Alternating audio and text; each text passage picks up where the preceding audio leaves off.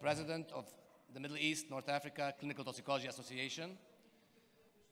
And I'm also a board member of the American College of Medical Toxicology and an associate professor of emergency medicine and medical toxicology at Emory University in Atlanta, Georgia, and at the American University of Beirut in Lebanon.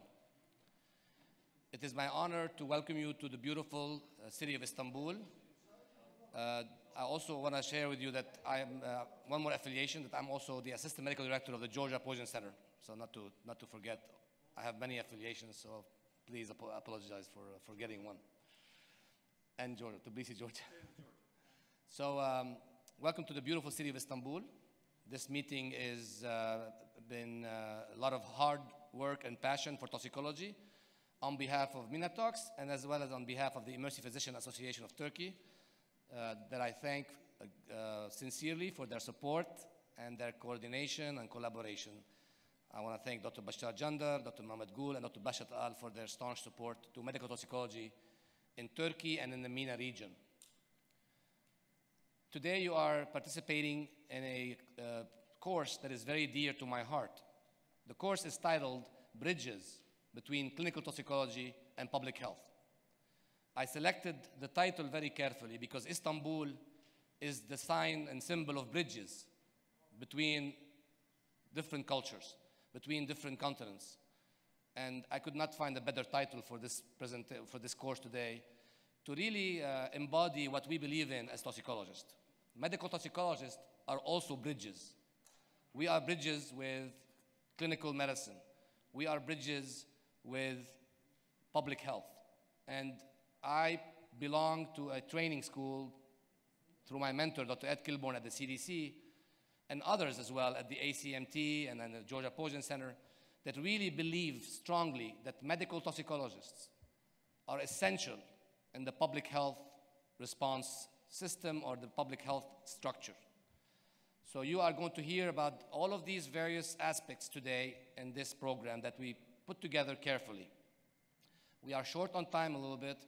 We are also going to be joined by the World Health Organization Center for Environmental Health Action from Jordan via webinar, as well as by a colleague from New York City, New York in the afternoon. So we will have some online juggling to do, but we already tested it out this morning, and I think it's going to work out.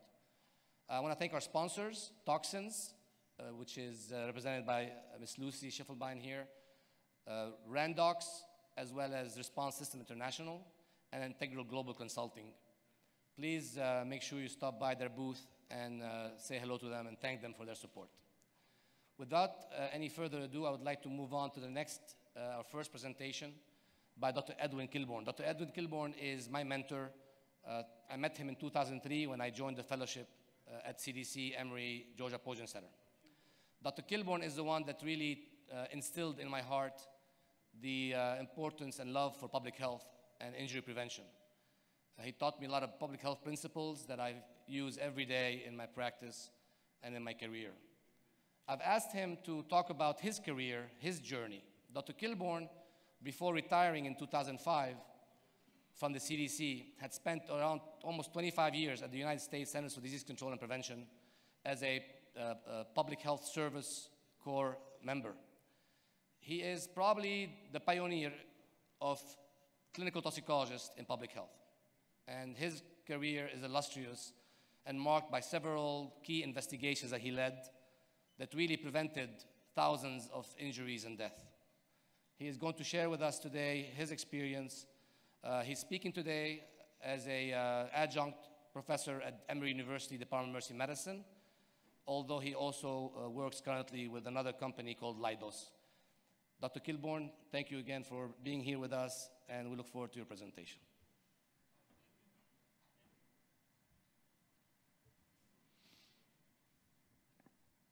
Good morning.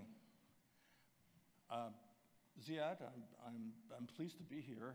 I think we probably got more from you than we ever gave you. But that doesn't matter. I'm pleased to be here. I want to thank the sponsors, and I want to thank you in advance for your attention today. Dr. Kazi asked me to speak about my career, I found that, at least as far as I'm concerned, I'm not so terribly interesting. Can I have the first slide, please? Oh, I do it. Who do I point it at? Okay. Right. You know, I've had unusual luck in an unusual period of time when public health was changing and the world was changing in a way that brought toxicology to the foreground. And I've had opportunities not available to everyone, and I think that's part of what I've been able. That's been an enabling factor to help me do what I want to do. But let us pay attention. I cannot speak about the development of toxicology, clinical toxicology, in all of the countries of this area of the world. And so I'll confine myself mostly to how clinical toxicology developed in the United States. Let's go to the next slide, please. Oh, I have sorry. Oh, my luck. The location and time, the U.S. following World War II was a very vigorous economical economy. I was in the generation that's known as the baby boomers. There were a lot of children born after the war. My father was also a respected physician scientist. He worked in infectious disease and worked specifically on influenza vaccine. And I often think of him as issues come up these days with influenza and what he would have done and how interesting he would have found it. I had a couple of illnesses while a child that required specialty care, and I went into New York City from the suburbs of New Jersey frequently, and I came into contact with hospitals, and I found them to be fascinating places. I also went to my father's lab, and I think I was stimulated there. I had excellent mentorship, and I had excellent students, like Dr. Ziad Kazi. In the course of my career, I've been influenced by such people as Dr. Sir Richard Dahl, the well-known British epidemiologist who died in 2005, I'm sorry to say. Dr. Clark Heath, a famous cancer epidemiologist, Dr. Henry Falk, who discovered the link or had a major part in discovering the link between vinyl chloride and cancer. Dr. Stephen Thacker, who is well known at CDC. He died young, and various parts of the CDC are named after him. And as I said, I have had great students and people to work with me. Now, if you go through clinical medical toxicology in the United States, you find really that the first impetus for it occurred in the 1950s. And that was because the war stimulated, we were running low on latex, for instance. And so various forms of rubber were being tried. A substance called neoprene was developed instead of rubber for tires. But the chemical industry just went really forward in great leaps and bounds. By 10 to 15 years ago, the numbers of known and frequently used chemicals in industry was in the tens of thousands, close to 100,000. The number of compounds that had been synthesized, developed, or reported on was in the millions, 6 or 7 million. And the American Chemical Society has a registry by which they keep the numbers. So it becomes a very difficult field when people are being exposed to all sorts of things. And so it was with increasing complexity that pediatricians, particularly because children, well, I remember having very young children, they'll eat almost anything. And you can, and any poison center knows that, that so many of the calls are about children and what they ingest. Many of the more serious cases are related to adults because sometimes their motives are suicidal or towards self-harm. That's infrequent with the children, of course. In the 1950s, there were literally hundreds of poison control centers. It became a popular thing for every hospital or healthcare institution to have this as something that would make add luster to their prestige, and add something. But there was really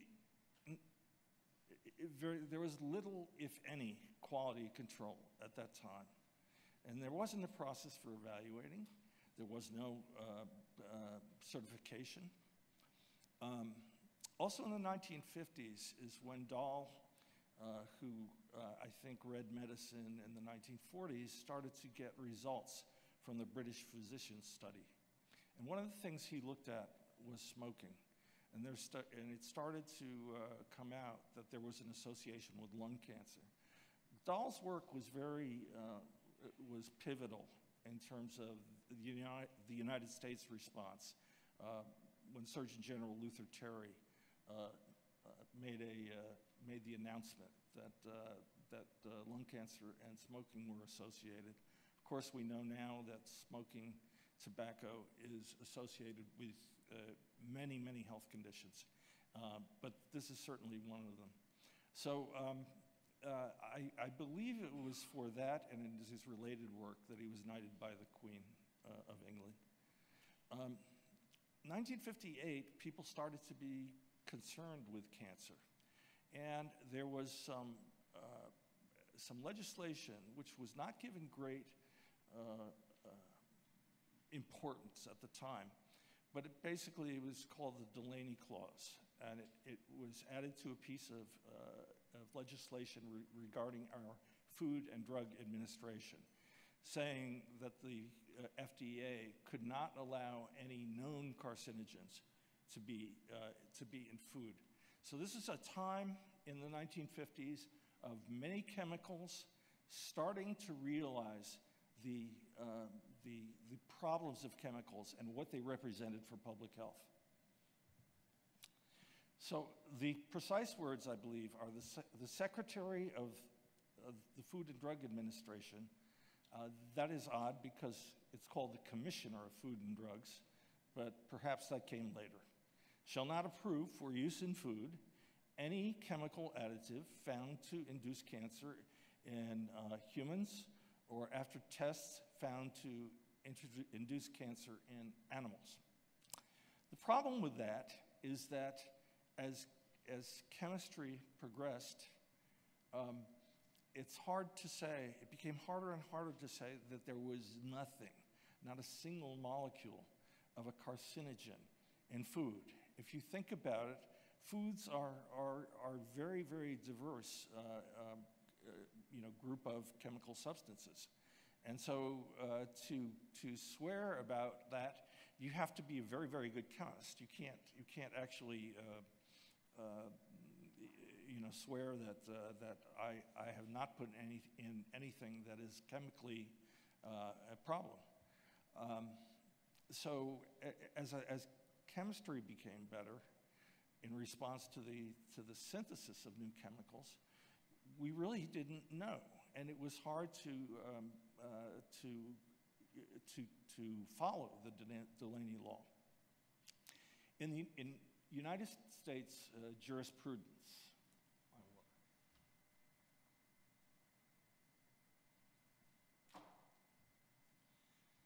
there is something called a de minimis exposure. De minimis means that it's such a small thing that we're not going to pay it any attention.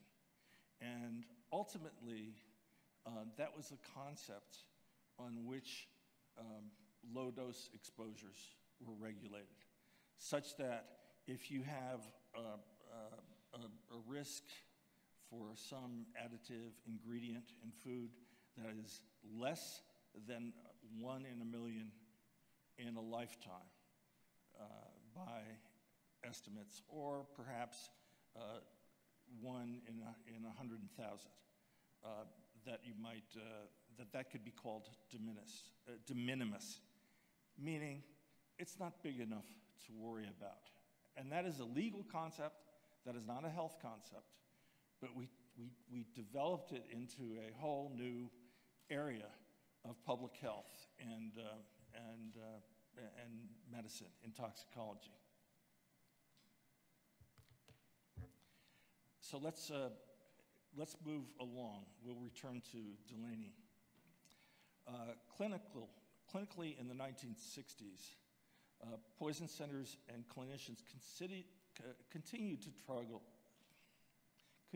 struggle to treat an ever-growing spectrum of causes of intoxication. The chemical industry was off and running and was extremely successful. Pollution became a problem because there weren't definitions of pollutants, and there weren't clear-cut rules about who could dispose of what and where they could dispose it. The US government tried to assist, at least the clinical side of the equation, by providing sets of reference cards on particular toxicants. And these made their ways around. I talked with my colleague, Dr. Barry Rumack, who is old enough to have practiced during that time, and who told me that the cards were usually one set per hospital, that frequently the cards, they were meant to be easily replaced when they were lost, and they actually migrated to patients' charts, away from the set. People would mark them up and so forth. So public health had developed further by having fewer poison centers they became recognized as a critical public health resource. But the problem of funding started to emerge, and it continues to this day in the United States. Dr. Rumack, I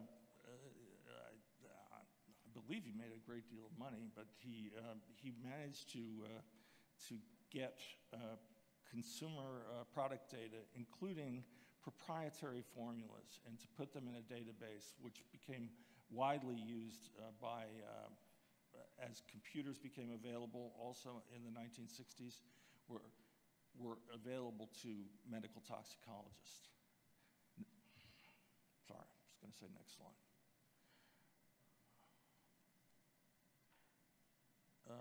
Yes. The 70s, the same trends continued. Certification of clinical toxicologists became an issue, and I think the early, I guess what we call now the first board in the United States started to function, and Paul Wax and Chuck McKay are here. Is that approximately the right date? In the 60s, or was it the 70s? 60s, okay, good. In public health, our air in big cities had become so polluted that President Richard Nixon, who's a Republican, who's not typically the party that is seen as safeguarding the environment, actually created the EPA by an executive order, which was later confirmed by the Occupational Safety and Health Act, the OSH Act. Poison control consolidated even more into fewer but much better centers. And the quality control of poison centers became a concern and started to be addressed. U.S. public health agencies began to study with this began to have to deal with this Delaney concept. But it was a difficult area. How much are you going to absorb? Well, in FDA, if you have medicine or food, USDA safeguards food, EPA, the environment, how much, if it's in the soil, how much dirt gets in people's mouths. There were really no data at that time to really help move that study along. That's since been addressed, but slowly. And CDC got into the act, especially with regard to Love Canal. The Love Canal incident changed the country. It led to legislation that created the so-called Superfund. In other words, a way to clean up some of these dumps where people had just left all sorts of chemicals without regard or any thought for future contamination, the likelihood of very toxic chemicals getting into groundwater, whether those chemicals were toxic or what. So in the 70s and beyond, risk assessment became an important area, mostly done with animal data, which of course raised the question of how similar humans are to animals. For instance, even in mammals, we don't all have the same organs. There's a distinct area of the mouse, I believe, called the forestomach. If the forestomach, which we don't have as humans, generates a tumor after exposure to a certain chemical, does that count? Does that make sense? How much is de minimis? And how do you estimate that from animal data? How do you even treat the animals? Animals such as mice with, I think, 1.5 year lifespans, rats with 2.5-year lifespans, how do they compare with a 70-year lifespan of a human being? The area of animal extrapolation, full of theory and not much data, became a very important concern. So that remains an issue and an area for study.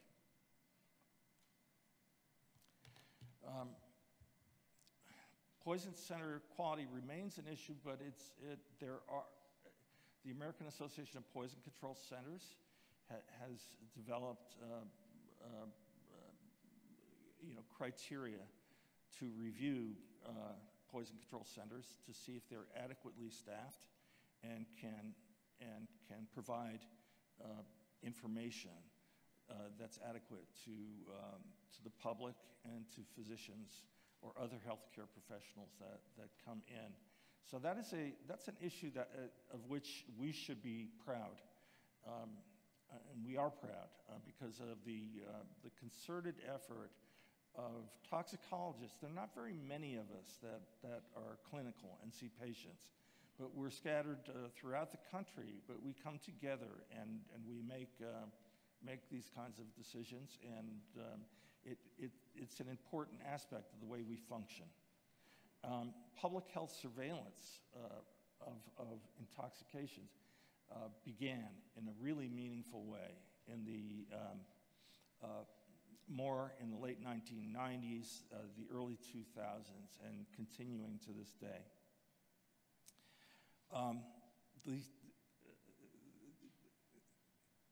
The Superfund legislation took a lot of money, and right now that is ratcheting down.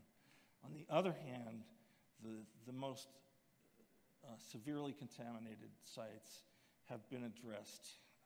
They're not necessarily clean, but there are rules for disposing of hazardous waste now. and they're under the Resource Conservation and Recovery Act, as we call it, RCRA. It's not a word, it's just a bunch of letters. But those are the initials of that legislation. So let me conclude. Where we're going, both as clinicians and in terms of public health, is in a pathway that is coming together. When I got my certification in medical toxicology, I wondered if it was even appropriate, because I thought of medical toxicologists as seeing emergency patients. They're, the patient comes in, they're unconscious, the skin is wet, the skin is dry, the pupils are big, the pupils are small.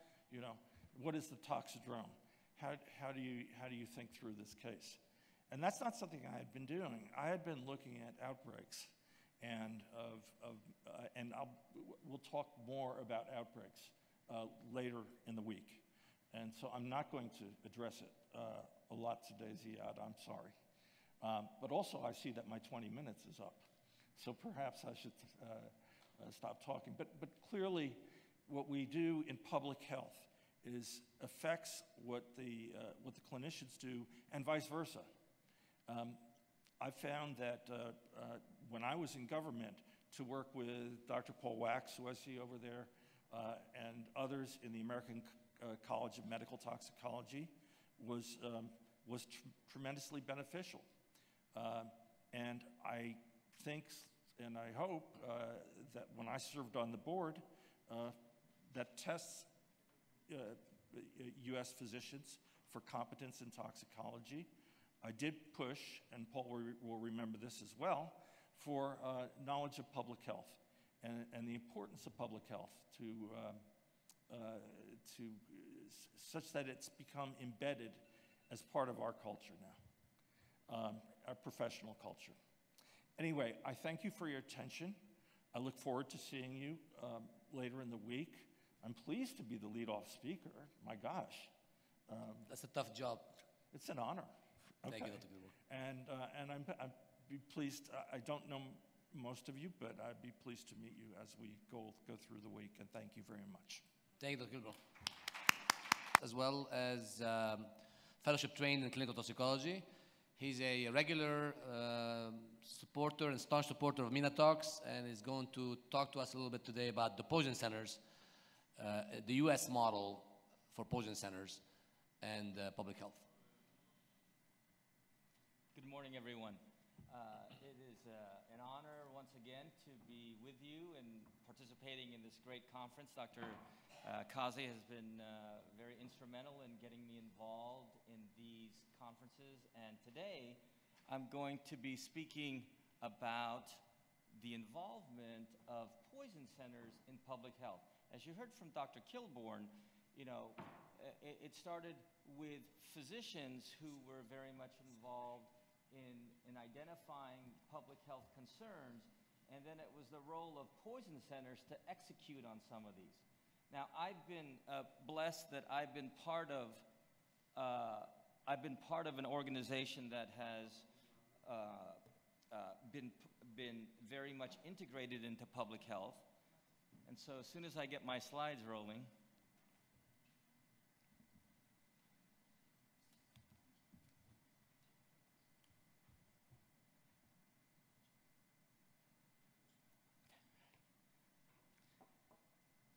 will it show up on this screen? No. Okay. So I've been very fortunate that the program that I work for has been very much involved in public health. And so just a little bit about me. You heard Dr. Kazi talk a little bit about me, but I am trained in pharmacy at the University of California. I went ahead and did extra training in toxicology, and I have been working in the same poison center since the late 80s. So with 32 years of experience, I've been able to see our program develop. Now, just to let you know, I don't have any conflicts, but if you're unaware of where Atlanta, Georgia is, this is where I am based, is in Atlanta, Georgia, and my state is one that is, it has over 10.5 million people. We were a brainchild of a pediatrician. You heard Dr. Kilborn talk about pediatrics being the primary patient pool, and it was very much that that a pediatrician wanted to figure out a way to get information to his residents, because these were the most common poison cases that we were getting. The key for us was in the mid-'80s, where our health department, public health, said poisonings are a public health concern. It was one of the very few poison centers early on that had an established relationship with public health. And so with public health recognizing that this is a concern, the health department not only designated us, but they also started giving us money.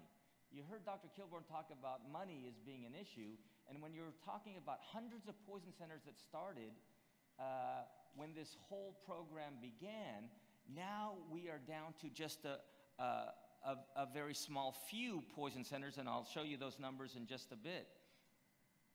So in my particular poison center, you know, we've grown tremendously since I've started.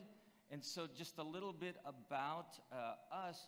We're one of now only 55 across the United States. At a time when the early 70s saw poison centers proliferate, just in my state alone, there were over 200 people that call themselves poison centers in the state of Georgia.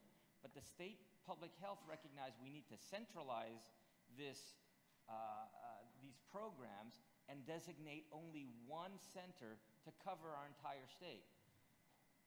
The staff that we have consists of nurses, pharmacists, and physicians. And when you talk about the kind of call volume that we have, nationally across our country, over 2.5 million poison exposures have been reported and collected. And in Georgia alone, we are recognized as the second busiest poison center in all of the United States. So up to 350 human exposures are called into my center alone. A good majority of those, nearly 9 out of every 10 calls, comes from the average person, not a healthcare professional. And certainly the ones that are, the cases that are most difficult are the ones that we get from healthcare professionals. The data has changed fairly dramatically over the last 30 years in terms of the call pool that we get. You heard about pediatrics being the primary pool. In 1988, when I got here, about 65% of our calls were about pediatrics. Now, that has decreased significantly to 50%. Can someone tell me why the pediatric exposure volume has gone down? I'll give you the answer in 2 words. Dr. Google.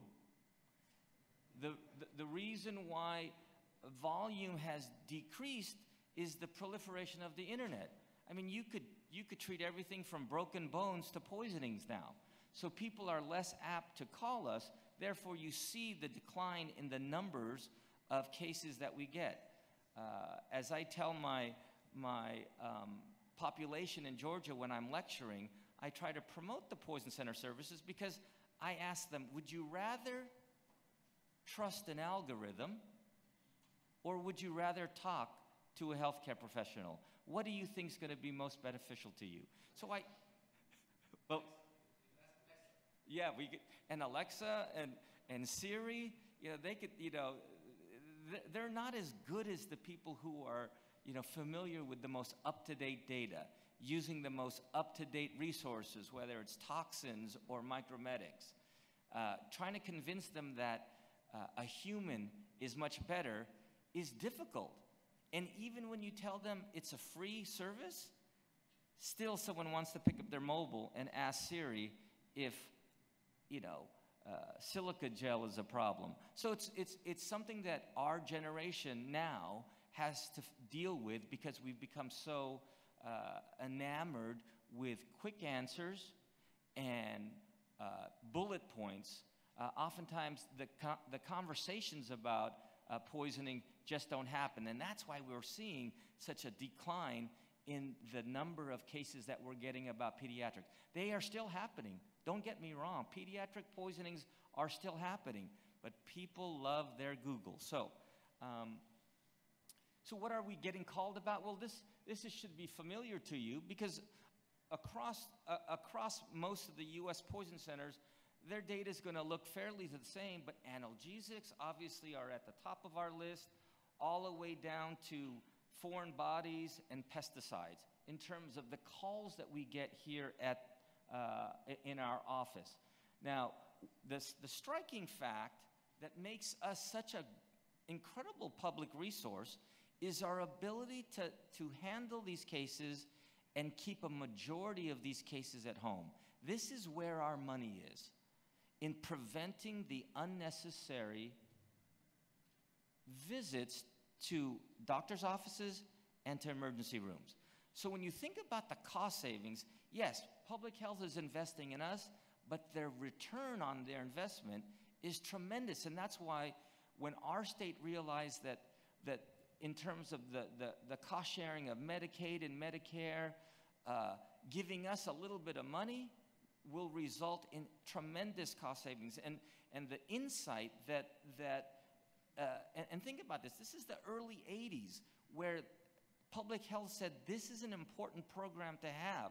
What's really disappointing and disheartening is that in the 80s, we were one of the very few poison centers, if there were even any, that were integrated with public health.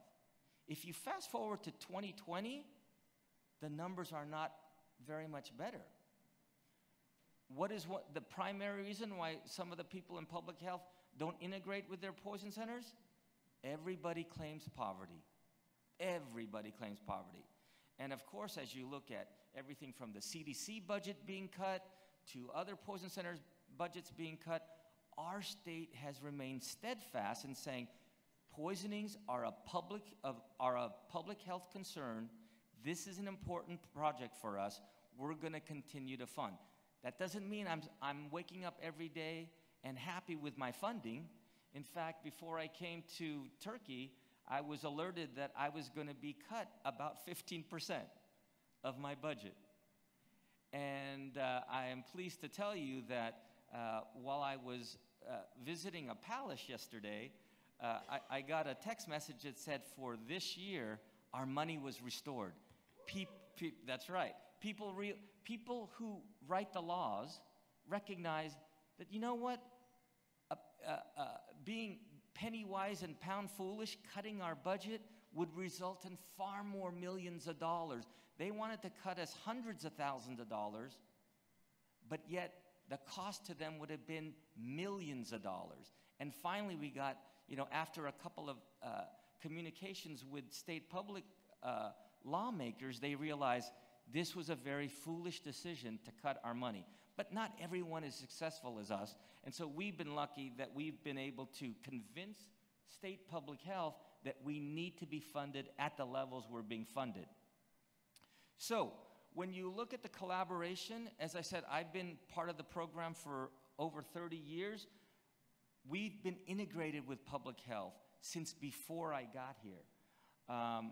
When we first started with public health, nobody else in the country was doing this, and we were managing animal bites and rabies. We were the depot for getting cases about foodborne illness. We were being asked to provide information in major public events, and I'll be talking about some of those in just a second. And then also, they wanted us to be able to provide a 24-hour hotline for people in our state that had other public health concerns, and you'll see some of those in just a second. So they recognize that poisoning is a public health concern. whether it was environmental, whether it was occupational, whether it was in drinking water.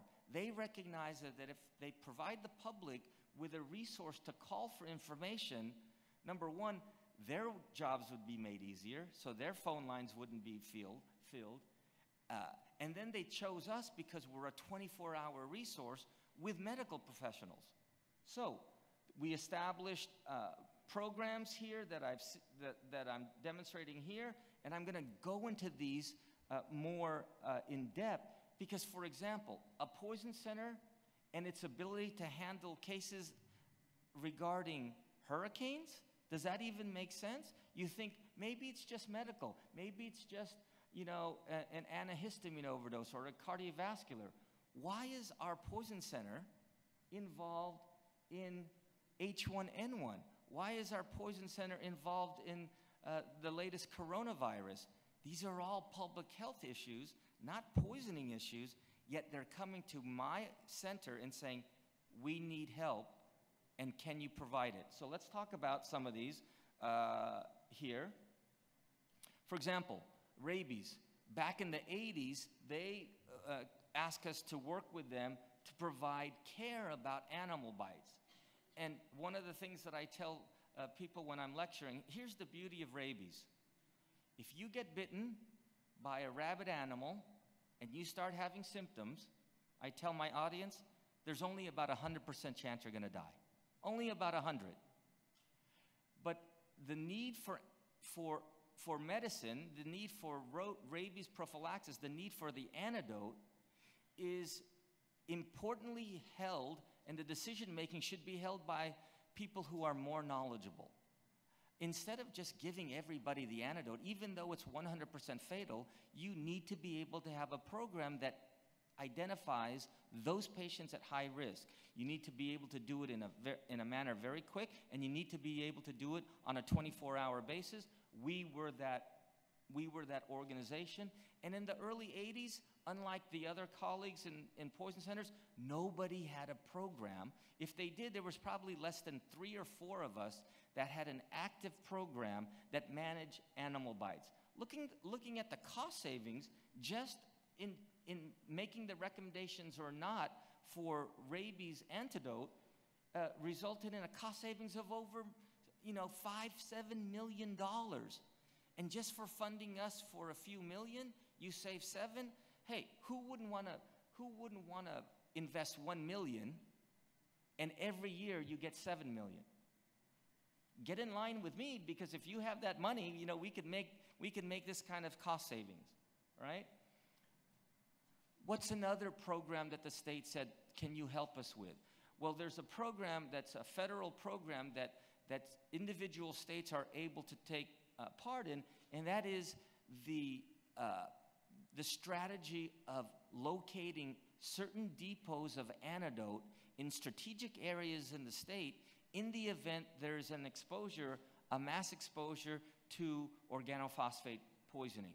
So the federal government gives the state quantities of organophosphate combating agents, and the poison center is the gateway to be able to utilize these resources. We know the secret of where all these antidotes are stashed throughout our state, and when a mass occurrence happens, whether it's a truck that overturns or whether there was a spill at a factory and it involves nerve agents, we have the ability to identify where the closest resources are. We have the ability to then release this antidote for use.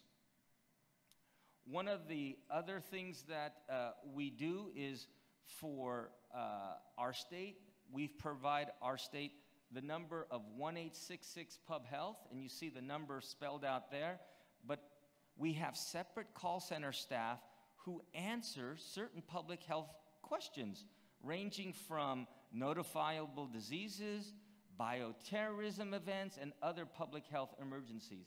And these are people that are utilizing the call center capabilities, and we're able to do this on a 24-hour basis.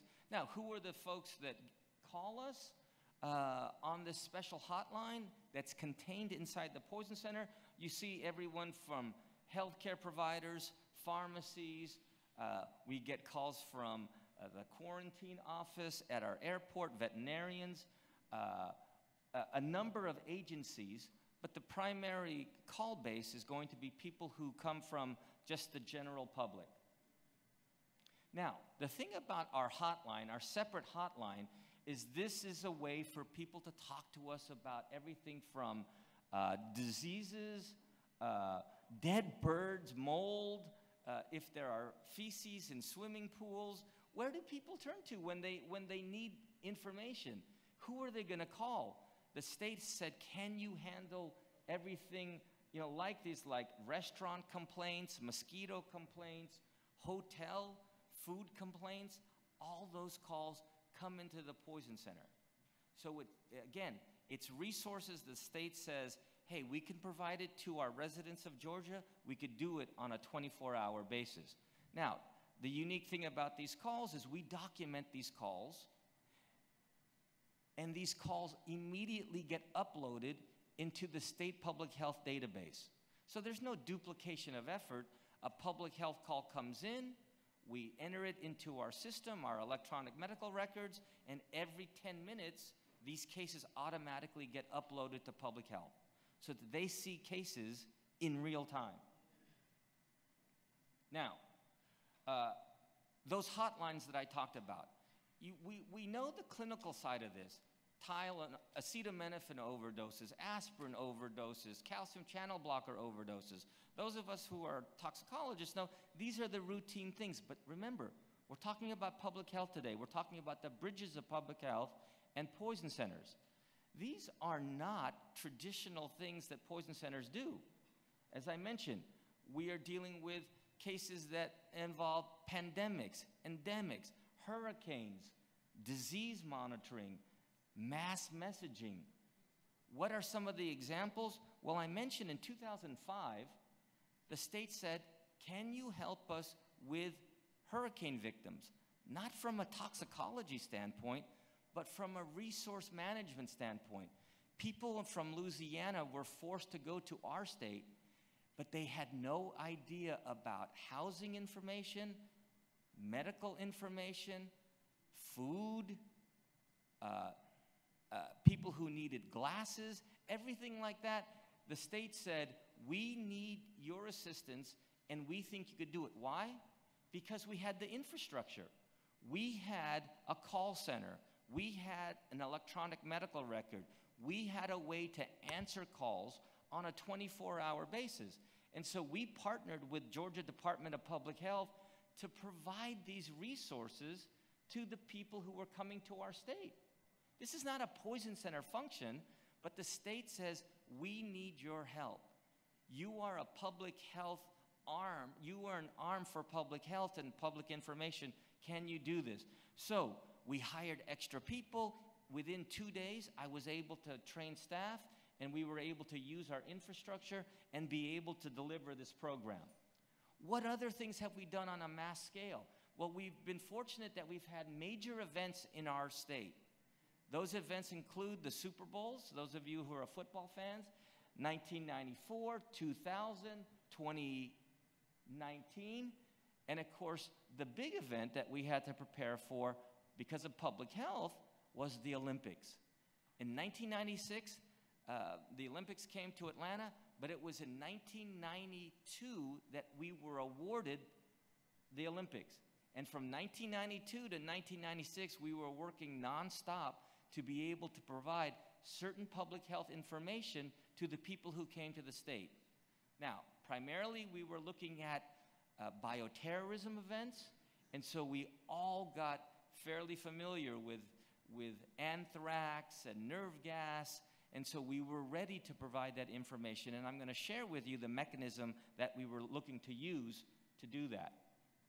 So, when you look at pandemics and such, in 2009, the state asked us, Dr. Lopez, can you provide a call center for people who have questions about H1N1?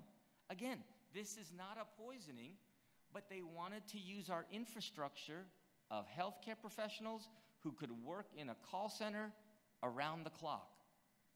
And so they gave us a little bit of money that they would never be able to use to spend, to develop a program, but they knew they could use our infrastructure and be able to do and deliver these programs immediately. We started not only with H1N1, but we've done work in Ebola and Zika. Again, a poison center and infectious disease. You don't think these are partners, but we are in bed all the time. And lately, our latest project is working with the state on the novel coronavirus. Again, what is our role?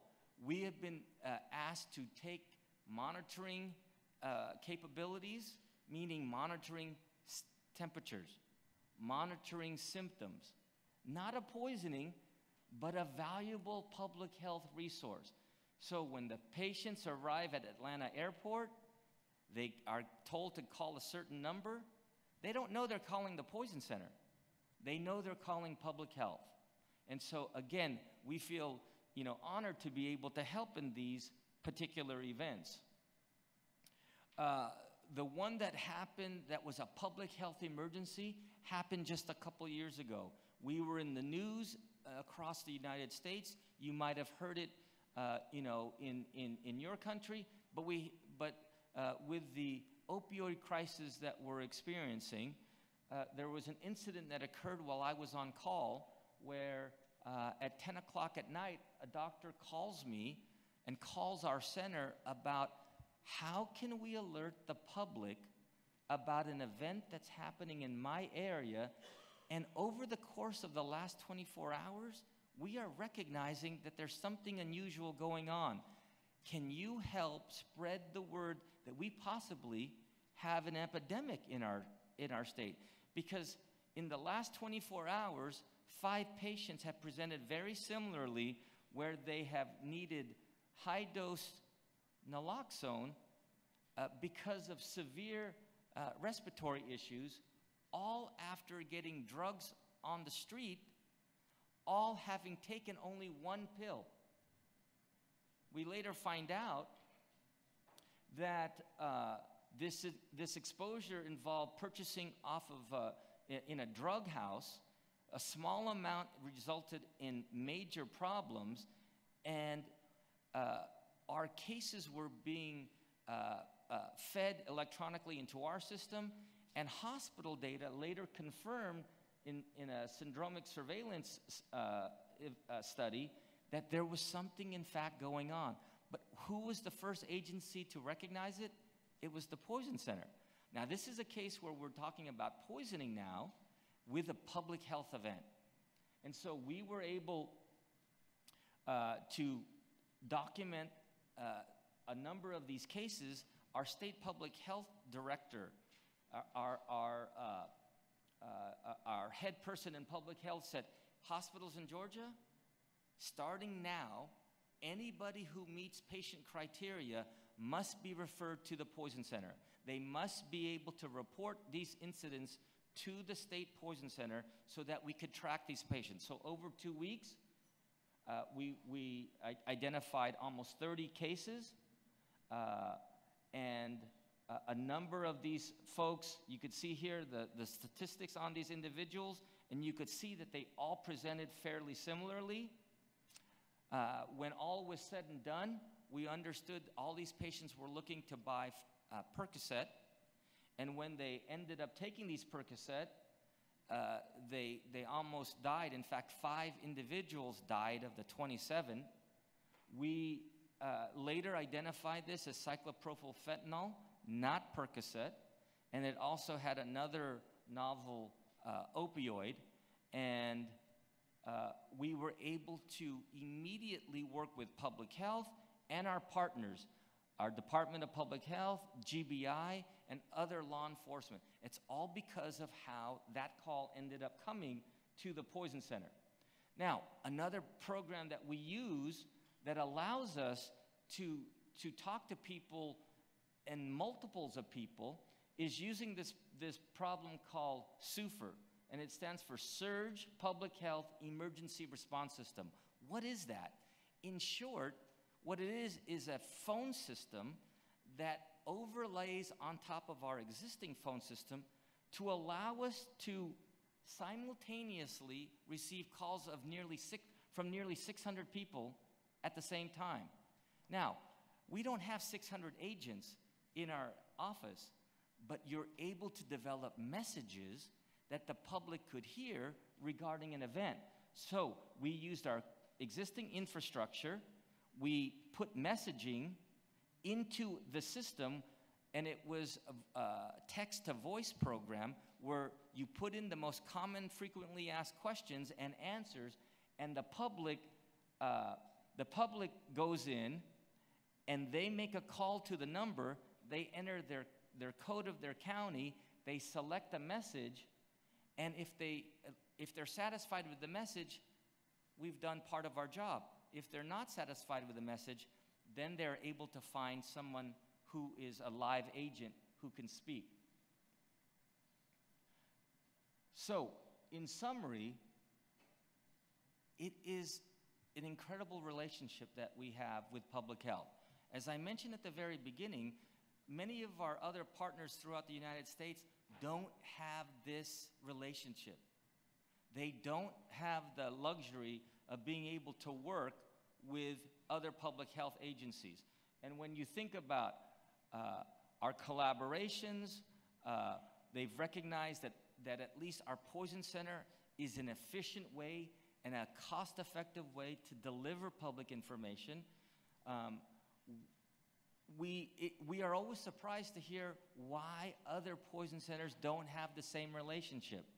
But slowly but surely, I think public health is recognizing the importance of having a poison center, helping them with these kind of situations.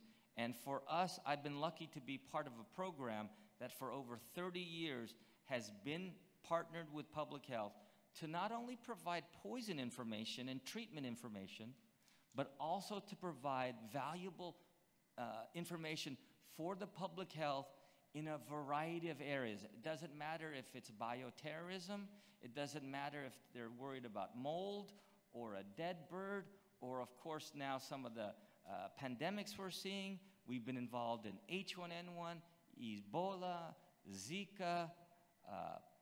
We got called about, now we're doing so many things with the novel coronavirus. These are non-traditional things that we are doing, and we've been very fortunate that public health continues to support us. And yes, I will continue to fight for money that they take away from me. I will continue to tell them that if you cut me a little, we're gonna cut some of the programs to you a lot. And when they realize the people who push pencils, the lawmakers who write the laws, it's easy on paper to say, well, cut Dr. Kilburn's program by 10%. We have to achieve a bottom line. We realize that people do listen to us. We realize that lawmakers, know that the Poison Center helps us. And I've been very fortunate that I work for a program that integrates with public health very intimately. Thank you very much. Dr. Lopez, thank you. Any questions? The center is unique because it also contributes a very important toxicology resource for the world, an information resource called toxins. And oh, you are okay. Sounds good. So Gaylord is still on stage, and then we are going to look at the poisoning emergency from the scene to the poison center and beyond. And what they want to do here is they want to share with you various stages of poison center involvement with paramedics, with the hospital, etc., and how they are able to assist along the way.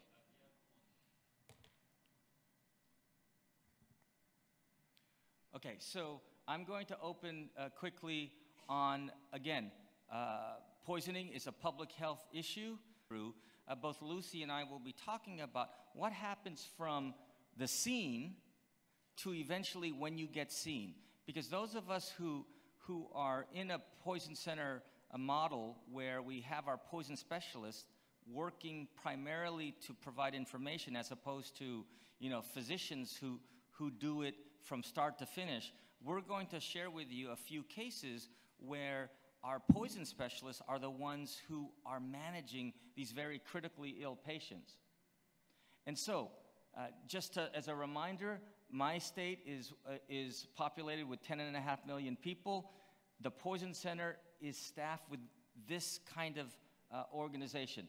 We have poison specialists. We have 19 full-time people. We have computer people. We have trainers. We have residents. We have fellows.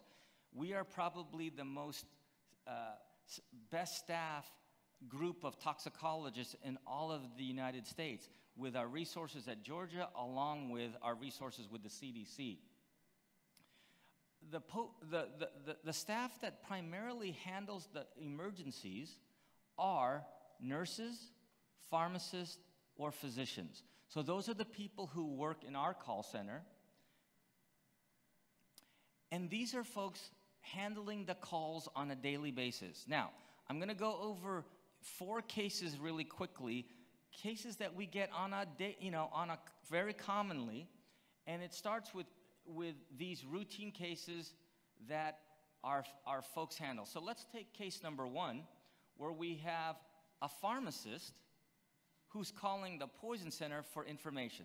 So the pharmacist is calling us about a 4-year-old patient who gets 4 tablets of iron pills.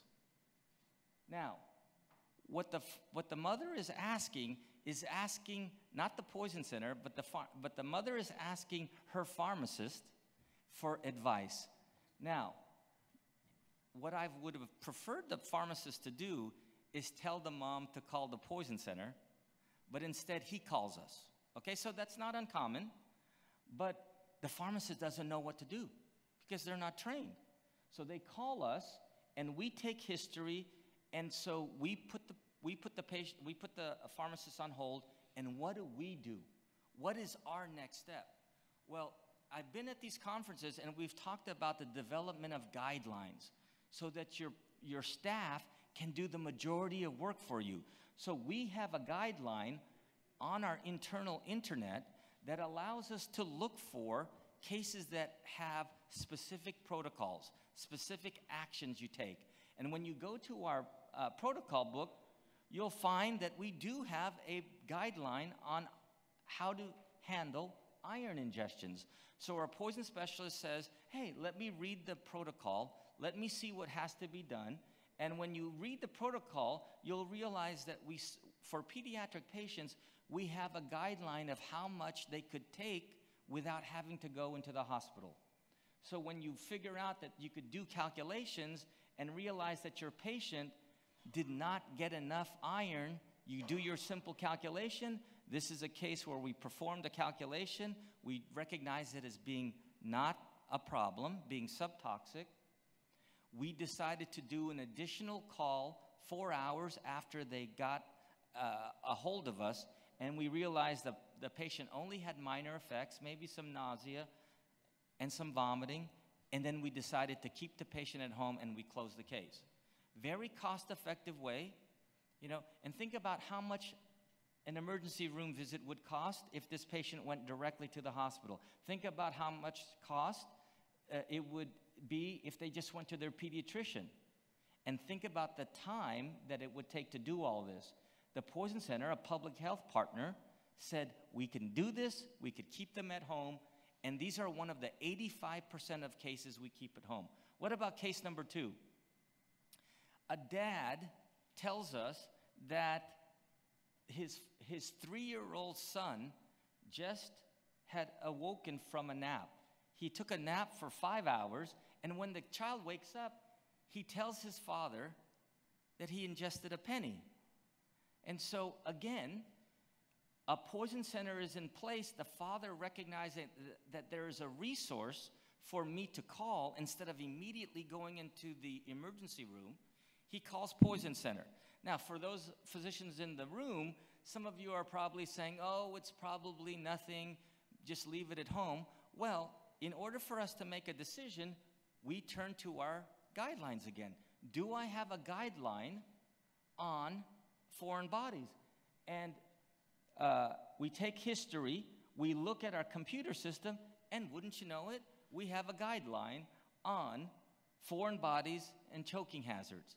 So our poison specialist goes into the guidelines and they read what is our medical backup wanting us to do in the event of foreign bodies. So again, this is not a case being handled by the medical toxicologist. This is a case being handled by the poison specialist who has direction from the medical toxicologist because we have a guideline written and approved by our medical toxicologist. Now, because our protocol advises that that patient needs to be seen, we want to make sure that the penny is beyond the esophagus. So how do we do that? You can't do that at home. You must take x-ray. So we were able to send to the hospital, they performed a abdominal x-ray, and they did isolate and find that the penny was in fact beyond the esophagus into the intestines, and the patient was now safely able to be discharged. Again, by following our guidelines, we were able to manage this case appropriately, tell the hospital in this case what has to be done. In fact, one of the key elements that we do is if we recognize a patient has to go in, we will call the hospital ahead of time and tell them a 3-year-old patient's coming in, this is what you have to do, this is what you have to monitor, so there'll be no waste of time. So again, it's by use of guidelines. The third case I want to talk about, mom, I told you about this earlier, decides to consult Dr. Google. So she's Googling what happens when you ingest Visine. Everyone's familiar with Visine, the eye drops, if you have red eyes, right? So now the internet tells her this is a major problem. This is an issue. The mom's not sure what has to be done, but she tells us that the ingestion is not witnessed, and the kid is a little drowsy, but it may be nap time. So now the mom says, I read Dr. Google. It sounds like it's a problem, but let me talk to a real person. So she calls us, and after we take a history, we want to look up if we have a guideline. And wouldn't you know it, we have another guideline. We have a guideline for imidazoline compounds and vasoconstrictors. And when you look at our guideline, you'll notice that we have a specific protocol that if you have this ingestion, these symptoms, you must be evaluated. Again, these are written by the medical staff, Dr. Kazi, Dr. Geller, Dr. Morgan. These are the physicians who write these guidelines so that the staff has directions on what to do. It's not cases that you have to deal with on a minute-by-minute basis. Many poison centers have these guidelines, and they are basically instructions on what to do in the event of a particular type of exposure. As per our guidelines, we noted that the child had to be referred into the hospital. We went ahead again and called the hospital to say that little Johnny is coming in. This is the poison center. This is what can occur in this particular overdose. These are my steps that I want you to take, and these are the things you need to look for. The child gets to the hospital fairly quickly, within 20 minutes, and the child is noted to be altered, is noted to be somewhat CNS depressed. We follow up with an additional calls to the hospital.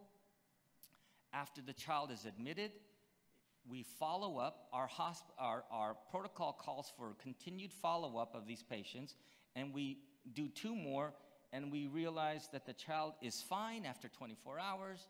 Boom, boom, boom, they go home. And because the hospital is waiting for our specific recommendations, they will follow our directions. In this case, the outcome was good. Now, the last case that I have is the following. We have a 20-year-old patient, a female, who calls us and says, can 1/2 bottle of insulin, if I inject 1/2 bottle, I hope I will be able to die. That's what she was asking. And she's asking because she wants to make sure she dies from the insulin. Why? Because she's tired of always being admitted to the psych ward. She now is tired of her life. So this is an unusual call for us where someone says, did I do enough to kill myself? So you might be thinking, well, how do you handle a call like this? You could go to your resources. That's what we did. You could go to the databases. That's what we did. But I want to share with you what steps we took. So we asked the patient to go into the hospital immediately. And for many cases, they simply don't follow our recommendations. Now, when we called the hospital, we advised them early what they have to do to treat this patient. Now, one of the things that we, as part of our protocol, for anybody who we referred to go into the hospital, we always called the home back within 1 hour after they call us to make sure they followed our recommendation. So, number one, we called the hospital and we told them patient X is coming. Within an hour, the hospital didn't call us back. We realized patient may not have gone to the hospital. So we called the home and there was no answer. But how are we guided with a case like this? Because it's a situation that's life-threatening, guess what? We have a guideline. We have a protocol. What are the cases when you need to call a medical toxicologist? When is it that it's important for the poison specialist to seek extra help in managing a case that may be difficult? We have a protocol for it. So, we have a protocol here. Within 45 minutes of a call, I told you that part of our procedure is we tell you to go in. Part of our procedure is if you don't arrive at the hospital, we're going to call you back to see if you left, if you're following our directions. Over the next 2 days, our office calls the hospital to give them further instructions. On admission, 2 hours after the initial call, the hospital calls us, the patient in fact arrived. Voila, this is good news. The patient arrives, they have a blood glucose of 22, so they immediately, initiate therapy, D50, D10, IV glucose, and then they're calling the poison center for more advice on what to do. They're waiting for us to tell them if there are other complications with so much of this product being exposed. Our job was to help with hand-holding of managing this patient. Over 2 days, we called 5 additional times to make sure everything was good. And our last follow-up on day 3, the patient was deemed medically stable and now transferred to psychiatry, which she doesn't want in the first place. So it just represents for you, at least for us, the steps that we have to take in order to manage these cases. And my colleague will present a much more complicated case that will dive into managing poisonings and the amount of work that goes into handling a very serious case. So I'll turn over the podium to my colleague, and then after the presentation, we would be open to answering any questions. Dr. Hamoudi, question? Yeah, go ahead. Click on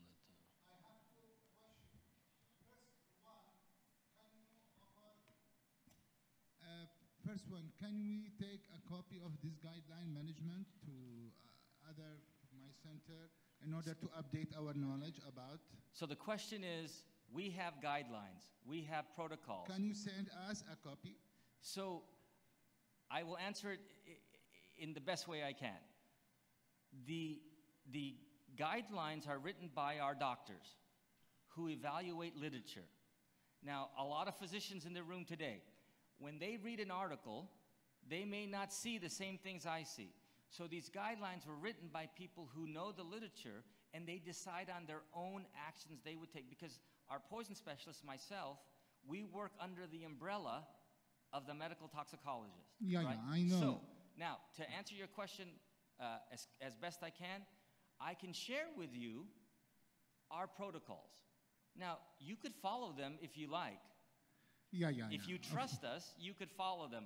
But I would be open to Yeah. sharing some of these protocols. Yeah, if it is available in a software, it would be easy as to get an access, but not an internet access, because the internet services in my country is not so good. Yeah, so if you for have us, a software, this is the first look, question. these are all contained within our own internal internet, right? So we have easy access.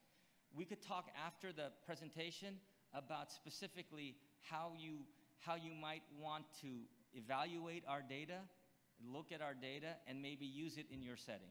We could talk afterwards. Okay. Okay? Thanks. The second question about the financial funding of these numbers of calls, because no one in my country might fund or pay for these calls. How would you manage it? So funding is a very tricky problem. Some of us get state funding, some of us get federal funding, some of us get no state funding. Since the early 80s, Georgia has recognized this is a public health concern. So we had insightful leaders in public health. That's what it takes. I have a fellow who just graduated from my program. She went to a state with no public health money, no public health relationship. Her job is to establish a relationship with the leaders in public health, and I'm understanding she's making some progress, even though she's only been on the job for 2 months. So you have to make progress talking to the people in public health. It doesn't happen just by magic. And we could talk more about some of our strategies. Okay, thanks a lot. Thank you, Hamoudi. For the sake of time, we're going to move on. That's great. That's okay. Thank you. Thank you. So I'm going to follow on. I've got a bit of a complex case that I'm going to present. But first of all, there we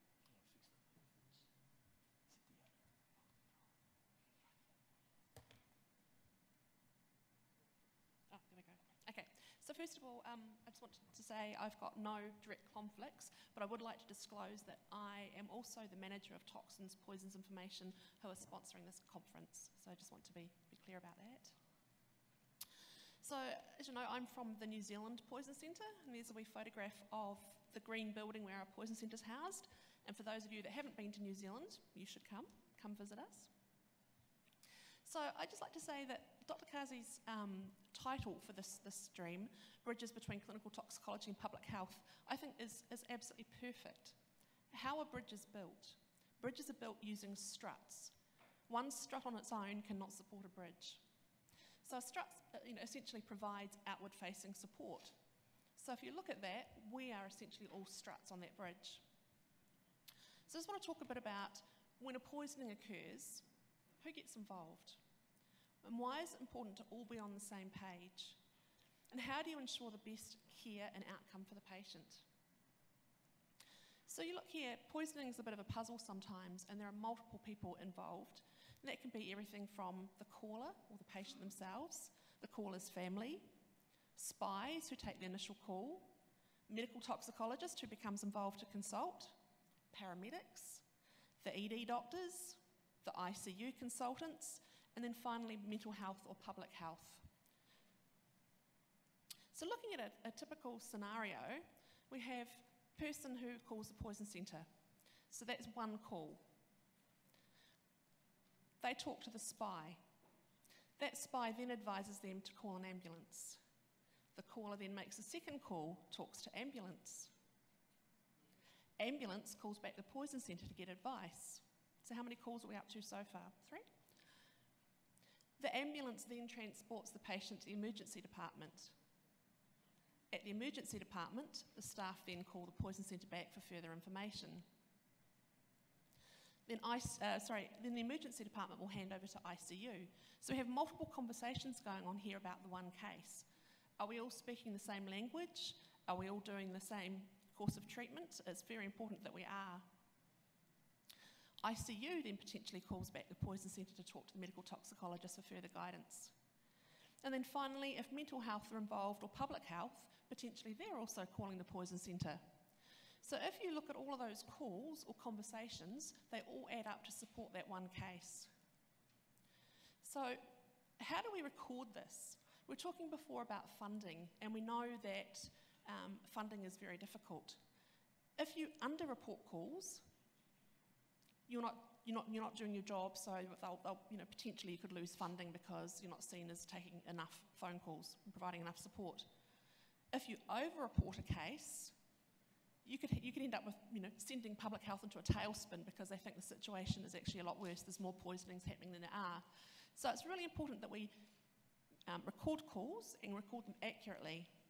So just looking quickly at calls versus events versus exposures, they're actually all very different things. And as you can see there in the middle, I failed art class at school because I can't draw people. So typically, about 80% of our calls will be one phone call involving one patient and one substance. Generally, they're pretty straightforward. So it's typically mum calling the poison centre about their child who has ingested paracetamol. Very easy, no further involvement, one exposure. You can have one call involving multiple patients and one substance. So again, mum phones up, both her children got into the paracetamol. So again, one call, multiple patients, but still just one substance. You can have multiple calls involving one patient and one substance. So we talk to mum goes to the hospital, then the hospital phones us. Still only one event, but it's two phone calls.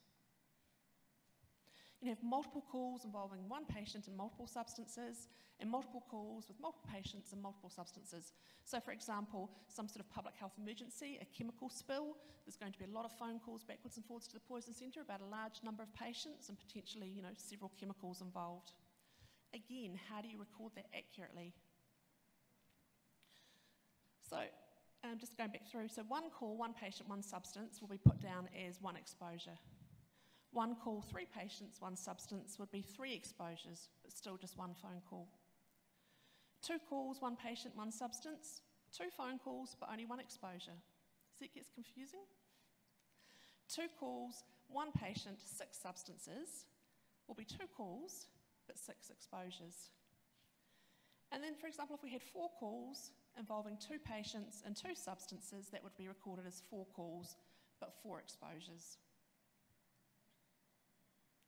So just looking at this case that I just want to walk you through and the calls and the conversations that were involved. Got a 37-year-old male attempted suicide by ingesting silazepam and aspirin. Quantities of both drugs were unknown, and the male is a type 2 diabetic. So the first conversation, day one of the exposure. His distressed partner calls the poison centre. She calls in a distressed state, tell us about the suicide attempt that happened last evening. She thought her partner would be okay, but he's just had a seizure which lasted 30 minutes. What's the advice? So we look up our protocols for silazepam and for aspirin. And in this case, for an acute on chronic dose of silazepam, medical observation is recommended for ingestions of 5 times the patient's usual single dose. Well, we don't know how much he took, so that's an uncertainty. Symptomatic cases are all referred. We know he's symptomatic because he had a seizure, so that ticks the box. And exposures with intent of self-harm, well, we know it was a suicide attempt, so that was another reason for sending him in. Second conversation in this case. The distressed woman has to ring the ambulance because of his symptoms, and he's just had a seizure. Our advice is to talk to ambulance direct. That way, if he deteriorates while he's on the call, they can guide her through CPR, etc. Conversation number 3 in this case. Ambulance then call back the poison centre. So they've talked to the woman, they're now transporting the patient, they want to know what to look out for en route. So again, we look at some advice and give some basic monitoring advice, looking at things like blood pressure, heart rate, level of consciousness, and perhaps putting a line in to get some fluids in. Conversation number 4. Ambulance has now arrived at the hospital, handing over to the emergency department staff. So they're going to talk through what they've found, their observations, and the advice that the Poison Centre gave them. Conversation number 5. Emergency department then ring back the Poison Centre for treatment advice. So the information provided to the Poison Centre by the ED physician is the patient has just arrived, so all they've done is vitals and blood gas at this point, and they've not started any therapies. They can't really do it, well, they can do a salicylate test, but it's sent out, so the results aren't going to be back on time. Vitals are all over the show, and the patient has a history of poorly controlled type 2 diabetes. And glucose is currently at 53, and we know he's had a seizure. pH 7.23, lactate 12.2, sodium 129, and he's had a chest x-ray which shows possible pulmonary edema. So that's the information fed back to the Poison Centre. So based on that information, we do an assessment and we'll give some advice back. So our advice was ICU admission. Given that they weren't going to be able to do meaningful salicylate levels, in cases like that, if we can't get a result back on time, we always look at worst case scenario and treat for worst case scenario. It was advised to start hemodialysis, and there was some caution advised if the patient needed to be intubated. And again, the last thing we always say is call back the Poison Centre for that advice. The Poison Centre is kind of the central cog in the wheel and the keeper of the information. So we've had conversations with that many people, we know what's been said to each person. If these conversations were happening outside the Poison Centre, we can't coordinate the care plan. Conversation number 6. We now have the ED staff handing over to ICU. So again, they're going through all their observations and their treatment recommendations. So I'm not going to go through all those, but that's the numbers that the patient presented with by the time they got to ICU. So they're pretty poorly. So now ICU staff have had a further conversation with the man's partner, and it was revealed that diltiazem, not cilazapril, was involved in the ingestion. So suddenly we had to rethink what was going on here. It's now a different drug to what we thought was happening. So we're now up to day 2 of this man's care, and we're up to conversation number 7. So the ICU staff call back the Poison Centre and disclose that they're now dealing with a diltiazem overdose. So again, looking at diltiazem and our treatment guidelines, the first thing you'll see is consultation with medical toxicologist through a Poison Centre is advised, because this toxicity can be life-threatening. So it's right there. First thing we say, call the Poison Centre for a discussion. So an update from the ICU at this point, GCS 15, pH now 7.26, lactate 9.7, no other updates compared to the previous call. Advice from the Poison Centre, it was to start or continue hemodialysis, monitor for onset of bradycardia, hypertension for diltiazem toxicity, and again, keep the Poison Centre involved and tell us what the progress is. A few days later, so the ICU have been supporting this patient for several days now. We're now up to day 6 of his care, and we're now up to conversation number 8 involving the Poison Centre. So high-dose insulin has been stopped, but patient's still receiving adrenaline. Patient is deteriorating pretty badly, and they've developed slow atrial fibrillation. At this point, their neurological exam had worsened.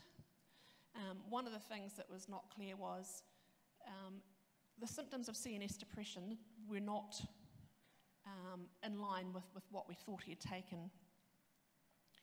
Let's just skip through this.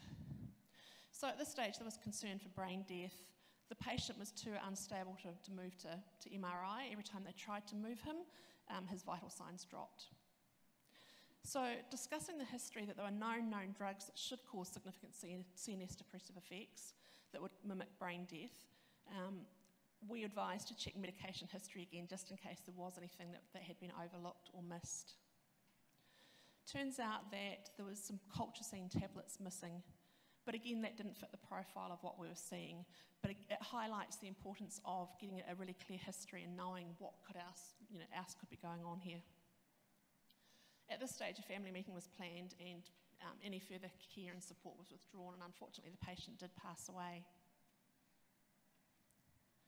So we've got one case, 8 conversations, and 7 very, very long days. It gets complicated. So how is this recorded for public health? Most poison centres have due diligence to report to their funders or to public health to advise them of events that are happening for funding reasons, but also for surveillance. So it's important to get this accurate. So this was one event involving one patient with 2 substances, and even though there was 8 conversations, there were 5 phone calls. So you see the difference between phone calls and events. If you under-report or over-report, it can skew the numbers a bit. So basically, in order to achieve the best possible outcome for a patient, information needs to be consistent and flow freely. We all need to be on the same page to make sure that bridge does not collapse. And so from the initial call, from the scene, right through to hospital discharge and follow-up, the treatment needs to be consistent and have the same treatment plan.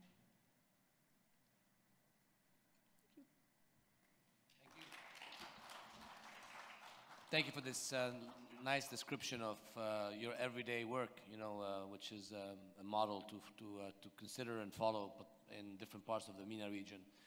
I would open this up for a couple of questions before we can go to the break. From the audience, if you need to speak, we have a microphone. Any questions? Everyone's ready for the break, I guess.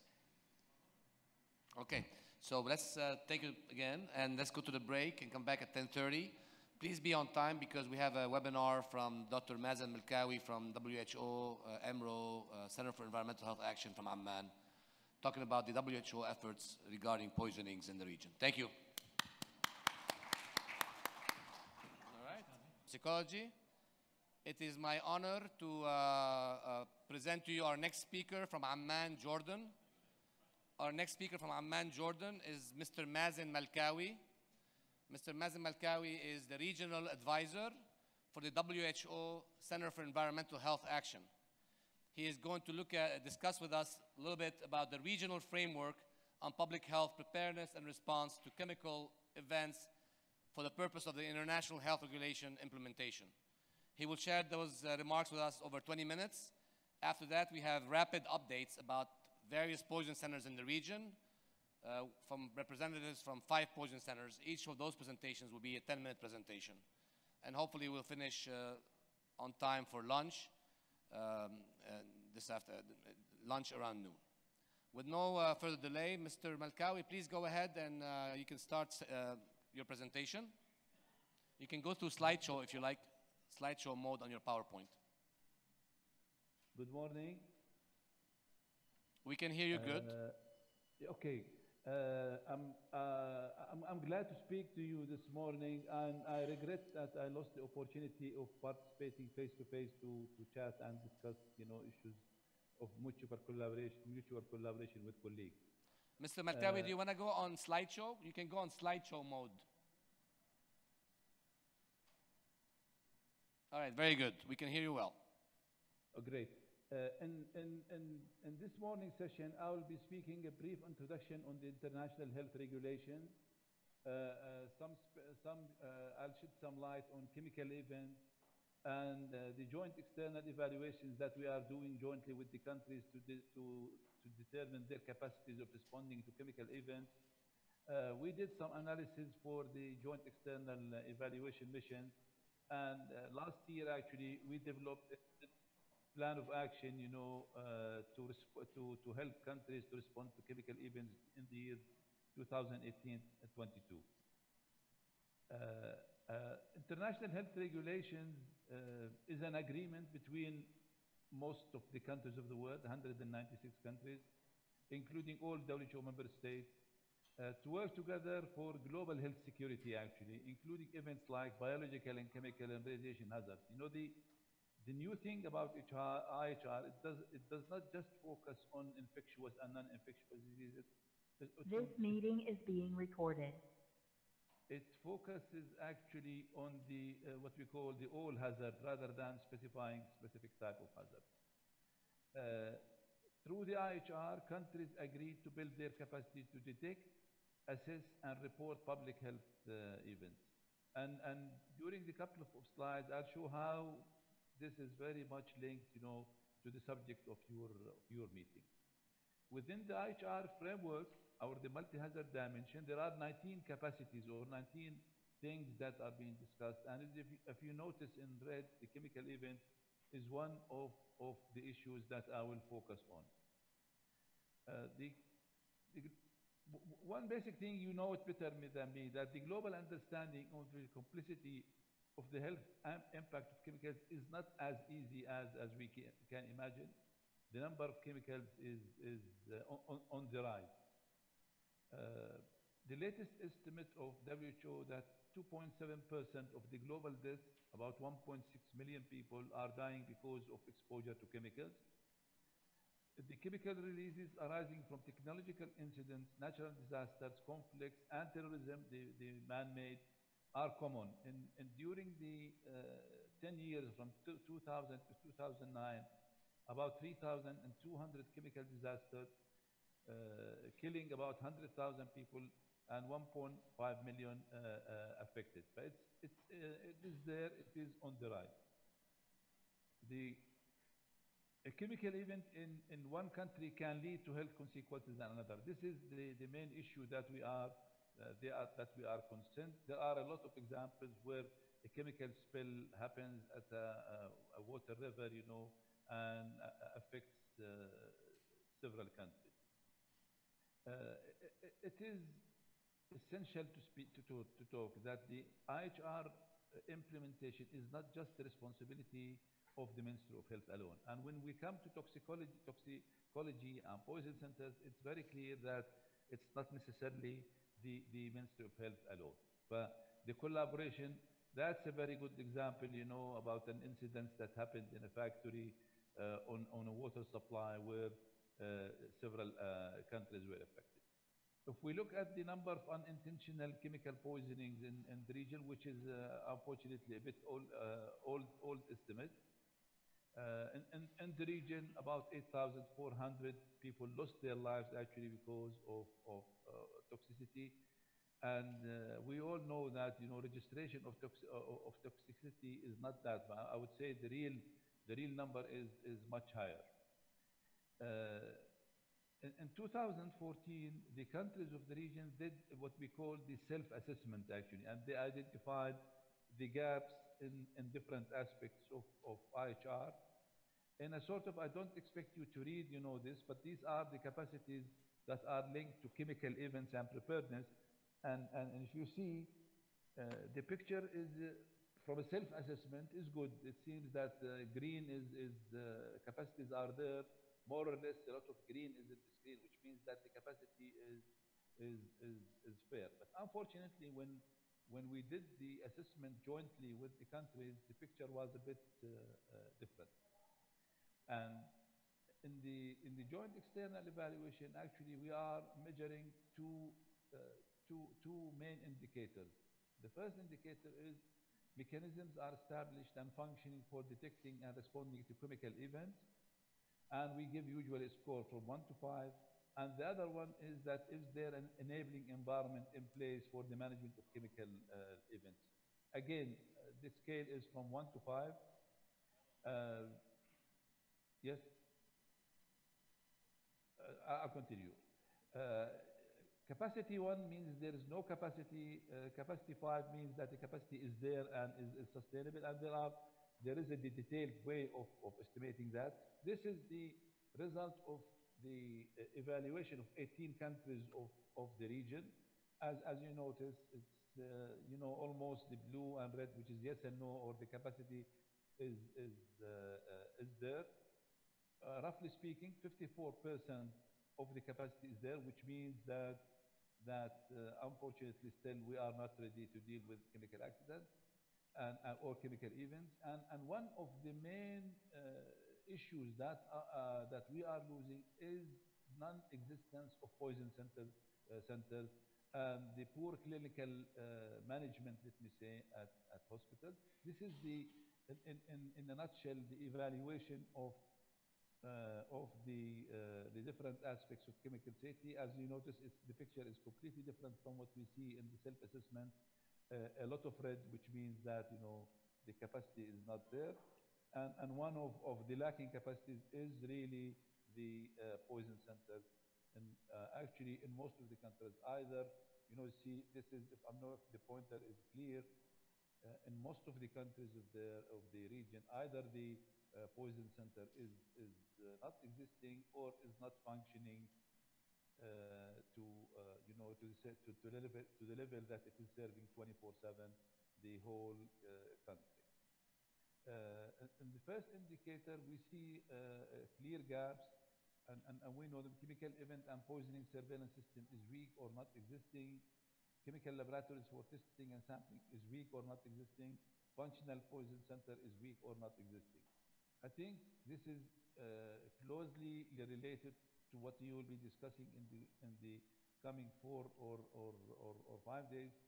And accordingly, we built actually a plan of action for the countries of the region, in order to bridge these gaps. I'll just browse through those main activities.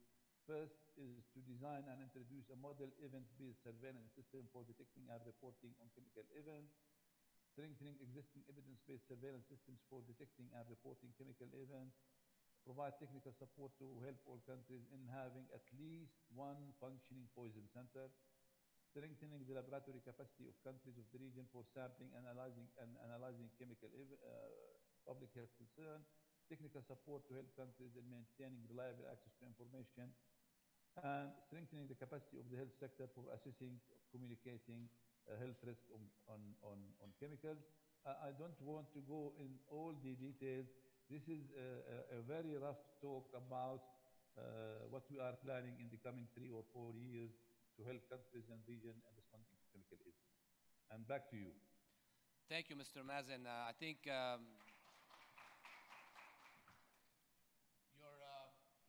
points are very important and actually really validate why we are here today. And it's actually an opportunity for us in the MENA region as toxicologists and public health professionals and emergency physicians. It's an opportunity for us to build on the attention that is given to us by WHO and call to action to enhance our chemical toxicology, or medical toxicology, clinical toxicology, poison center, even laboratory capacity in the region. So I thank you for joining us. I wish you were here with us. Mr. Melkawi is going to be here with us with the network of their network that they formed in the EMRO region. However, the novel coronavirus led to them being occupied with this epidemic, and we had to do this online today. Hopefully you will join us next year, Mr. Melkawi, with your group. Inshallah. Now we are going to keep going. Mr. Melkawi, if you'd like to watch the slides, we are going to keep the WebEx going. And actually, I don't know if we'll be able to do that. Actually, we're not going to be able to do that because of the technology. We will share with you those slides for the Poison Center updates. I can email them to you afterwards so you can look at them. But we are going to go through now several countries' updates about their poison centers. And we are going to start with Qatar, with Dr. Lina Amin. Dr. Lina Amin is a clinical toxicologist who is the director of the SIDRA. Did I make a mistake? Well, pharmacist and clinical toxicologist. Yes, clinical pharmacist and clinical toxicologist, director of the SIDRA Poison Center in Qatar. And she's going to give us an update about the Qatar Poison Center. Good morning, everyone.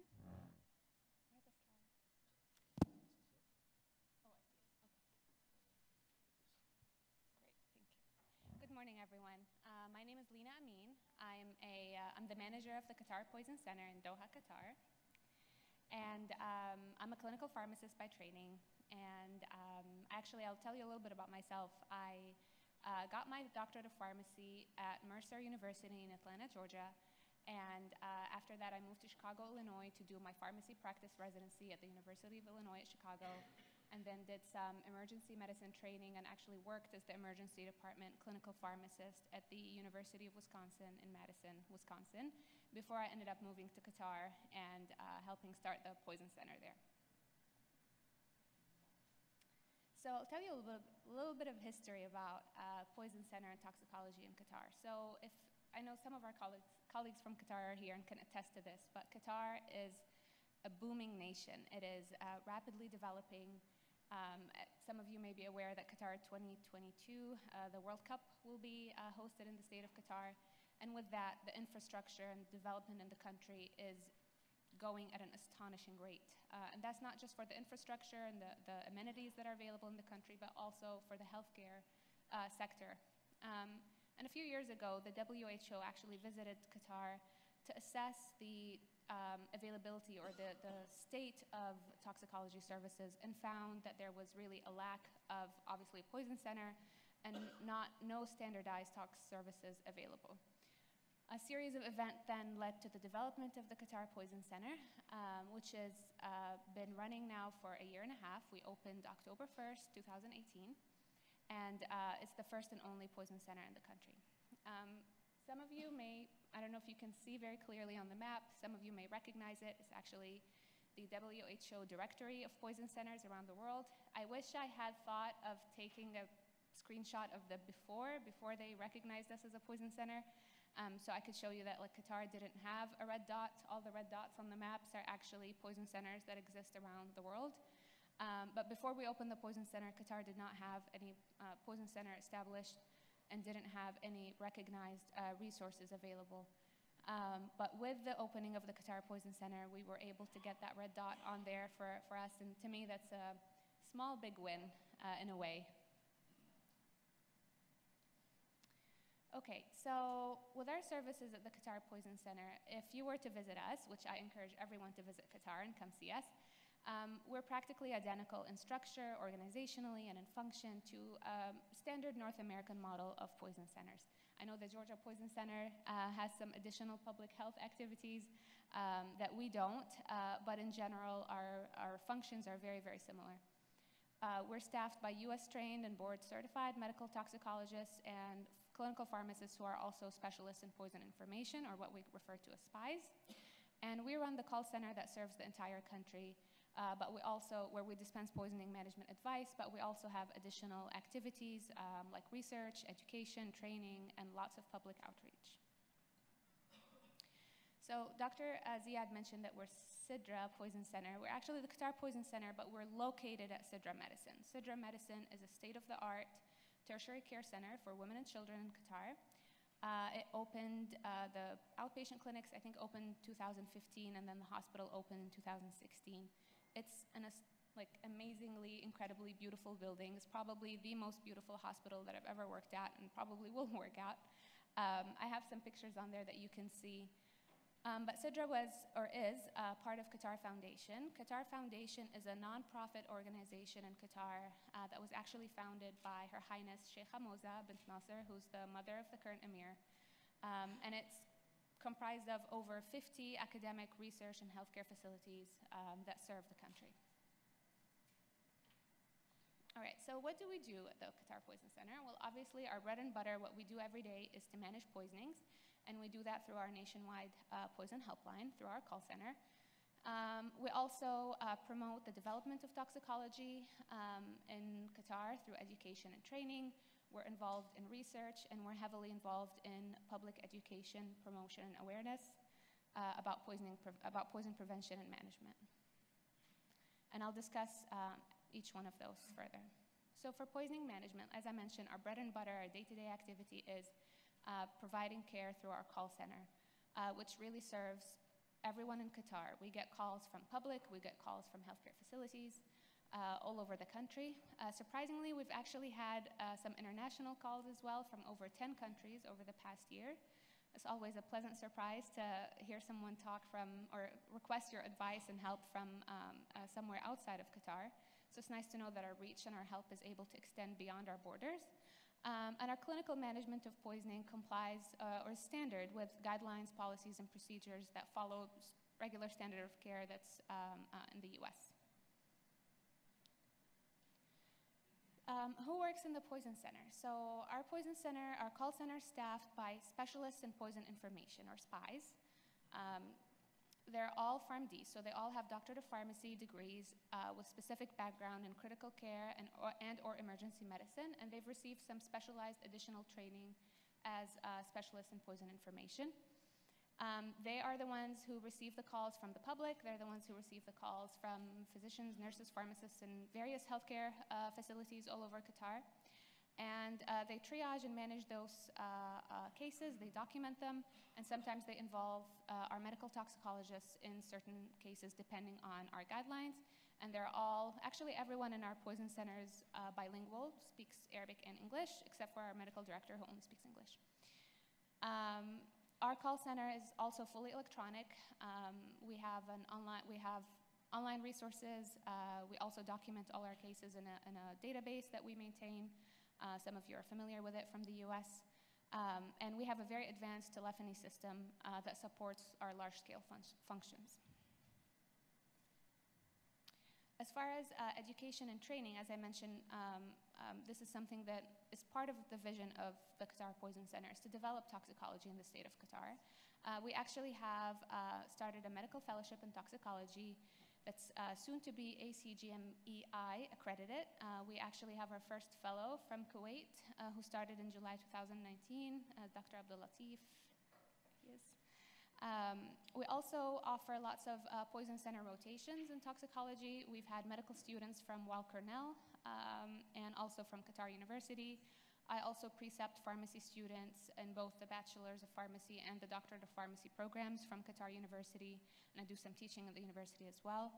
We also offer the Specialist in Poison Information training that's specially tailored and customized to what a SPI would need to do, or how they would need to function in a poison center in the Middle East.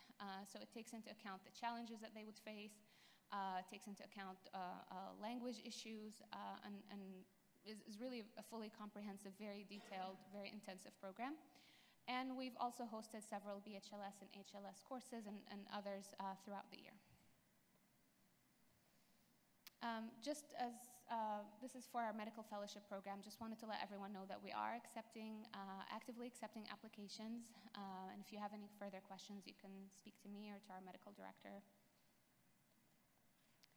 So in addition to our education training, I'm really proud to say that in almost less than 1 year since we've opened, we have completed 10 research studies. We've had 7 abstracts published and presented posters and or oral presentations at 13 local and regional conferences.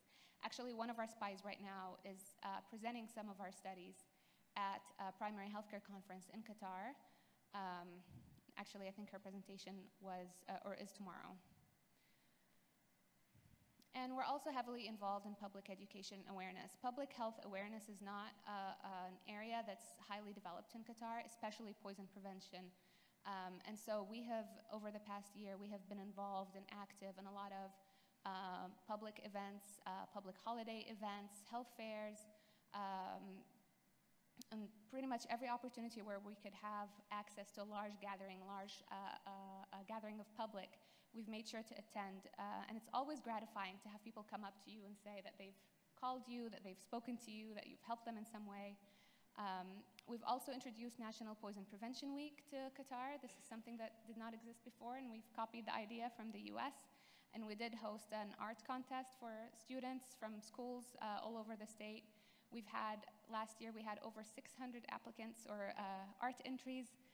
So it's always really nice to kind of have the public get involved and become aware of poison prevention and just what you can do to serve them. Obviously, other than that, we've participated in media appearances, and we have social media accounts that we use to raise awareness further about the Poison Center. So if you're not following us, you can follow us at Poison QA. And with that, end my talk. Thank you, Dr. Dina. Any questions? I follow you on Twitter. Thank you. Thank you. Can we leave the questions till the end, Mazda, because I have to keep going. And then Dr. Badia Hattali, Director of the Oman Poison Center. Dr. Hattali completed her fellowship at Emory University in medical toxicology. She's also an emergency physician consultant at the Royal Hospital. She's also working as well at Hamad Medical Center in Qatar. So she has multiple hats. And she is a board member and treasurer of MENATOX. So she has all the money. That's not completely true, by the way. Good morning, everyone. Thank you so much for being here and helping us with MENATOX 2020. We are delighted to have all of you. And we would like to thank EBAT for hosting us this year. I've been giving an updates about what is the process and how we are doing in Oman for the last probably like 2 or 3 years. So this is just a follow-up of what we are doing so far. So we are in Oman, we are like a population of around 4 million. Half of us are Omanis and half of us are expat. And you can see that, you know, there is a challenges when it comes to the kind of the exposure that we are facing, because it's like a different, we get like from different countries all over the world. If you look at the outpatient morbidity in the Ministry of Health, and this is for the last update 2017, you can see when it comes to the injuries and poisoning, we are just like way down compared to communicable and non-communicable diseases. And so it was really hard and difficult to convince the ministry how important is this specialty and how do we need to advance care in this field.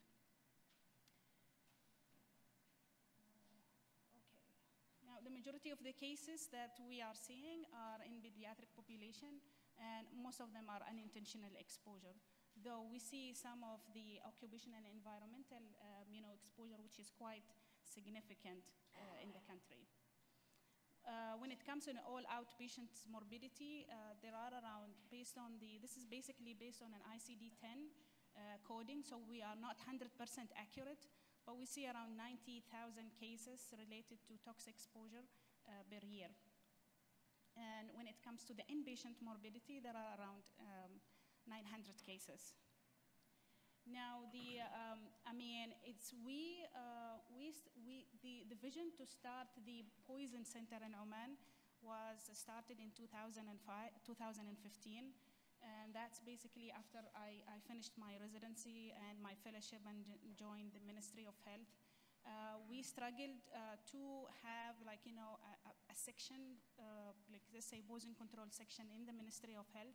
But eventually, we were able to establish that, and we published it by 2018. So now we have what is called a poison control section, which is part of the occupational and environmental health in the Ministry of Health. We are currently 4 medical toxicologists that have been trained in US, including me, Dr. Nadia Al-Hajri, Dr. Suad Al-Abri, and Dr. Walid Al-Sukaiti. That being said, all of us do a hospital-based service, medical toxicology service. So most of our job is basically related to seeing patients in the hospital and giving advice rather than a proper poison control center. The whole process is meant in collaboration with the, as I said, Ministry of Health, the contact center in the Ministry of Health, and the Oman Medical Specialty of Board. And the reason why the medical specialty was involved in this, because we were trying to push further this subspecialty and get the attention of the Ministry of Health. So the current situation where we reach, as I said, we will be able to establish a section in the ministry which was not there before. We are running multiple workshops and educational activities for the hospitals related to the Ministry of Health, and we did not reach to the public yet. We were able to do some sort of guidelines and policies, and we were able to distribute them in different institutes in the Ministry of Health in collaboration with the MENATOX. Dr. Ziad Kazi was a lead in that. We also sent leaflets and educational materials about different aspects of tox-induced exposure in the country. Let's say, for example, snake envenomation, scorpions, different plants, different, household products as well. Within the guidelines, we list some of the antidotes that is available in the country and where they are located, so that was easy for them to know exactly whom to approach.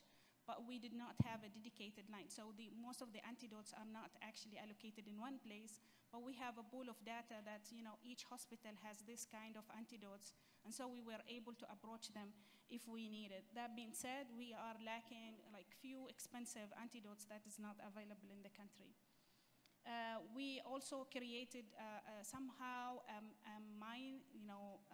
minimum, or let's say a minute triage dosing list for the primary health care facilities, which is the main, most of our cases, they go to the health centers, and then from there will be referred to the hospital. So we said if we provided this kind of list for the most common medications in the country, maybe we are decreasing the load on the hospitals by doing that.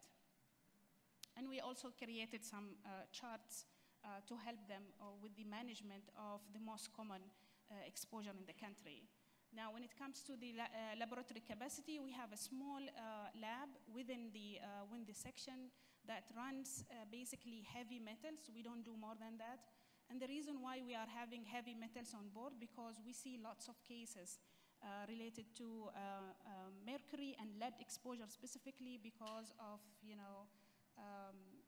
the preparations, like the local or the traditional medicine that's been used, quite common in the country.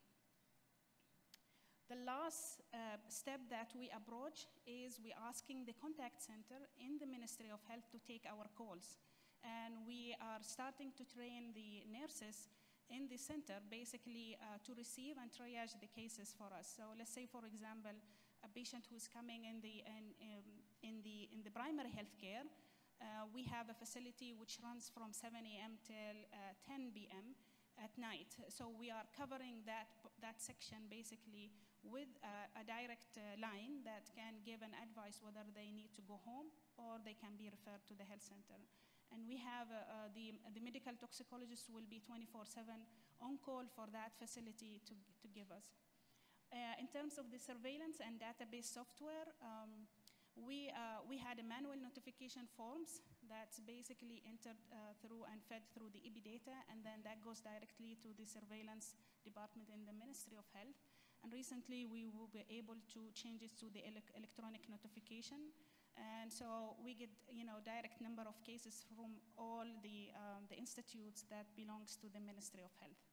Now, we were able to create electronic data entry system in the contact center, which is basically similar to the notification form that we distributed. And this is basically will give demographic feature, the kind of exposure, and the follow-up for the patient as well in an electronic form, which is locally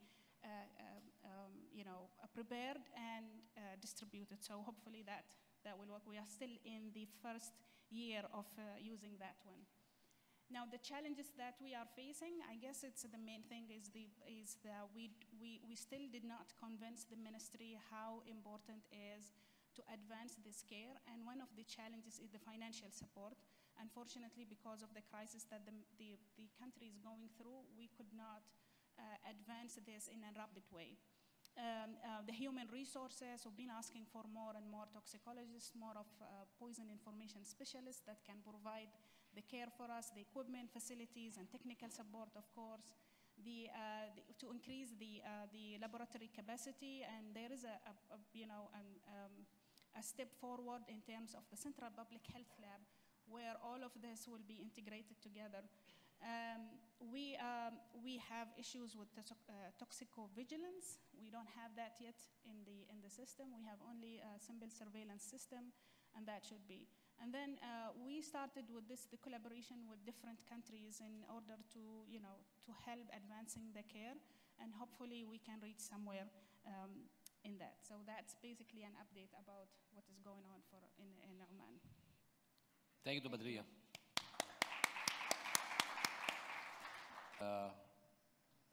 Some updates about the Kingdom of Saudi Arabia's poison centers.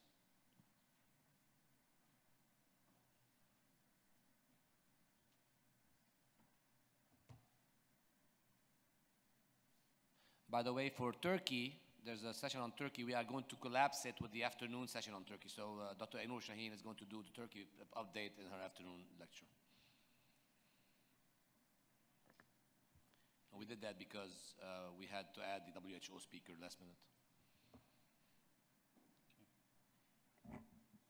Good morning, everyone. Dr. Al-Maliki, sorry, Dr. Al-Maliki is currently a medical toxicologist in Riyadh at King Saud Medical City. He's actually probably the first medical toxicologist in the MENA region that is, whose salary and job description includes medical toxicology, bedside care, and consultation at the hospital. And he actually completed internal medicine training, and we will not hold that against you, Dr. Maliki. And then a fellowship in toxicology at Emory University. Good morning, everyone. I would like to give you a brief background about the poison center in Saudi Arabia and the toxicology services. I'm internist and working at King Saud Medical City in Riyadh as consultant internal medicine and medical toxicologist. So I has nothing to, no conflict of interest to declare. So basically, what I'm gonna cover in my presentation is I will give you like a history about the poison center development in Saudi Arabia and what they do. Plus, I will share with you some numbers from the previous years, and at the end, I will give you an overview about toxicology consultation services in the kingdom. So, as you can see here, this is the mortality rate secondary to unintentional poisoning in the MENA region. As you can see here,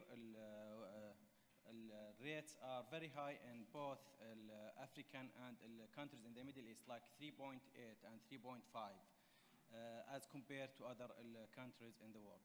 Despite having this high rate of mortality secondary to unintentional poisoning, there is a huge gap in poison centers in the MENA region. If you can see here, this is from WHO. This is the map of the poison centers all over the world. Like if you can see, there's a gap in poison centers in MENA regions as compared to other countries in the world. So again, here just to show you like few poison centers in MENA regions. What about poison centers in Saudi Arabia? Poison center in Saudi Arabia, like under umbrella of the Ministry of Health, and there's like a General Directorate for Poison Control Centers. Basically, the first poison center in the country has been established like 40 years back. It was in Riyadh. Year after year, some other centers has been opened in other areas in the country. So as you can see here, this is the map of Saudi Arabia. Saudi Arabia is like one of the largest countries in the Middle East. The population is around 30 million. So there is 13 poison centers distributed all over the country. We have the first poison center that has been opened in Riyadh. Also, we have poison centers in other regions, like we have in Dammam, we have in Jeddah, in Mecca region, in the south, in the north. So basically, the total number is 13. So poison centers in the kingdom is like the function is not similar to the US model. They have different rules and functions. Basically, they have different functions. They have consultation services for drug and poison information. Also, they are handling some lab stuff. So they are doing forensic toxicology lab, also TDM, plus also they are doing like screening for drug of abuse for both like workers or even from healthcare facilities. They are doing some occupational and environmental toxicology, like screening for substance of abuse, biological monitoring of pesticide, plus trace metal analysis. Is poisoning issue in the Kingdom of Saudi Arabia? I will share with you like some data from 2017 This was like cases that has been reported to the Poison Control Center in the Kingdom. Total number of cases was 12,566. Still, this does not represent the whole number of cases. These are the reported cases. We have large number of cases not reported. Majority of cases were in kids under 6 years of age, and 12% of them has been admitted to the hospitals. 2/3 of the cases came from the public, while 1/3 of the cases came from healthcare facilities. So just if you will see here, 85% of cases occurred in children less than 6 years of age. In terms of substances that has been encountered, different substances like vitamins, corrosives, chemicals, hair dye, antacids, corrosives and chemical constitute the majority of cases. In terms of most commonly encountered medication, so vitamins constitute 13% of the cases, while exposure to paracetamol constitute around 8% of cases. So recently, over the last few years, what we did, we established a new hotline to receive consultation for poisoning and issues related to poisoning from healthcare facilities.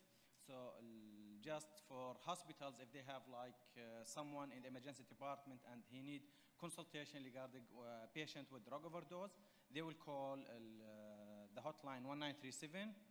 So then if the caller is from healthcare facilities, calls will be handled by a medical toxicologist. But if the call is coming from the public, it will be handled by a general practitioner and sometimes clinical pharmacist. So basically, the medical toxicologist at the time being, we are only covering calls from healthcare facilities. So what we do in the medical toxicology consultation services, we are doing different tasks. We are handling consultation for poisoning and poisoning related issues. We are doing training staff, delivering courses in the field of medical toxicology and some public health awareness. So basically, if a medical care facility, they have a patient who was exposed to a chemical substance or intentionally ingested any medication, what they will do, they will call 1937, and again, the call will be directed immediately to a medical toxicologist in call. We are covering 24/7. We have 12 medical toxicologists on the service, covering all hospitals from all governmental and even private sector in the kingdom. We give immediate advice about how to manage this patient disposition and follow-up. For some cases, if they need bedside consultations, we provide bedside consultations for some like critically ill patients, or in case we need to do that, plus follow-up. This is basically what we do for the consultation service. We are doing training during this service. We have trained fellows. Majority of our fellows are pediatric emergency fellows. So they rotate with us like for 4 weeks. And they are the first one, or the first on call for the services. Then they will discuss the case with the on-call medical toxicologist. Also, we trained residents from different backgrounds, majority from emergency medicine, but we have residents from rotating in ICU, pediatrics, and internal medicine. Also, we trained some clinical pharmacists. This is in terms of training. In terms of courses, we are trying to increase awareness about the importance of toxicology services in the kingdom. So we are conducting training courses in medical toxicology all over the kingdom. We covered 6 areas per year. The courses are directed toward emergency physicians, GP, and even nurses and pharmacists. Basically, the course is like 2 days to cover main aspects of how you can approach poison patients and management of these patients. Also, what is the impact of this service? Is it important, like, to have toxicology service? Yes, there was a huge impact in the kingdom. So, impact came in patient care. So it has been found that a lot of unnecessary investigations has been stopped, unnecessary admissions to the hospitals, unnecessary antidotes, even unnecessary visits to emergency department. So it has impact on patient care, the mortality rate. The cost, again, a lot of unnecessary like investigations, drugs, etc. Has been saved. Resource utilization. Previously, before we have this service, like each hospital is working alone. Like each hospital will stock its own antidotes, and some of these antidotes are very expensive. Now, after we have this service, we can share the resource between different hospitals. Like if we have someone who will need fomepizole and it's not available, immediately we can allocate resource from other facilities in the same area. So it will help them to save money. So unnecessary like antidote stocking has been decreased. Public health. After the service, like we have been involved in a lot of outbreaks. Like for example, last year, because we received like 4 or 5 cases about methanol in different hospitals in the same area. Without having this service, you will not discover these scattered cases. But because we receive over like 24 hours, we received like 5 cases of methanol in different hospitals, and this has been raised to authorities, the Ministry of Health, and it has been found that the common source was like contaminated juice in one of the restaurants. Needs assessment, toxicology, medical toxicology services helped the Ministry of Health to know what is needs for medical toxicology. Now they know how many cases we have per year. They know, like for example, how many cases of ethanol or methanol would we have per year, so that they can plan, for example, where to have antidotes, which area is in high need for this antidote or that. Before having this medical toxicology service, these figures were not there. What we are planning to do in the future, we started to have training courses for specialists in poison information. Last month, we trained 15 new spies.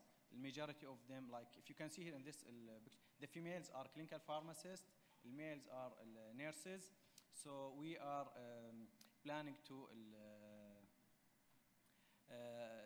recruit these spies and to be like a first responder for to receive calls regarding toxicology from both healthcare facilities and the public.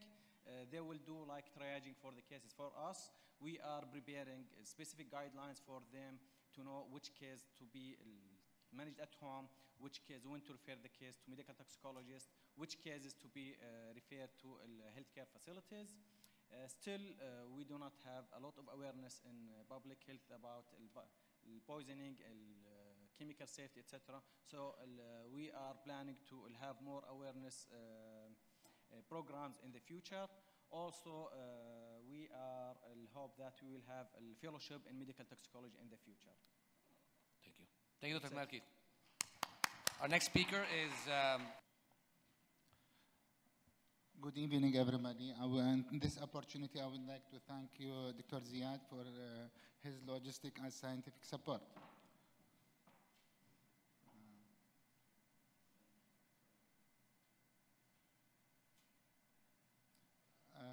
fact, I will talk about a brief introduction about poisoning control, Baghdad Poisoning Control Center. Baghdad Poisoning Control Center located on the ground floor of Al-Ghazi Hariri Hospital for surgical specialties within the medical city complex. It is established in 1998. It is nearby the General Emergency Departments of Baghdad Medical City, about 2 meters. About the infrastructure of our poisoning control center, in addition to the administrative departments, we have an information department for which usually the patient presented for either consultation or information of agent. Of course, a special case report form were done. And after that, after interpretation of the whole presentation and clinical picture, we usually send for the command toxicological unit or screening in the other department, which is called laboratory departments. And then these data were kept in a special statistic unit for research for retrospective studies.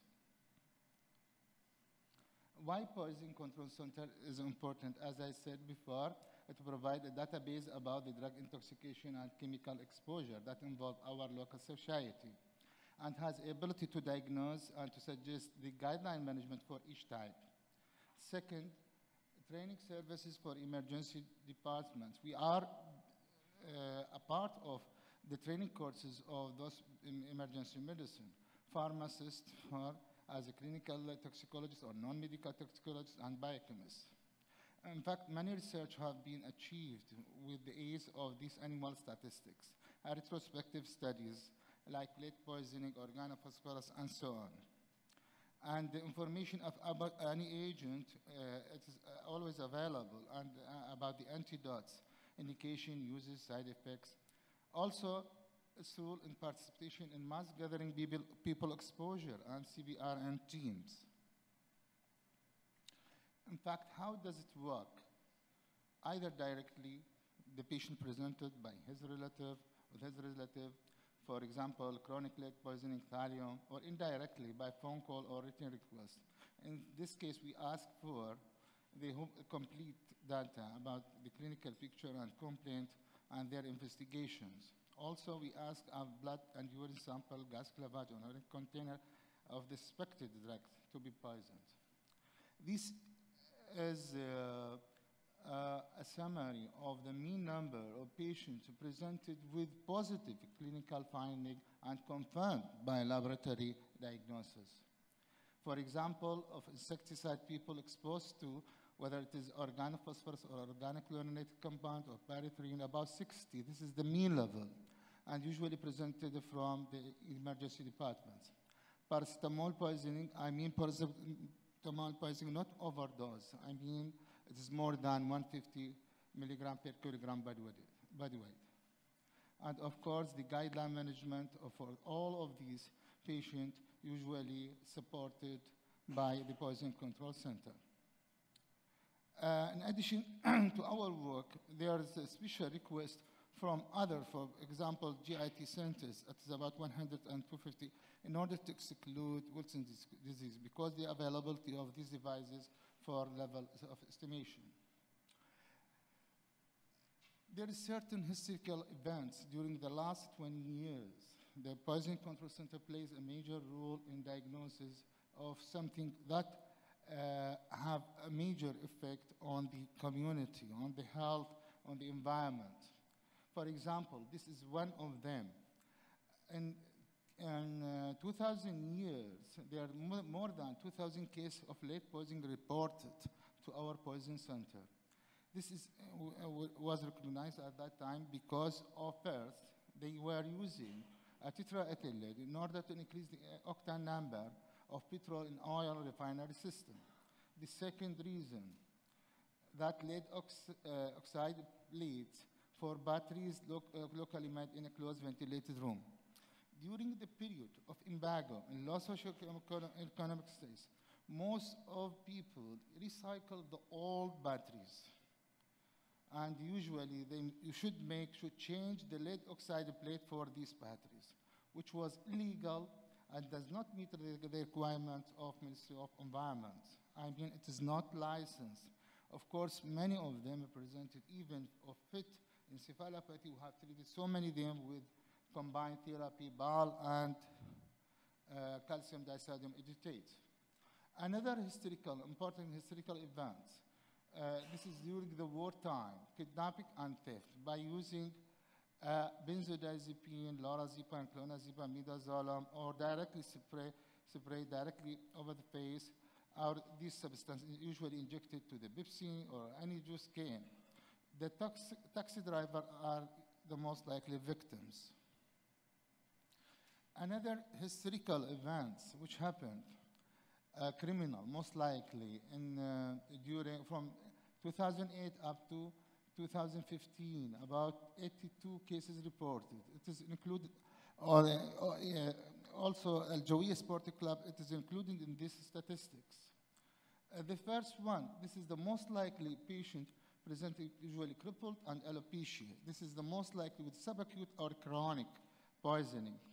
Sometimes they presented with alopecia alone, or rarely it is presented with bluish discoloration or desquamation of the skin. Another historical event, mustard agent by ISIS. In fact, Taza village involved, which was belonged to Kirkuk city. The former number was 60, and the public number is thousands. Also, many of our soldiers exposed in Abar region, and there are so many times they were exposed to in Mosul city, many times, 10 times. This is the most likely, Abulle is the most likely typical appearance of a blister agent. Chlorine gas exposure for more than 10 times. This is an example. Al-Taji area, more than 100 people exposed. Al-Sadr area, more than 300 people exposed. We treated them, we gave them the major guideline for the treatment of chlorine gas. Yeah, this is the mass gathering people exposure during a religious celebration. In fact, millions of Al-Shia usually walk to the Imam. In this religious activity, we have to support them by referring a special team to walk the medical team at that time in case of poisoning. These are the usual antidotes available nowadays in my center. In fact, the antidote is problematic for all of them. We don't have, for example, FAB for digoxin and other, some of them are deficient. Of course, there are atropine or naloxone are available in the other departments, like anesthesia and so on. These are the devices that are usually used by my lab. The first one is atomic absorption. We have 3 devices. In routine work, we measure copper or lead, but for some research, of course, we can measure some other materials like cadmium and so on. Spectrophotometry device and telechromatography, these are both procedures for drug screening test and HPLC. A new device were added nowadays for therapeutic drug monitoring and drug of abuse, still in the process. We hope in the future we can estimate the serum level estimation of some drugs. Our vision for the future, the antidotes should be available all over the time. Updating our devices, for example, GCMAS and ICP, inductively coupled plasma emission, and isolated equipment and fully equipped with high-skilled medical personnel. A new academic study in clinical toxicology that offers a master or board-certified region, participation in scientific conference in this field. Thank you. Thank you, Dr. Hamoudi. Last but not least, Dr. Tarab and is going to give a brief presentation, followed by lunch. So the slides will be there, right? Yeah, we can see the slides. Good morning, everyone. Good morning, everyone. So basically in Lebanon, we do not have a poison center. we have a toxicology service, and this service was established in 2015, and really all the efforts go to Dr. Ziad Azzeh and Dr. Evelyn Hatte, our chairperson of the Department of Emergency Medicine. And and I recently joined in 2018, and we are co-directing this service, myself and Dr. Qazi. It's an MOU between Emory University and AUB. It's basically a telephonic consultation service that's offered to the healthcare providers, the patients also who present mostly to the emergency department. And lately we've done agreements with other hospitals, so now they have our call system, they can all call us, but not really from the public. And it's a 24/7, there's a call system. The first on call are the international toxicology fellows at Emory University, and it is directly supervised with different attendings. Myself, Dr. Qazi, and we have Dr. Brent Morgan from Emory University. And we have collaborations with the Emergency Medicine Department, the hospital pharmacy, the lab, and environmental core lab for additional testing. The Emory faculty team, Dr. Brent Morgan, Dr. Pomerlew, he's now in Australia, and Dr. Melissa Gittinger. Our toxicology officer, Ms. Zaina Mnaimne, who maintains the data in RedCap and follow up on the patient 24 to 48 hours after discharge from the emergency or from the hospital if they got admitted.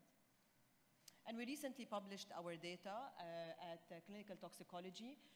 We basically reported, it was a descriptive analysis, and we reported on our challenges. And recently we're working on another paper to report on how this tele-service works, maybe other areas in the Middle East or the areas where there's no clinical toxicology service could benefit from this. Mostly the age group that we had most of the ingestions were from 20 to 50 years old.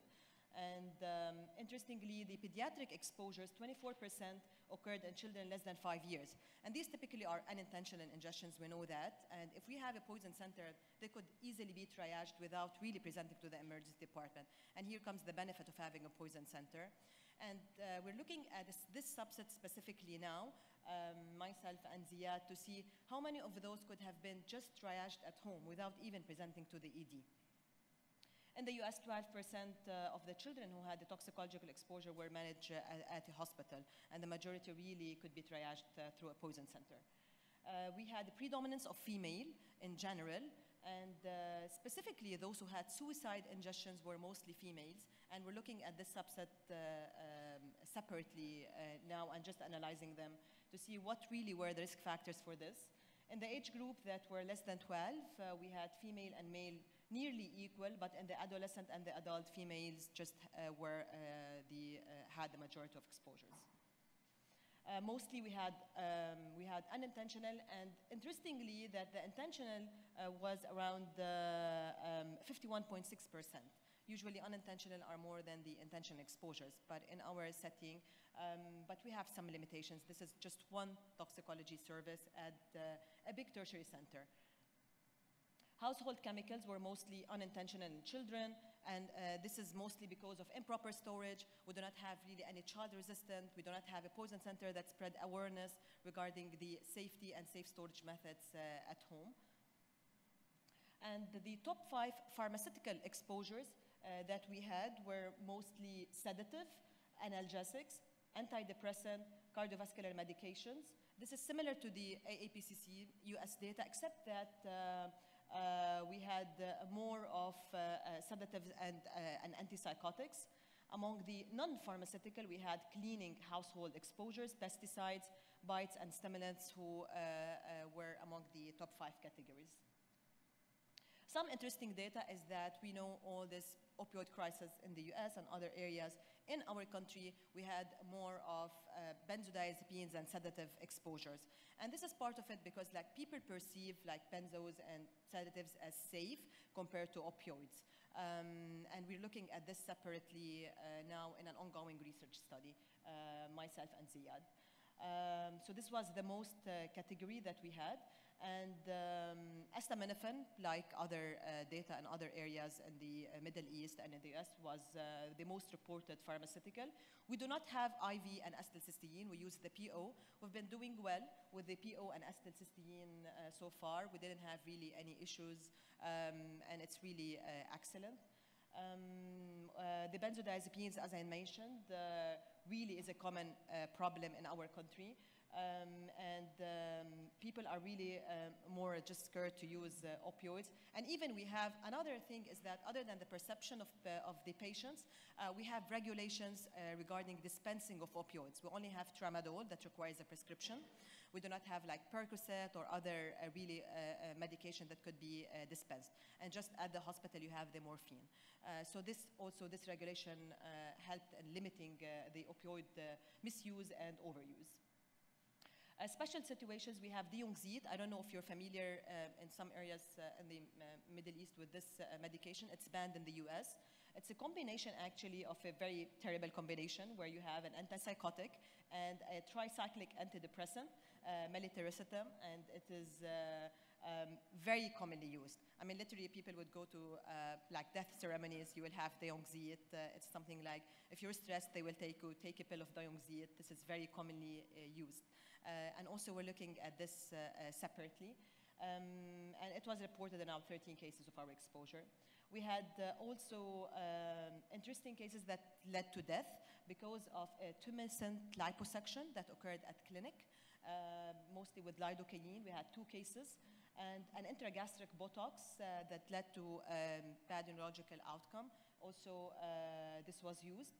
And also we had other non-pharmaceutical environmental exposures due to datura stramonium, where patient presented with an anticholinergic toxicity, and this was also common. Another special situations where we had elemental mercury. It's still used in some areas, not that common, but it's still used. And pesticides, we also had lots of pesticides, and lately we just took care of a severe pesticide exposure. And cardiovascular drugs also is very common, and this was among our top 5 pharmaceutical exposures. We have limitations of antidote. We do not have the digibind for digoxin, though digoxin is very commonly used. I use it in my emergency department because we do not have the IV diltiazem.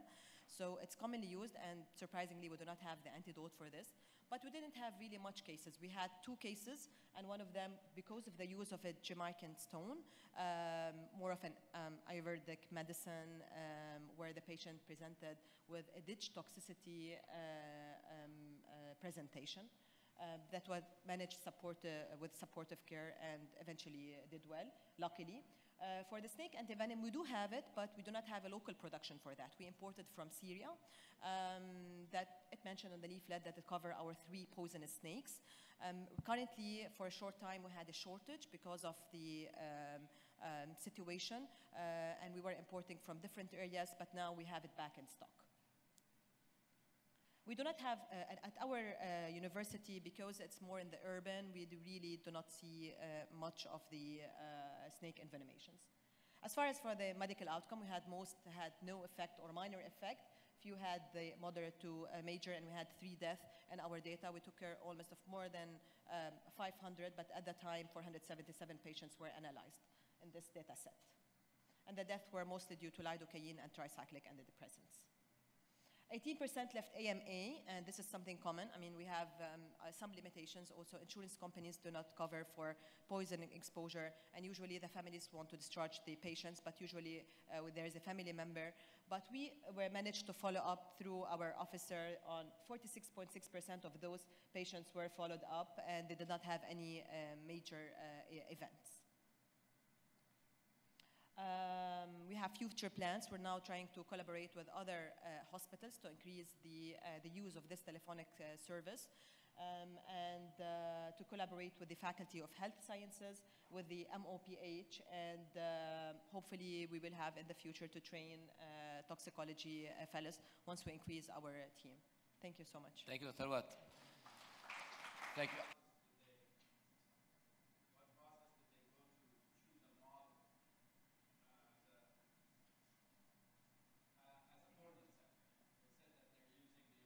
The US model. Dr. Lina Amin. You want to go up here so you can use the microphone? So the question is, why did the Qatar Poison Center decide to use the US model? And the question is from Dr. Mazda Shirazi, who is in the US model as well. So. I run one, so I know.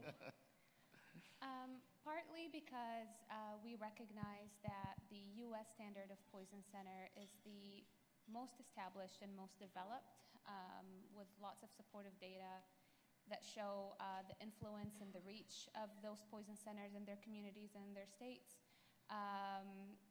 Partly also because I trained at the Georgia Poison Center, our medical director is US trained, we all have, most of us have US training.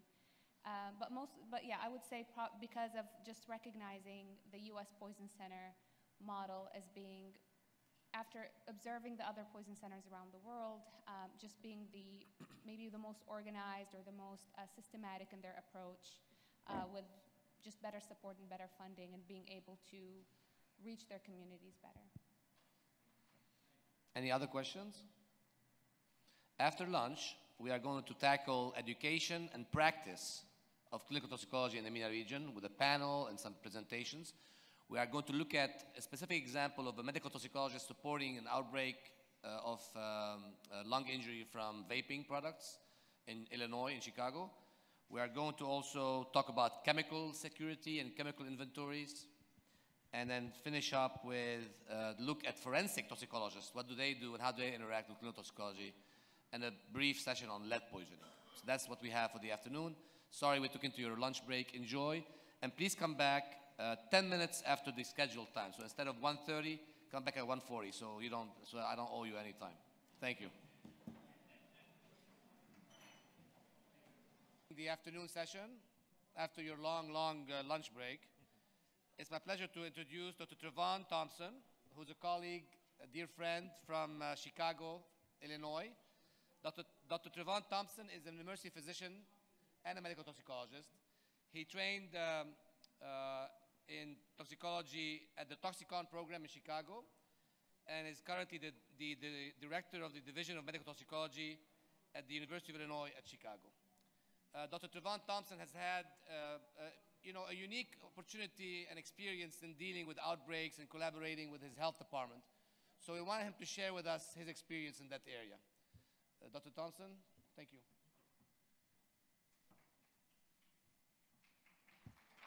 Thank you. Alrighty, good afternoon. I have the challenge of being the first speaker after lunch. I hope you can stay awake. I am Trevon Thompson. I'm a medical toxicologist and emergency physician at the University of Illinois in Chicago, and I want to talk to you about a few things here this afternoon. Most importantly, maybe I have no conflicts of interest to disclose. Probably important when talking about poisons, so I'm not trying to facilitate or encourage poisoning. I want to start just a little bit by giving a little bit of background before I go too far into my talk, and that is to talk about medical toxicology in the United States. I think you heard a little bit about this morning when Dr. Lopez was talking. You're going to hear some more about this from Dr. Wax and some others, I think, this afternoon. But I think it's important that we understand kind of some foundational background from where I come from in talking about how these outbreak investigations have occurred. So quite obviously, I think, we may know now that medical toxicology is a subspecialty. In the United States, it is primarily a subspecialty of emergency medicine, though there are other pathways into medical toxicology, internal medicine, pediatrics, preventive medicine, et cetera. But it is an organized subspecialty that requires fellowship training. It's a 2-year fellowship training program. There's a certification exam, and then there's maintenance of certification. This is all important, I think, in understanding that medical toxicology is well developed, as was talked about earlier this morning, in the United States. And we have a built-in collaboration with our Poison Control Center network and the National Poison Data System. So through our poison centers, which you heard a lot about this morning, we are able to collect both regional data. So in Illinois, for example, the Illinois Poison Center, we're collecting on a daily basis our regional data regarding poisoning and reports of poisoning to our poison center system. But also all of our poison centers in the United States feed into the National Poison Data System so that we can actually track data on a national level as well. Now that's important as we think about the concept of the medical toxicologist as a collaborator. And I think we are uniquely situated to be a collaborator in many regards. One may also seem obvious, but I think it's worth mentioning. We, at least the way I function in my service at the University of Illinois at Chicago, we are a consultation service. So an internal medicine team or an emergency department or sometimes even surgeons or neurosurgeons may consult us, asking for our recommendations on how to care for someone they're concerned about a poisoning, is poisoned, et cetera. So we're naturally working with many others as it relates to the management of a case. But it goes beyond that. If we think for a moment about those of you in the room today and some of the others that you may have heard from, we collaborate with pharmacists, with nurses, with other healthcare professionals on a regular basis. My division, for example, of medical toxicology consists of 2 pharmacists who have extra training in clinical toxicology. The SPIs, the specialists in poison information who may answer the phone at the poison center, might be a nurse, a pharmacist, or a physician. So we're always collaborating just as a natural function of what we do on a day-to-day basis. With that, I want to highlight a couple of outbreaks that I was involved with and have been involved with. And these are just a few of several, but these are ones that have been published that will really highlight some examples of how the medical toxicologist can function as a collaborator with public health in dealing with poison outbreaks.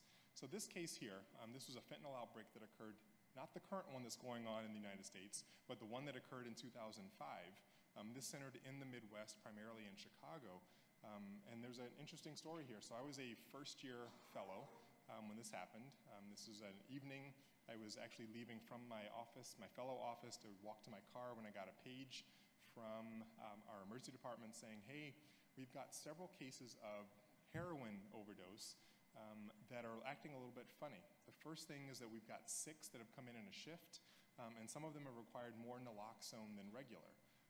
So at least in the United States, many times the medical toxicologist is not being consulted for a heroin overdose. That's sort of a routine type thing that you may take care of in the emergency department. So already alarms may be going off a little bit that an emergency physician is consulting us for a heroin overdose, because that would seem ordinarily to be bread and butter emergency medicine. But these cases were unique. Several of the cases were people who were using what they thought were their usual doses of heroin and then immediately dropped, were becoming apneic or unresponsive. Many did require more naloxone than usual to reverse. And then when I started talking to folks after they were awake, some interesting features were going on. In this case, we had 6 in our emergency department at that time. They all said they got their heroin from a new drug dealer, which is always a little bit suspicious. But this drug dealer was giving away the heroin, which is also even more suspicious. No drug dealer is giving away their drugs. But this was a new dealer who was trying to drum up business and had a deal where you could get your first dose literally for free. It turns out, so we alerted the Illinois Department of Public Health to these cases. A larger investigation ensued, and it turns out that there was an importation of fentanyl into Chicago. This was imported from Mexico. This quote-unquote heroin turned out not to be heroin at all. It was all fentanyl, which is why these patients were dropping so quickly. And it turns out we, in about a 1.5 year period of time, had about a little over 300 deaths in just the Chicagoland area. We had 2 at our own hospital. So this is my first introduction to an outbreak as a fellow, but really I didn't know if this was bread and butter yet or something kind of out of the ordinary. So we'll fast forward just a little bit towards the end of my fellowship time. And so this was the report of a case of pufferfish poisoning that we had in Chicago, initially at least. So this was interesting in that through the Poison Center, we got word of a case where a lady, she was of Korean descent, but living in America, went to a Korean groceries market, bought fish labeled as monkfish in English, but labeled as pufferfish in Korean, brought the fish home, prepared a dish for herself, for her husband, and for her daughter. She drank or ate about 3 cups of the soup. Her husband ate about 1 cup, and her daughter just took 1 teaspoon of it. She knew it was pufferfish that she was buying, and just as a quick reminder, pufferfish contain tetrodotoxin, which is a poison that can lead to paralysis and kind of sensory deficits as well. So she eats the soup. She becomes almost immediately symptomatic, has some GI upset, and then develops severe paresis of her lower legs. She developed numbness and tingling in her arms. She had gross truncal ataxia, goes to the emergency department. The emergency physician, thinking this might be pufferfish poisoning, calls the poison center. We're looking at this case thinking, yes, it does certainly sound like pufferfish poisoning, but another alarm went off in that in the United States, pufferfish is very heavily restricted. It can only come in through one route in the United States, can only be sold in certain establishments, particularly restaurants. The regular consumer should not be able to go to the store to buy pufferfish. So our alarms went off with just this one case. We alerted the Illinois Department of Public Health. We actually sent some of our own team to the family's home to retrieve the soup that was ultimately sent off to the FDA and to some other bodies for testing for specifically tetrodotoxin and genetic testing of the fish to prove that it was pufferfish. A larger investigation ensued that led to the determination there was an illegal underground black market importation of pufferfish in the United States through California. And it was deliberate. So again, this fish product was labeled monkfish in English, but labeled as pufferfish in other languages. It was designed to skirt the regulatory guidelines for importing the fish in the United States. Also, it turns out that there were 2 other cases of pufferfish poisoning, one in California that actually occurred a few months before ours, but it was never reported. Then there was a subsequent case in New Jersey, all related to the same illegal importation scheme. So again, highlighting a little bit of where medical toxicology can help with collaborations with public health, and I'm going to come back to this in a moment. The last outbreak that I want to talk about is more modern. So this was about March of 2018. In Illinois, our service was consulted on 2 index cases, it turns out. This was a father and son who presented to an emergency department with bleeding, primarily hematuria, and really no exposure for why they should both have hematuria simultaneously and other bleeding. Turns out they looked a lot like rotificum poisoning. Their INR was almost undetectable. It was so high. It didn't really make sense, though, because they had no known exposure. They were both factory workers, and they thought that perhaps there was some dust in the factory they were exposed to. That was the only exposure they could identify. But there was nothing that really explained why this father and son all of a sudden developed a profound coagulopathy. So those 2 cases came into our service through the Poison Center, and we immediately actually alerted the Illinois Department of Public Health in this case as well, mainly because we couldn't understand what was going on. The circumstances did not make sense. So a few days go by. Several more cases of patients randomly sort of showing up in emergency departments in Illinois with profound coagulopathies occur. Through history taking in these subsequent cases, we learned that there seemed to be some sort of association between this coagulopathy and people abusing synthetic cannabinoids.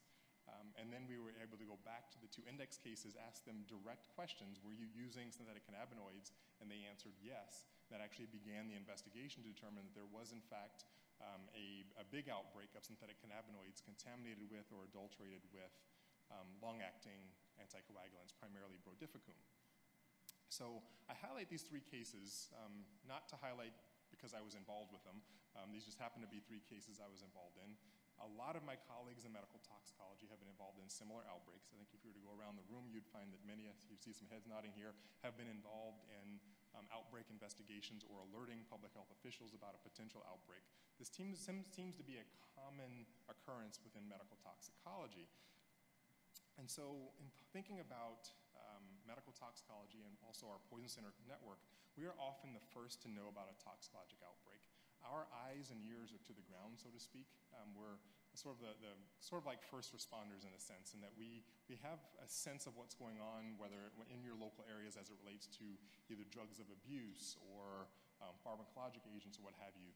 So we tend to have our nose to the ground and can sense when something just isn't quite right, even before perhaps there's a large number of people involved. So what has my experience taught me with dealing with these outbreaks and some others that I've been a part of? And I'll talk a little bit about EVALI, or e-cigarette and vaping associated pulmonary injury, on Friday, so stay tuned for that if you want to come back on Friday morning. We're going to talk a little bit more about that. But I want to highlight a couple of concepts that I think are really important in understanding where the medical toxicologist plays their role in public health outbreaks and collaboration. So I think this is probably obvious. We're all here sitting here at MENATOX. Medical toxicology is an amazing field of specialization. I think that goes without saying.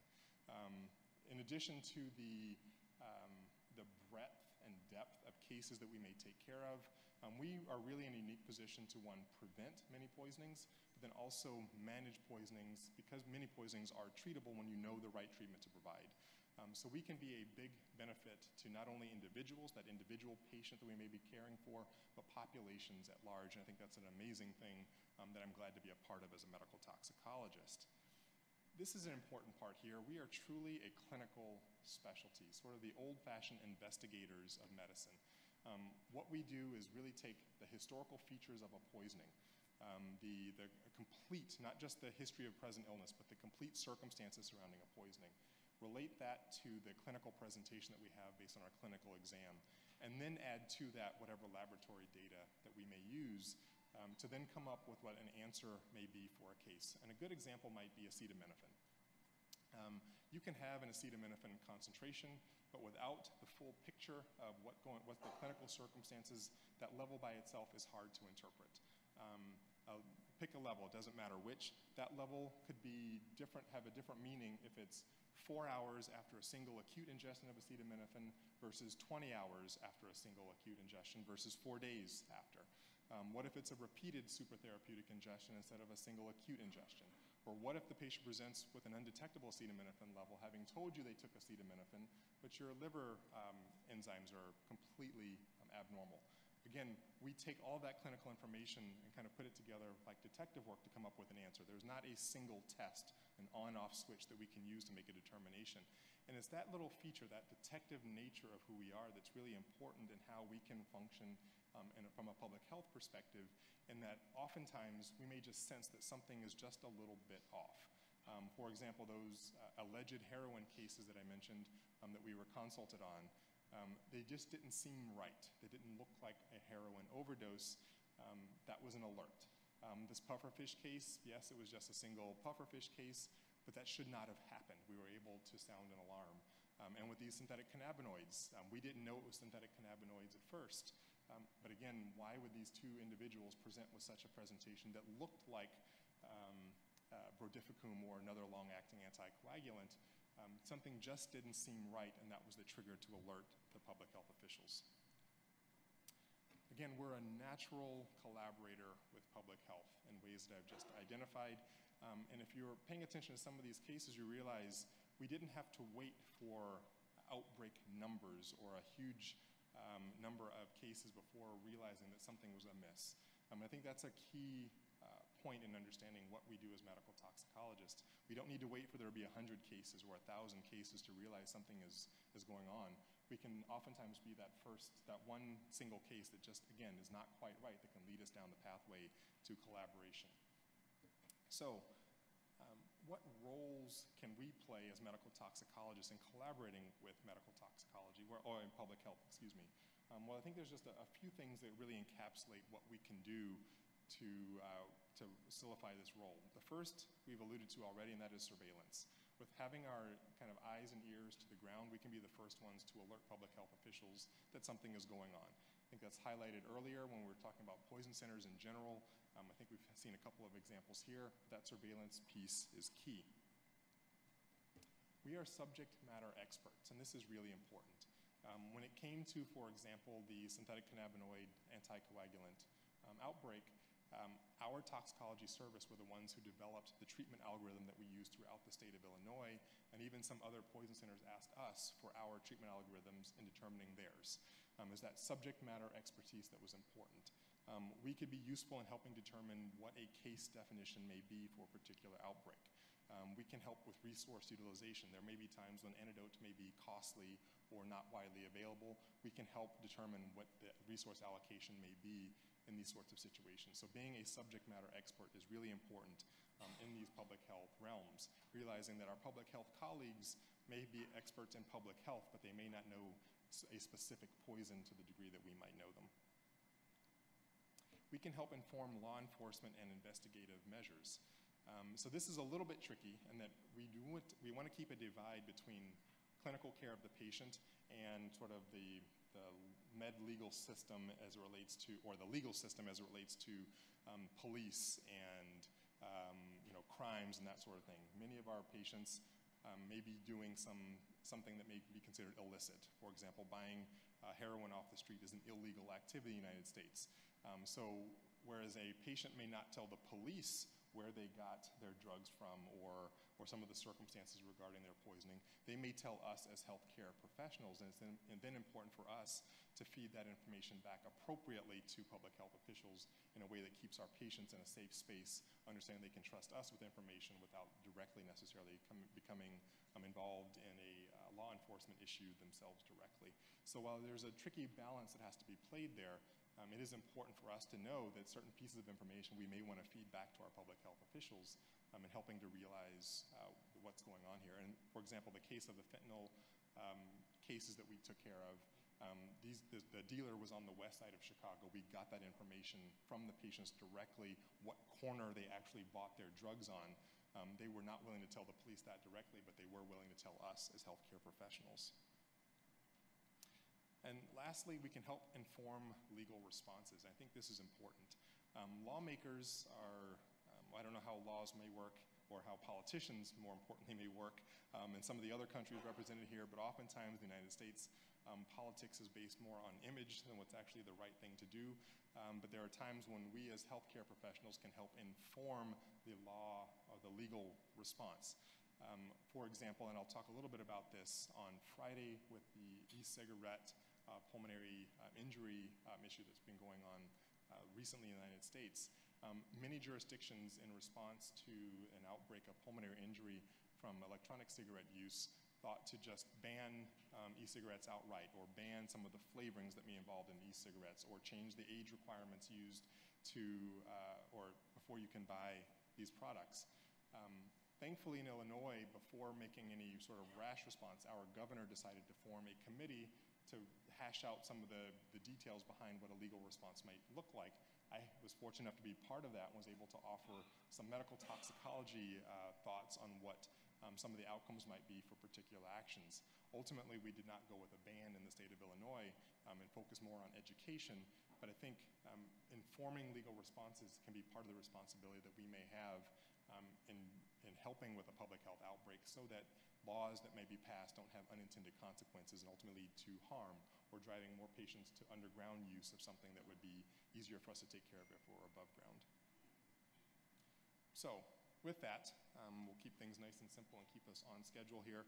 Medical toxicology and public health are natural collaborators, and I hope I made that case before you today that the true nature of what we do as medical toxicologists directly lines up with us and keeping us as collaborators with our public health officials in many regards, not the least of which comes with informing legal responses and helping to be subject matter experts to being that bridge between perhaps the patients and law enforcement and being just that, again, natural collaborator to help surveil what's going on in the landscape of poisoning and outbreaks.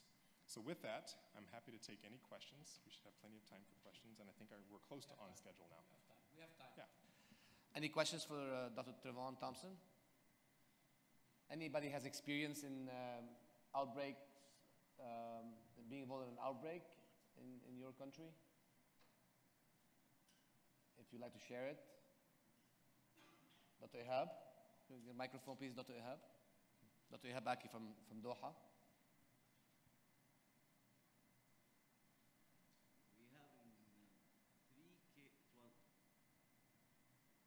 Not like the outbreak. We actually, what happened that first case was seen by me, patient coming with severe bradycardia, hypertensive, after ingestion of some honey, which was made, homemade honey. The other case came after 1 week, after maybe a few days, and this was 4 cases actually. And we discovered that one guy brought honey from Nepal, and he distributed for friends, and all of them came in the hospital. Well, that's a great example of an outbreak of, you know, this is from Turkey? No, the honey from Nepal. Nepal. Nepal. Because I think there's also we're going to have a lecture about mad honey poisoning in Turkey by Dr. Gunduz. And we are raising the issue now for the public health, and it was a big issue actually. They start to investigate from where. Yeah. And when that's a great example. Thank you for sharing. Dr. Balla. I have a question for you.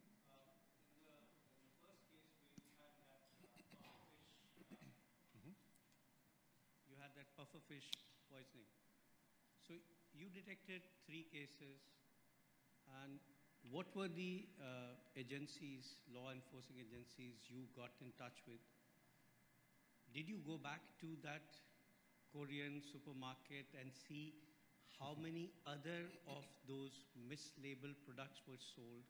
Did you go and kind of track them, any one of them? Yeah, so those are great questions. So we started with the Illinois Department of Public Health, was the first agency we notified, and then they made the further notifications to the FDA, the CDC, and some other areas. Interestingly, so I and my co-fellow actually went to that market. So both of us actually shopped at the same market that this outbreak occurred. We went looking for the fish, but there was none left. And it turns out the Chicago Department of Public Health ultimately also went to that market, and it turns out they had sold all of their product before we showed up. So it was actually all gone. They were able, they meaning Chicago Department of Public Health and some others, were able to retrieve some other specimens from the community that also highlighted exactly what I mentioned, that it was labeled monkfish in English, but pufferfish in Korean. And if you're interested, if you Google a picture of monkfish, it looks nothing like pufferfish at all. So it was clearly deliberate mislabeling. But we actually tried to be our own, as a medical toxicology fellow, I tried to be my own little investigator since I did know of the market where the fish was purchased, but there was none left. Yeah. Dr. Balla?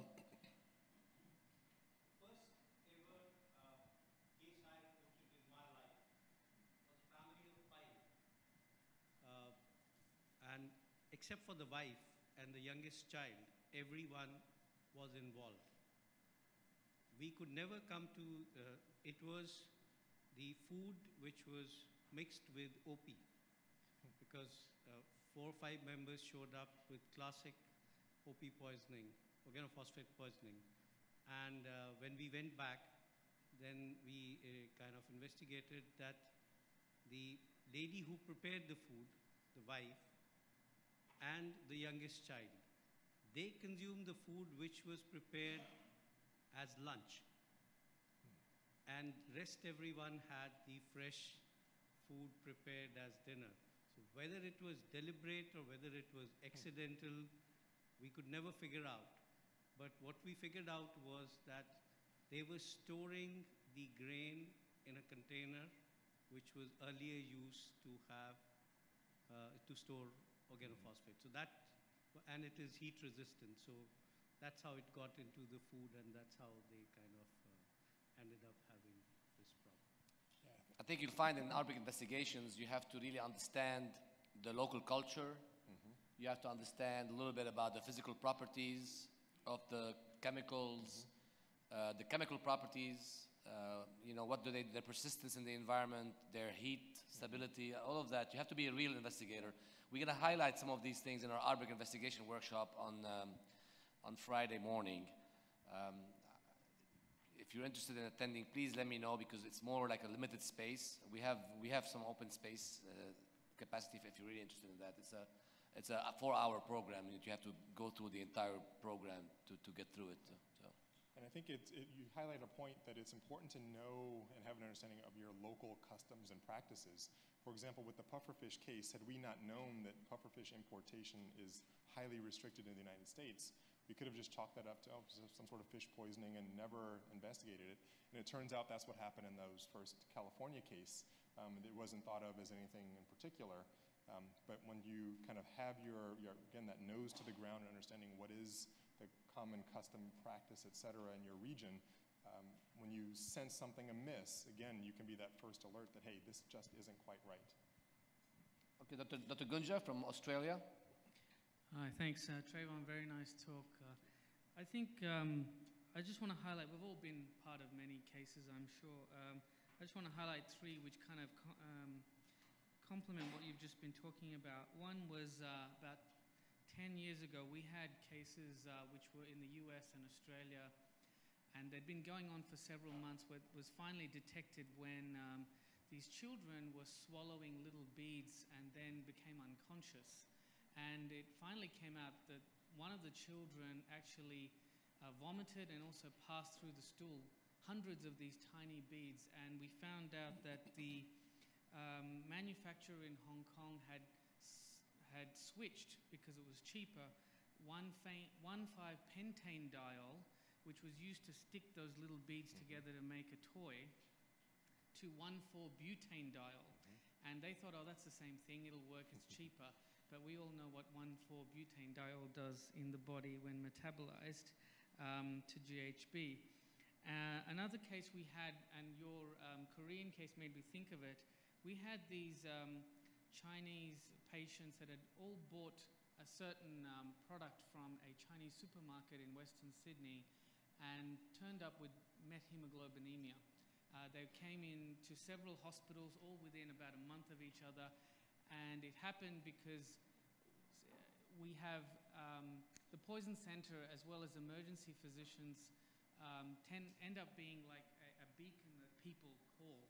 And what happens in one location, it stays a secret. Nobody knows about it until it happens in multiple locations.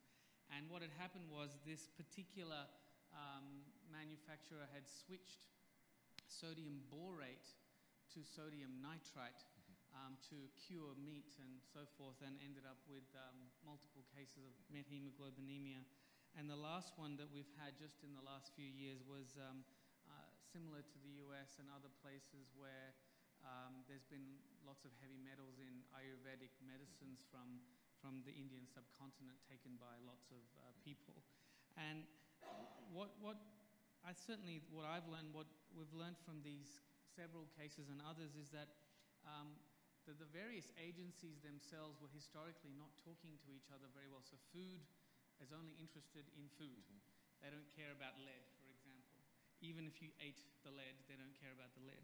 The environmental people are only interested in if you breathe something or touch something. They don't care if you ate something. And public health seems to also their funding issues are also tied to what is naturally what's most, where they're going to get the biggest bang for their buck.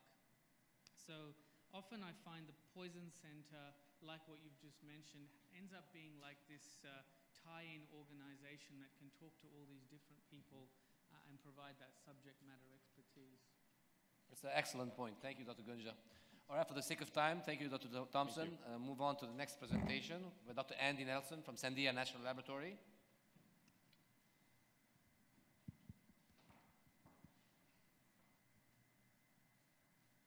Inventories promote security. So I asked him to talk a little bit about chemical inventories at a national level, why they are important, and how they improve security. Dr. Nelson. Thank you. Assalamu alaikum. Good afternoon. So today I'm going to talk about a very seemingly simple topic, inventory management. It's going to access a slightly different part of your brain than the medical toxicology talks. But this inventory management is actually a very complex problem. So first I'm going to start with a story. In 2005, there was a new university formed in the United States in California, University of California, Merced. And they started a new chemistry program. And they had a new graduate student, Jason West. And this student actually had a history of creating methamphetamines. He'd been making methamphetamines for many years. He was an addict himself who was also selling to friends. Well, he joined the university, and now he had access to large quantities of chemicals he could use to make methamphetamines. And he stole about 9 kilograms worth, or enough chemicals to make 9 kilograms worth of methamphetamines, which would be several $1,000s worth of equipment, several $1,000s worth of materials. And this went on for a couple years until he got really greedy and stole a vacuum pump. And that's when his research advisor noticed that he had been stealing things. And when the police investigated, they interviewed his advisor. His name's Matthew Meyer, and he has this quote: "Researchers generally assume that graduate students will recognize and appreciate the importance of the opportunities and responsibilities they are entrusted with to carry out research in cutting-edge laboratories. I am, of course, deeply disappointed that the trust I place in one of my graduate students appears to have been broken." So what this highlights is that the only safety and security mechanism in place at this university at the time was trust. There are plenty of opportunities beforehand to catch this student, prevent him from having access to these materials. So why am I here today? So by training, I'm actually an environmental toxicologist and cellular toxicologist. So I PhD trained, 10 years of laboratory experience. So the main difference between my training in toxicology and most of yours is that if you have a problem, if you're sick, don't come to me because I'll just make things worse. And secondly, I never have to wear a tie to work. But in more sincerity, we're focused in risk assessment. And the environmental toxicology world has developed many different approaches to risk assessment, which actually leads nicely into the field of chemical security and chemical safety. So most recently, I've been working on some initiatives, actually along with Dr. Kazi. I'm leading a special edition in the Journal of Chemical Education to look at safety and security education practices in the United States. And we're finding some quite alarming results that very, very few universities, only about 30% of universities provide any form of security training. Fortunately, there's quite a bit of safety training. And actually, Dr. Kazi has a publication in this edition that just came out a few weeks ago that looks at some very interesting results for first responders and the safety and security practices of first responders. So I represent Sandia National Laboratories. We're one of the largest national laboratories in the world with about 14,000 employees. Our main site is in Albuquerque, New Mexico, which is we're in central New Mexico. We started actually as a nuclear weapons laboratory as part of the Manhattan Project in the 1930s and 40s. And since then, we've grown into a much larger organization, diverse organization that's committed to promoting global peace through various non-proliferation approaches, to include nuclear, chemical, biological, and radiological interventions. Albuquerque actually looks very similar to parts of Turkey. We have a balloon fiesta similar to parts of Turkey, so it feels very comfortable coming to Turkey for my first time. We work all over the world, so if you have interest in anything I say today and you'd like to collaborate, we're always happy to collaborate and share our experiences. We come mostly from a laboratory or a chemical industry perspective, but I think in the spirit of MENATOX, sharing across different disciplines is extremely important, and that's how we learn and grow in each of our disciplines. So mostly what we teach is this concept of safety and security and different approaches to improve safety and security.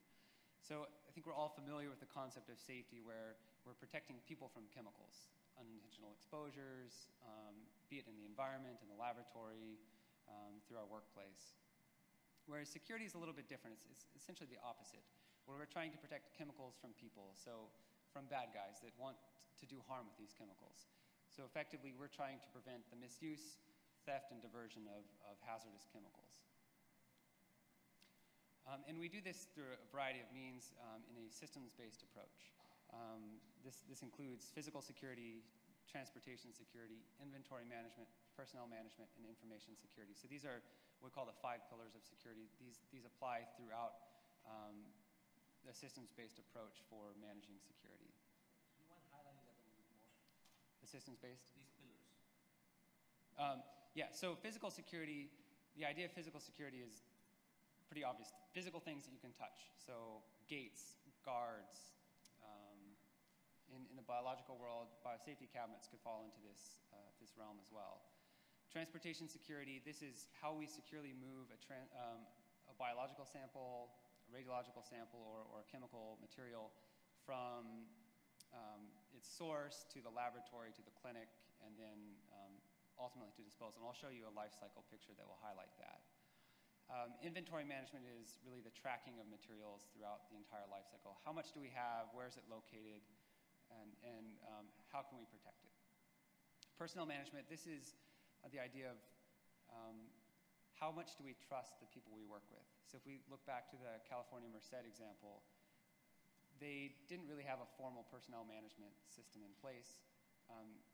They could have done criminal background checks and found out.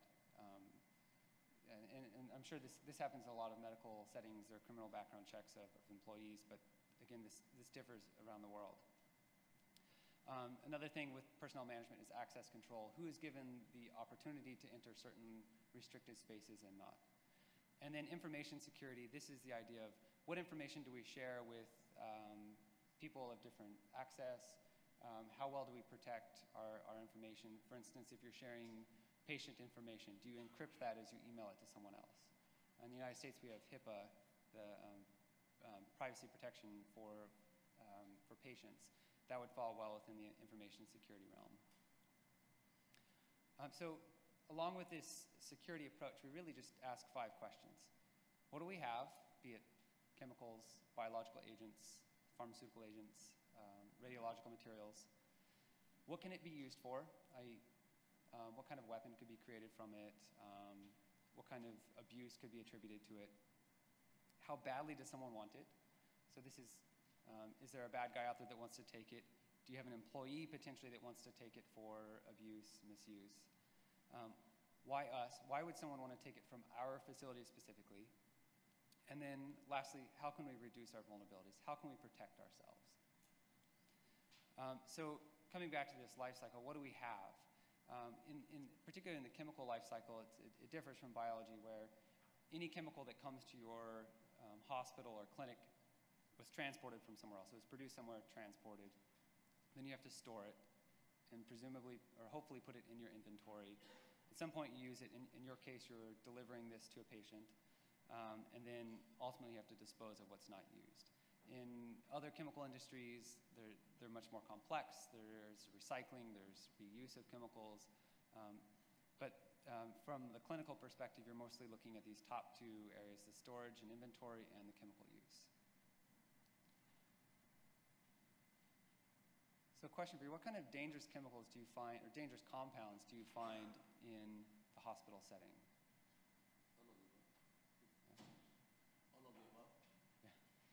Well, I'd imagine you don't find too much nuclear or high-yield explosive materials, but certainly you'll find chemical materials. Nitroglycerin. Sure, okay, so sure, nitroglycerin. Chemicals, you'll find fentanyl. Fentanyl is actually considered a chemical weapon by the Organization for the Prohibition of Chemical Weapons. Biological, certainly you have patients coming in all the time that might be infected with various biological agents, be it Ebola, hopefully not in the Middle East, but MERS, SARS, different biological agents. And then radiological, this is certainly an area that many hospitals have to deal with, particularly with blood irradiators, cesium-137, and also in some cases there's generation of nuclear imaging materials, such as gallium-68, FDG, these sort of things. So, question for you all, what is this chemical called?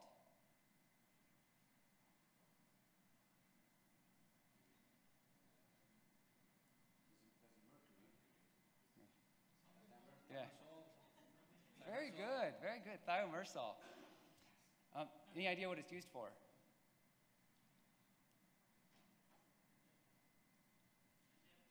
Preservative of? Awesome, very good. So this compound actually showed up in an inventory for a research laboratory I was working with. And I had never seen it before, but it makes perfect sense you would know what it is since it's a vaccine antibiotic. It stabilizes vaccines. One of the names for it is thiomersal. But the challenge with this name is that depending on where you are in the world or who you're talking to, the name can vary greatly. So these are just some of the names attributed to this compound. Same compound. All of these names refer to the exact same compound. We have similar issues with acetaminophen, paracetamol, right? Depending on where you are in the world, it has a different name. So for that reason, in the chemical risk assessment world, we tend to use the CAS number as the main identifier for the chemical. Because regardless of where you are in the world, the CAS number always remains the same. So the CAS number, CAS stands for Chemical Abstract Service Registration Number. So this is actually made by the American Chemical Society, or at least an off-branch of the American Chemical Society, and they have very tight controls on what CAS number is attributed to which compound.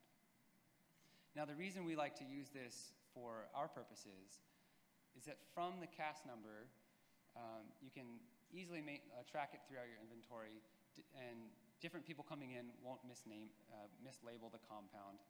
So it's always the same. And then also, it's very helpful in risk assessment because you can easily look up the hazards by searching the CAS number in a variety of databases, such as the ToxinZ website.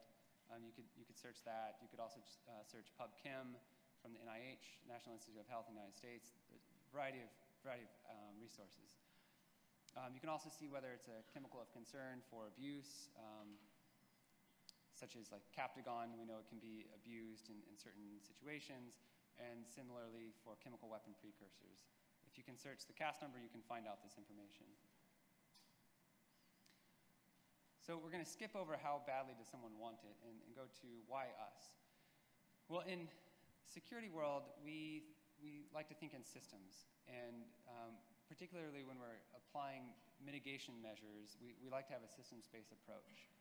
And we specifically put in different, what we call barriers or controls. And there are 3 different types of these. There's physical, so these are things you can see. Operational, these are the practices that we operate by.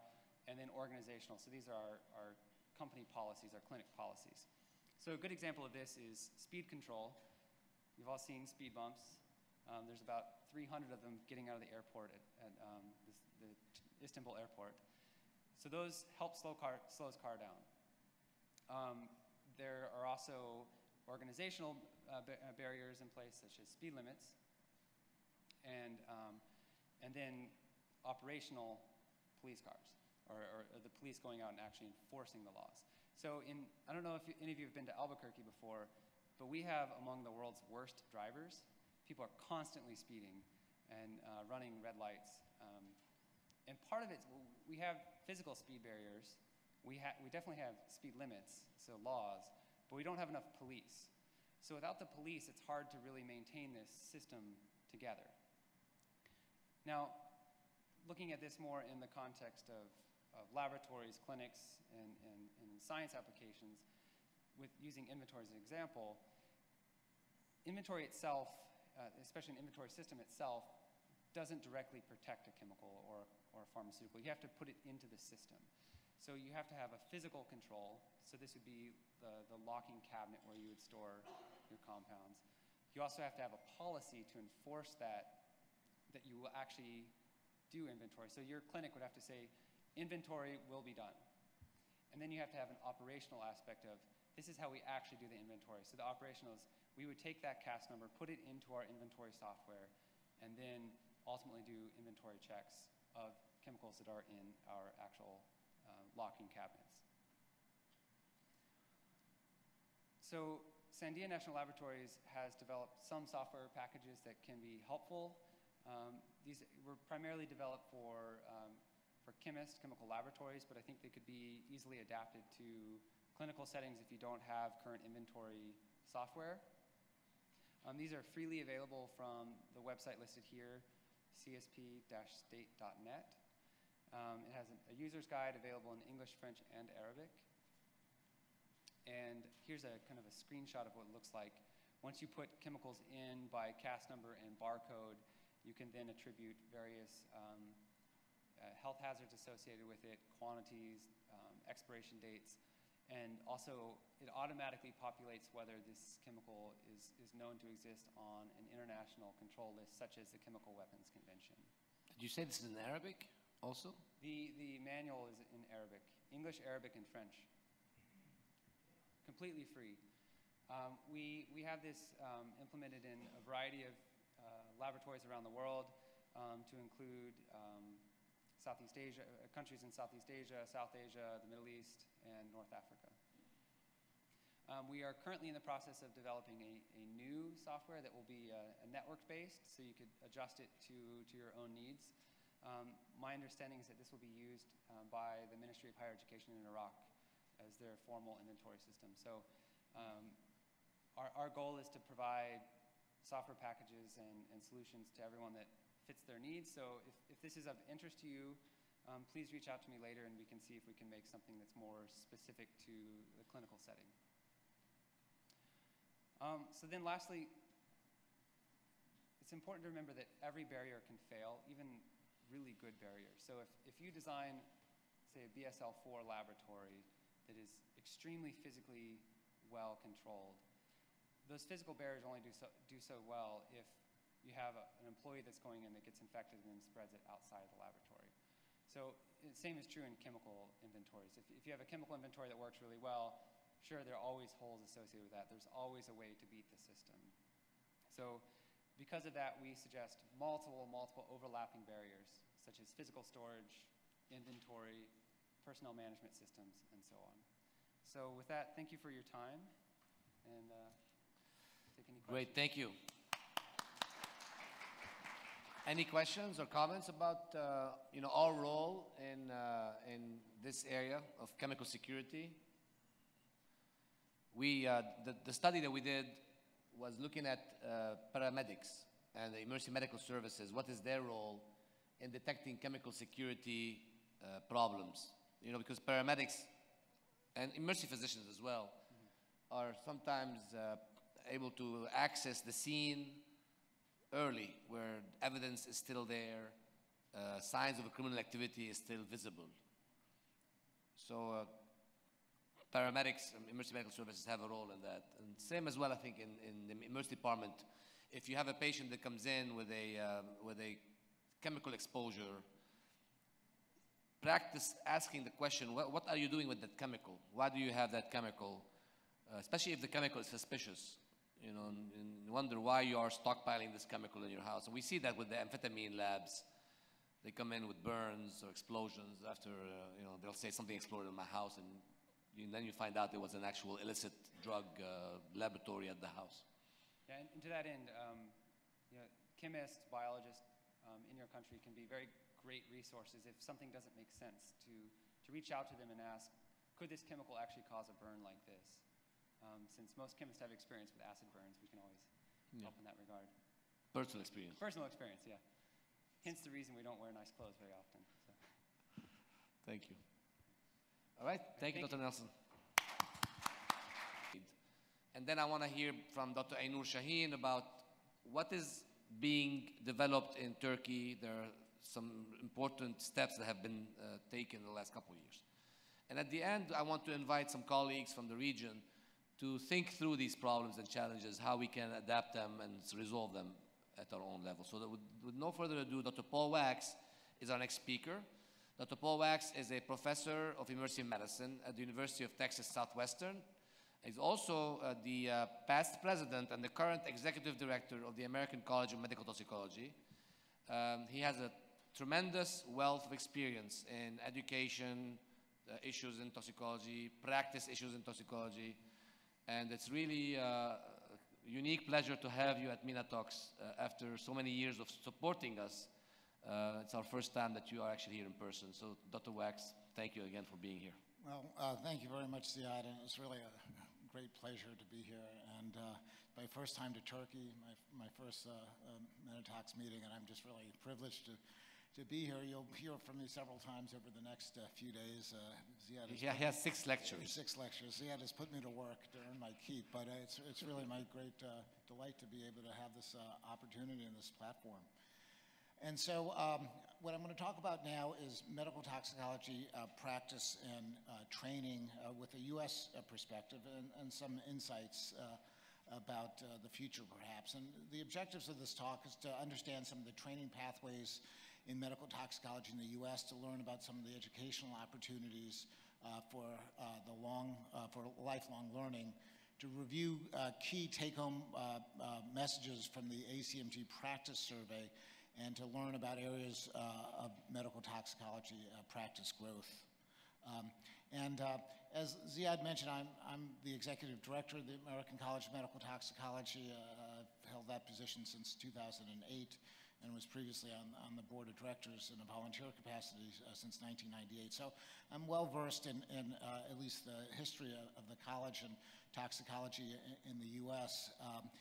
And we'll be talking a little bit more about ACMT tomorrow in a different session. But several of you in the group are members of the college, and we have international membership, and we're open arms to receiving more members. And I'm glad to talk to anyone about ACMT membership over the course of this conference. This is our board of directors. Ziad Kazi has been a board member now for the last 7 years, and has really provided a tremendous asset to the board and his perspective, particularly bringing in an international perspective as well, because even though we're the American College, we are a global association. We have members from all over the world, and that makes it more robust to encounter folks who practice in different ways from around the country. And Dr. Chuck McKay, our past president, is here as well, and we'll be hearing from Chuck over the next few days as well. So I'd like to talk a little bit at the outset about training in the United States. Now, I should also provide a little bit of historical context. You've heard earlier today with Dr. Kilborn and others about some of the early history of medical toxicology, and the American Academy of Clinical Toxicology back in the 1970s established a certification exam in medical toxicology. At that point, there were no really formal fellowship training programs, but there were interested physicians who wanted to get some sort of certification. And so this was actually a subcommittee of the American Academy of Clinical Toxicology. They put together a rigorous examination, and at the annual meeting, they offered the exam to those who were interested in taking it.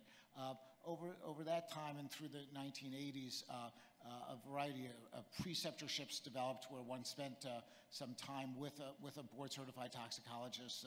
One needed to gain that sort of experience in order to sit for the exam, and the first fellowships were established at that point as well. But it remained rather informal, although if one sat for the exam, it was quite the rigorous exam, and the pass rate was I think about 60% or so. It was a very difficult examination.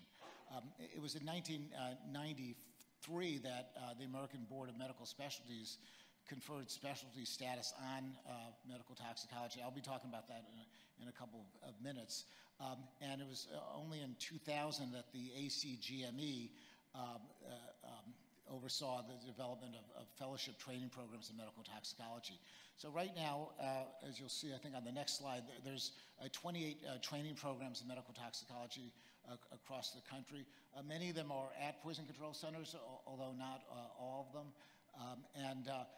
These programs are 2 years in duration. There's rigorous requirements to get these programs approved, and this is for subspecialty fellowship training. And so the prerequisites to go into medical toxicology includes a primary residency in something. Now, depending on the fellowship, some of the fellowships, because of certain internal requirements, require the physicians to be trained in emergency medicine, while other fellowships have broadened it, and the initial primary residency is not mandated in a particular specialty. So it could be emergency medicine or pediatrics or occupational medicine or internal medicine. We even have a scattering of some psychiatrists and neurologists that have also done fellowship training in medical toxicology. This is a slide that looks at the number of toxicology programs and the number of fellows in training over the years. It's been relatively flat with a little bit of an increase in recent years.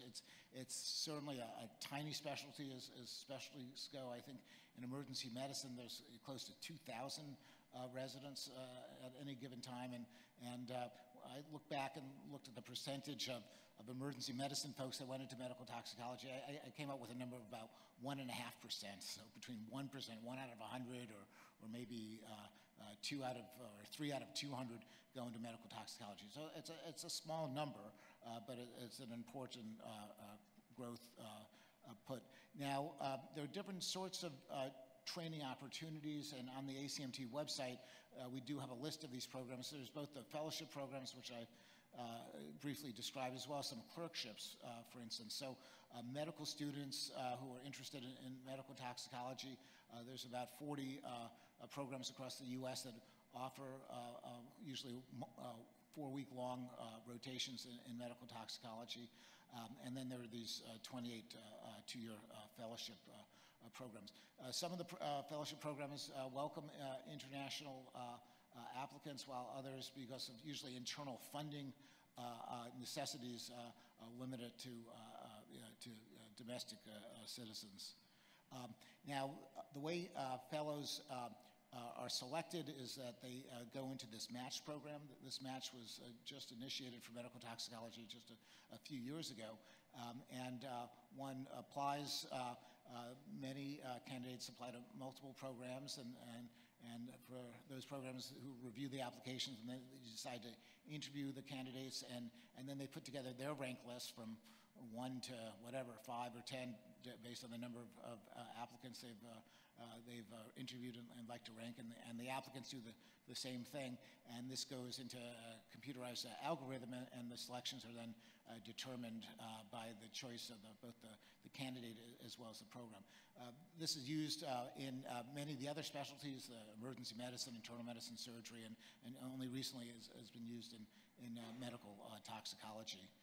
This is some of the results from the match in the last several years. As you can see, in 2020, there were 26 programs that were in the match, and 60% of those programs filled the slots that were available. In terms of the numbers of positions, of the 51 positions, 76% filled.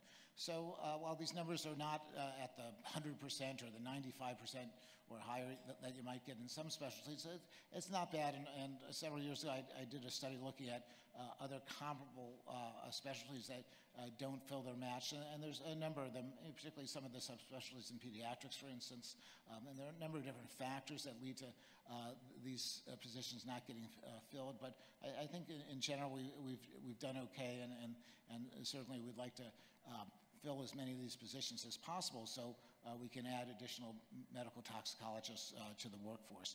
If you compare medical toxicology with some other emergency medicine specialties, at the bottom part, clinical ultrasound and EMS, which are relatively newly recognized specialties as emergency medicine specialties in the U.S., medical toxicology has been around a lot longer, but as you can see, there's many more now ultrasound fellowships and EMS fellowships. So I think medical toxicology has a place and has a loyal following, but the numbers are relatively small. For both clinical ultrasound and EMS, the fellowship duration is only 1 year, while in medical toxicology it's 2 years. And we recently discussed whether we could short track the medical toxicology training experience, but the overwhelming number of medical toxicology fellowship directors insisted that it remain at 2 years, just because of the tremendous knowledge transfer that's required during the training program.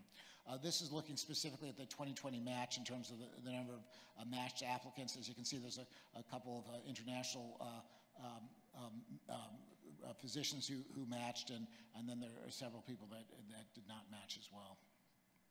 Now, once one goes into the medical toxicology fellowship, it's again 2 years full-time, and then to become board certified in medical toxicology, there's a rigorous exam at the end of that 2-year cycle. This exam is put together by what's known as the Medical Toxicology Subboard, which has representatives from the 3 specialties that endorse the medical toxicology examination, emergency medicine, pediatrics, and preventive medicine. If a candidate is from some other field like internal medicine, they're also eligible to take the exam if they've completed their fellowship. And it's the American Board of Emergency Medicine that administers this examination. So way back when, before 1992, it was the American Board of Medical Toxicology, which was a branch of the American Academy of Clinical Toxicology that oversaw that exam. But that's now all been transferred out to the under the American Board of Medical Specialties, and in this case, the subboard is just described. Now, the exam is based on the core content of medical toxicology, and I had the opportunity when I sat on the subboard to be the lead on this paper, which put together the topics that fall under the rubric of medical toxicology. This was updated in 2012, although it remained fairly similar. And it's a long list of topics. It's not an exhaustive list, but gives the candidate an idea of what they're responsible to know to sit for the medical toxicology board examination. And the exam is put together using a blueprint, which essentially gives you the percentages of exam items based on area within medical toxicology. And I won't go through the list here, but you get a sense of that it is a diversified examination with items pulled from a number of different components of medical toxicology. These core content includes a listing of many of the types of drugs and chemicals and other sorts of components of what goes into medical toxicology, but it's not all inclusive. For instance, it mentions antibiotics, for instance, but it doesn't mention which ones. So the applicant is responsible to know really all the antibiotics. It's hard to have exhaustive lists on every last topic, and this is some more example of drugs that affect the nervous system. Again, they're groups of classes of drugs, but not necessarily specific drugs. Now, in terms of the number of folks that have become board certified in medical toxicology, once again, it's a tiny field, but you can see the number at the very bottom, 686. So those are the total number of people that have ever been board certified in medical toxicology in the U.S. And most of them came through the current sub-board examination, which was initiated in 1994. So 611 of them were certified under the sub-board. Now, as far as I know, this sort of rigor in terms of credentialing someone in medical toxicology is unique to the United States. I realize there are those in many other countries that have toxicology training. Some of them are within programs in clinical pharmacology or within internal medicine, but the maturation of training programs, I think, lags behind what's occurred in the U.S. In addition, the exam for the U.S., as just described, is limited to those who have trained at ACGME accredited fellowships in the United States. So there's certain limitations, and the exam in the U.S. is not open to those who have not fulfilled those prerequisites of training in the U.S. But I will add one other thing, and it's something to talk about and perhaps network on over the course of the next few days.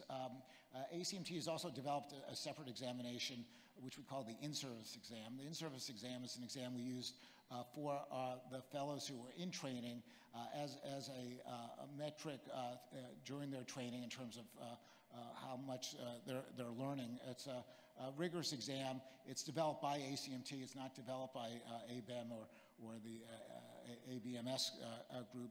And we currently just use it internally for our current U.S. fellows. But putting together an exam is a very time and resource intensive process. There's a lot of rigor that under necessity is required to put the exam together.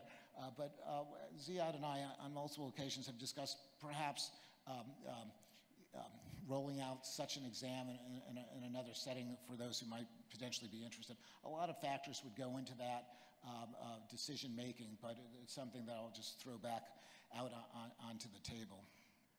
Now, in terms of the primary board status of medical toxicology, diplomats, as you can see, majority of them are from emergency medicine, as just described. There are some from pediatrics and from occupational medicine and internal medicine as well. This looks at back in the early days of what specialty they came from in the U.S. And back then it was about 56% emergency medicine and many more pediatricians and those from internal medicine. This has shifted over time, and now it's predominantly emergency medicine. I think this has its attributes and its drawbacks. Medical toxicology is not just emergency toxicology or acute care toxicology. I strongly believe of the heterogeneity of the field, and the fact is that in toxicology we deal with the xenobiotic exposures to human health, whether it be at large dose or small dose, whether it be in the acute setting or more the chronic or even the environmental setting. So it's really important to have physicians who are comfortable in all those settings, and this is not something that's unique to an emergency medicine physician by any means. So those who come from an internal medicine background or pediatrics or occupational medicine or even anesthesia, I think are very valuable in what they can contribute to the field, and we need to get more non-EM folks into medical toxicology. And again, this is looking at the total number of diplomats whose only board is in emergency medicine. As you can see, it's been in the mid to low 90s in the last several cycles, which I think is not necessarily the best trend, as just iterated, and it's important to get other folks into this field as well. So in terms of education beyond fellowship training and taking the board examination, ACMT, for instance, offers a number of educational opportunities. We just recently, just a couple of years ago, developed this Total Tox course, which is a review course not set just for the board exam. We also have a board exam review course, but this is more for the emergency physician or others that are interested in toxicology. The next course is in Minneapolis in August in 2020, but we thought there was a niche for this sort of course. There really wasn't anyone else providing such a comprehensive review course. And it's a 3-day course given by great faculty, including several of the American toxicologists that are here at this meeting. In addition, ACMT has our annual conference. The next conference coming up in March, just in a few weeks, and in 2021 it will be in Portland, Oregon, and 2022 will be in San Antonio, Texas. This is a conference that's really evolved over the years, and now we have approximately 350 to 400 people that attend from around the country and internationally as well. And we have a lot of research presentations, plenary sessions, and it's a great place to network. This conference has really grown tremendously over the years. But not only do we provide conferences as a way to provide professional enrichment, but we also have a whole series of webinars, and particularly in the last 10 years, it's been so much easier to provide information via webinar, and it really has no geographical limitations either, for that matter, other than some time zone challenges perhaps. And ACMT, we put on approximately a webinar every single week. These webinars are open for any of our members. You have to be a member to attend, but there's lots of webinars. Like I said, we have a webinar case conference, a journal club, a grand rounds, an addiction medicine journal club as well. So we have a lot of opportunities educationally. Finally, we also have a mentorship program. This is meant for any of the ACMT members, whether they're junior or mid-career, and with the idea that education continues beyond training programs per se, and there are new skills that some may have not been indoctrinated in during their fellowship that they want to brush up on or develop more skills to help further their professional career. And we just reinstituted this mentorship program just over the last year. So with that said and done about education, I just wanted to move into practice. And this is some data from a survey that ACMT did several years back, looking at how people practice and some of their thoughts about the practice and what they kind of needed for further professional development. As you can see, in the U.S. at least, the majority of physicians do practice in an academic setting, although certainly this doesn't account for all medical toxicologists. One of the things medical toxicology provides is a nice academic niche, for instance, for both teaching and research purposes, so it kind of lends itself to that. Most specialties, say internal medicine or pediatrics, the majority of physicians are practicing in the community. They're not academically affiliated, but in medical toxicology, it's generally the reverse. In terms of time engaged in medical toxicology practice, the majority of the U.S. medical toxicologists, or those who filled out the survey at least, only practice medical toxicology part-time. It's my sense that that many of our medical toxicologists in the U.S., not all of them, but many of them, if they had their preferences, would like to practice medical toxicology full-time. But there are certain barriers that we can discuss over the next few slides. Many of them, like their emergency medicine practice as well, and want to pursue practicing both emergency medicine and medical toxicology. But there are certain challenges. Speaking personally, when I did my emergency medicine residency, I thought I was going to be an ER doc, and that would be the extent of my practice. And as I took my medical toxicology fellowship, that really pivoted my career aspirations. And After that, I certainly wanted to do as much medical toxicology as I could, although I still, even at this date, still work in the emergency department as well. To work on expanding medical toxicology practice opportunities.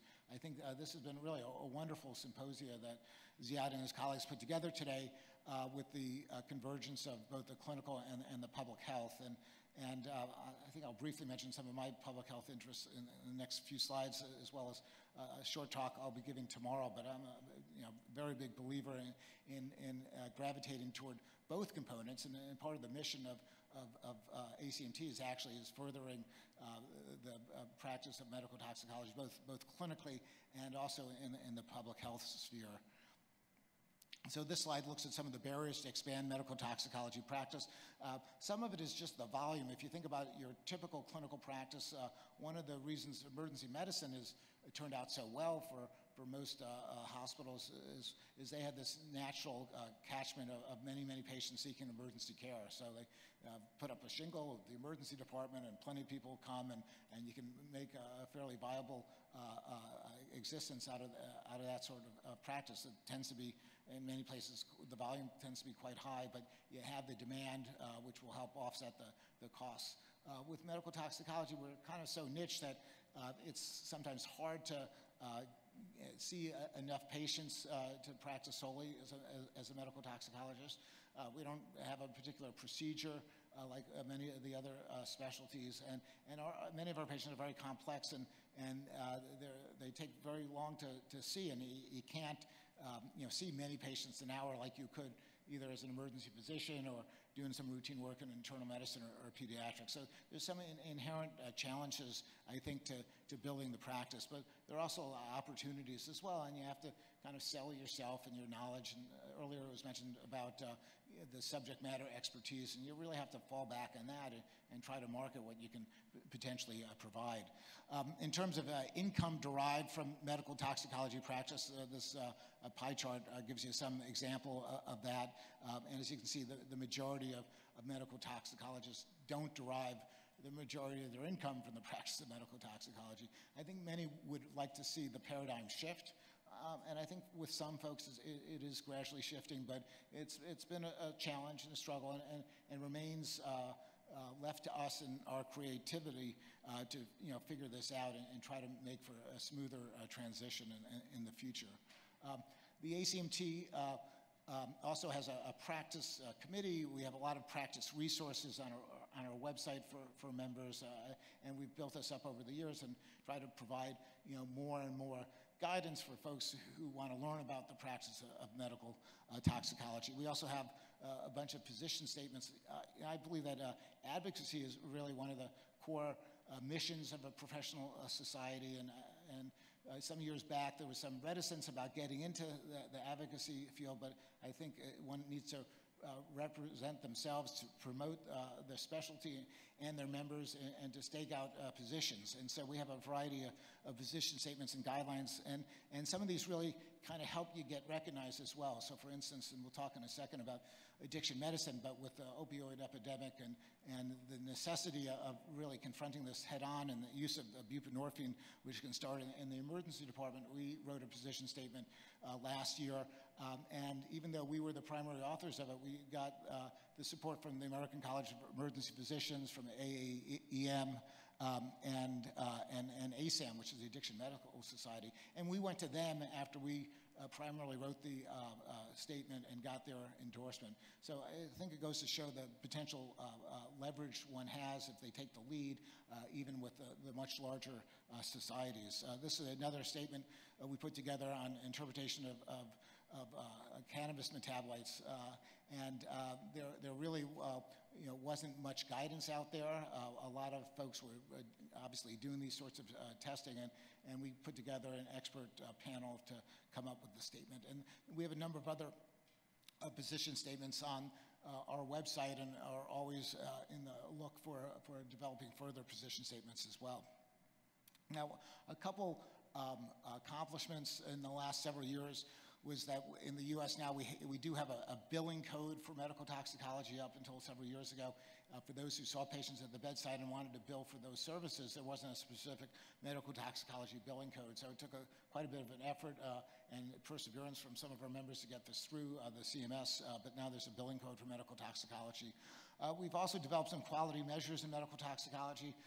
This was another big effort, a lot of work behind this, and it's still an evolving process, but these were the initial metrics that we developed.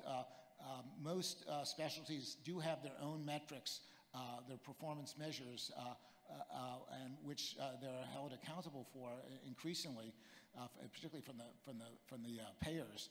And medical toxicology didn't have anything, and people practiced every which way. There wasn't much consistency. So this is a start, and it's ongoing, and something that needs to be continued to be addressed, I think, and taken seriously.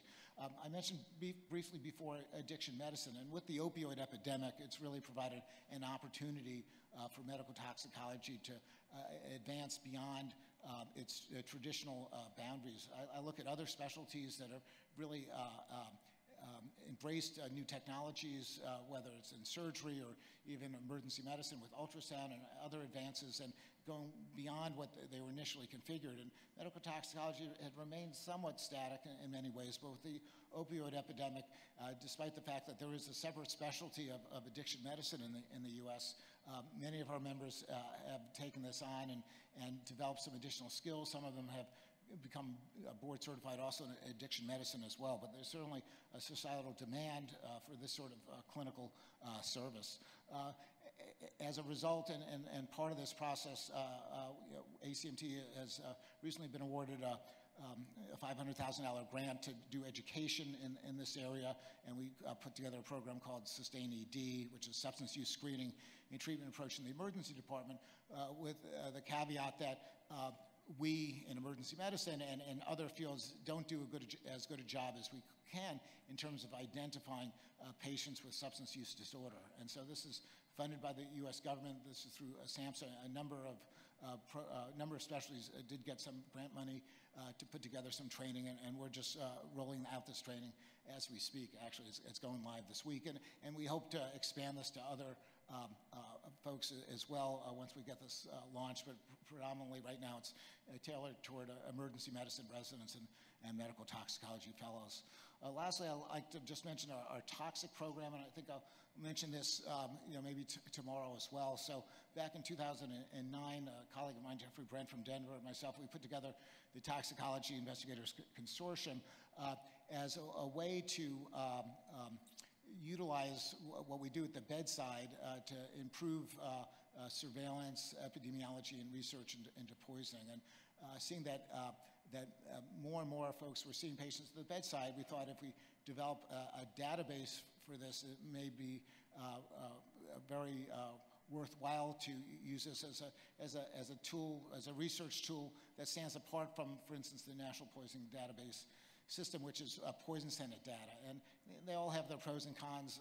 The toxic database is certainly much, much smaller, but we have about 80,000 cases in this database at this time. And when we initially launched it, we were hoping to get some international collaborators, and over the years we've had a few from Australia and Thailand and from Canada.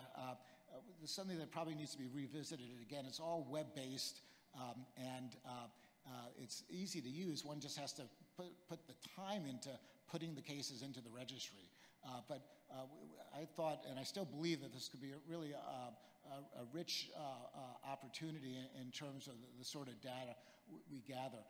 What makes this stand apart from poison center data is that all the cases in the database are based on the physician's interaction with the patient at the bedside under the guise of a toxicology consultation. So if it's just an ER visit without a separate toxicology consultation, it really doesn't qualify. But if a toxicologist has been called to consult, those are the sorts of cases that we've put into the database. And we're starting to get some traction and some funding from CDC, FDA, and others.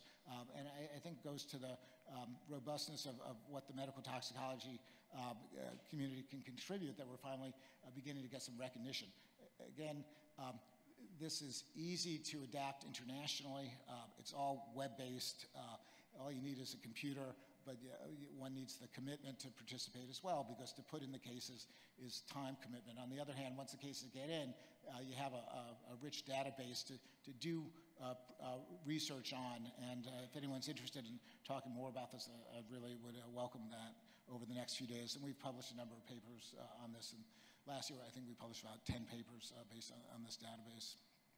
So at that point, that's a kind of a brief purview of education and practice in the medical toxicology based on the US model. And I thank you very much for this opportunity, and welcome and open it up to questions at this time. Thank you. Thank you, Dr. Wax. Wow, you know, I've been really fortunate to be mentored by Dr. Wax and Dr. McKay through ACMT, and I really try to emulate some of the ACMT passion and activities through MENATOX. And I think MENATOX is the little brother or little sister of ACMT. So again, thank you for your support. Dr. Bashatal from Emergency Physician Association of Turkey.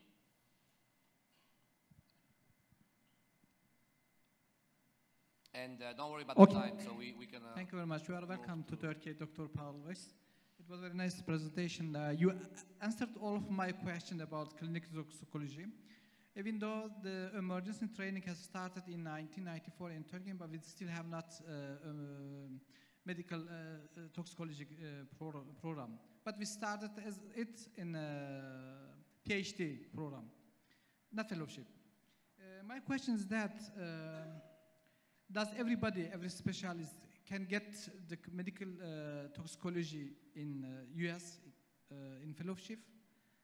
The second question, if so, is it possible to get this fellowship program in their own clinic, or is it given in emergency department? The third question is about the practice. When you have a patient, toxic patient in emergency department, and you finish your first aid, and the patient is need to be hospitalized, which clinic do you send this patient for hospitalization, for further investigation? Thank you very much. You are welcome again. Thank you. Again, it's really a wonderful opportunity to come to Turkey. The medical toxicology training programs, the majority of them are associated with emergency medicine programs, but not all of them. And they don't need to be associated with emergency medicine programs. There's a program actually in Phoenix, which is really apart from emergency medicine, really has nothing to do at all with emergency medicine. They have their own toxicology inpatient service, and so it's not part of the emergency medicine program at all. And even the ones that are housed within departments of emergency medicine, the medical toxicology group is often a sub-department or a section of emergency medicine. And depending on the program, some of the fellows in training may not even work in the emergency department. They may just see the patients clinically. Usually the clinical component of the training program for many of them consists of serving as consultants to the Poison Control Center, although that is not even a requirement itself, but is usually having some sort of bedside service, some sort of clinical service. The majority are as a consultant, although some of them have their own inpatient service. So as a consultant service, you're consulted by, it could be by the emergency department or the intensive care unit or some other service around the country, around the hospital, and you come in and provide a consultation, just like an infectious disease specialist would provide a consultation, or a rheumatologist. It functions in a similar way. That's a key point, though, to highlight that, the training must include a clinical component at the bedside. That's what's important to remind. And there's certain requirements. So as I mentioned, each of the fellowships have to go through a very rigorous application process to be approved as a fellowship. And in the fellowship application, they have to ascertain that their fellows will see a certain number of patients at the bedside, or perform a certain number of toxicology consultations. In terms of the clinic, most of the, in fact, I guess all of the training programs have some sort of clinic where they will see often non-emergency toxicological cases, occupational cases or environmental cases, or depending on the situation, they may follow up some of their inpatients like snake bites and whatnot in the clinic. And that clinic may be sometimes they use the space in the emergency department for the clinic, or they may have access to other outpatient clinics. Yep. Thank you, Dr. Wax. This is Yeşim Tunçok from 9 Eylül University, Medical Pharmacology Department. And when you are talking about the emergency medicine and the medical toxicology, many beautiful memories came up to my mind, because 29 years ago, I was medical toxicology, clinical toxicology visiting fellow in United States for a year, and in Cincinnati, Ohio, University of Cincinnati, with Leslie and with Curtis, and I think they are your friends also. Yes, yep. And after went back to Turkey, we set up a poison control center in Izmir, in 9 Eylül University, and we set up, I think Aynur will talk about that, but after your talk, I would like to tell my memories to you. And after that, we developed a poison center, and we set up a clinical toxicology division in the pharmacology department. And I would like to ask if you have any medical pharmacologist in U.S. fellowship program. We are in Turkey, medical pharmacology departments have medical physician residents. That's why in Turkey we try to do medical toxicology training in our division, also in collaboration with emergency medicine department, not ourselves. Because I think in the multidisciplinary approach, every medical toxicology certification program can be established in Turkey also. Thank you. Yeah, thank you for your question. And Leslie and Curtis are dear friends of mine. So, so in the U.S., what you referred to, I think, as medical pharmacology would be considered clinical pharmacology. And there are some programs in the U.S. Currently, although we investigated this years ago, we don't have a tight connection with the clinical pharm community. My sense of it is it's even a smaller community than medical toxicology. It's struggled to grow, often because of the compensation issues that we've discussed. Although certainly there's overlap in content. I do think that many of the medical toxicology programs try to teach basics of clin pharm, but the majority of programs don't necessarily have a clinical pharmacologist associated with them, although those that are closely aligned with the poison control centers will have clinical pharmacists, for instance. So we're a little bit different than clinical pharmacologists. Dr. Balla from Chandigarh. Yep, very interesting talk. We are going through this phase, which you went ages ago. We still have interested internal medicine people, some pediatricians, who would take up clinical toxicology. And now, since last 5-7 years, we've started emergency medicine as a specialty. My question to you is, if we are trying to set up a clinical toxicology fellowship program in India, what should we be aiming at? Because what happens is, with the emergency medicine growing in the country, we would have only them as the front man in the emergency taking care of acutely poisoned patients. But they won't be there for the occupational and environmental hazards if there are some disasters which are happening.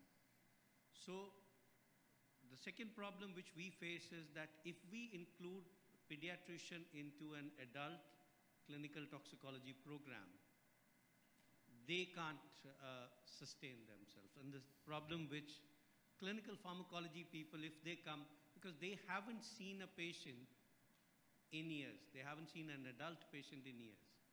So if we bring them into a clinical toxicology bedside program, I think it is going to be very difficult. It's not difficult to train a person who knows a little bit, but it might be difficult if we put them up front in the care of acutely poisoned patients. So I just want I mean, you are a role model of someone who's successfully evolved your career and embraced medical toxicology. It's, you know, it's, as you allude to, it's very challenging. And I think, again, it doesn't have to be done in the emergency medicine department. Now, so why should someone do a medical toxicology fellowship? Why should they get a certificate to begin with? And that's really an existential question that I've thought much about. Because my wife, for instance, is a gastroenterologist. She did internal medicine. She did her GI fellowship, and she learned skills and procedures where she practices gastroenterology full time. Like many medical specialties, the subspecialty training allows you to then practice and earn a living doing the subspecialty full time. Except for a few. That hasn't been the case in medical toxicology. I put up some data about what might be some of those reasons why and some of the challenges. So given that, why should one do the medical toxicology? And it's certainly not to make more money. It's to develop intellectually a particular niche talent, I think. It's potentially to allow you to do other things beyond working in the emergency department, but you have to be very proactive. You have to go at it. It's not going to be delivered to you on a silver platter by any means. It does have the potential of opening up some doors. That's why, as I mentioned, for every 100 people that train in emergency medicine, maybe one of them goes into medical toxicology. That's a very, very tiny number. My perspective over the last number of years is as you start to develop partnerships with others, you start to waken them to the idea of medical toxicology as a bona fide specialty and what we can offer. I've spent many times over the last, particularly the last several years, trying to interact with folks who were interested in, say, in addiction medicine or whatnot. We'd never even heard of medical toxicology. I mean, we're kind of we remain kind of an invisible field.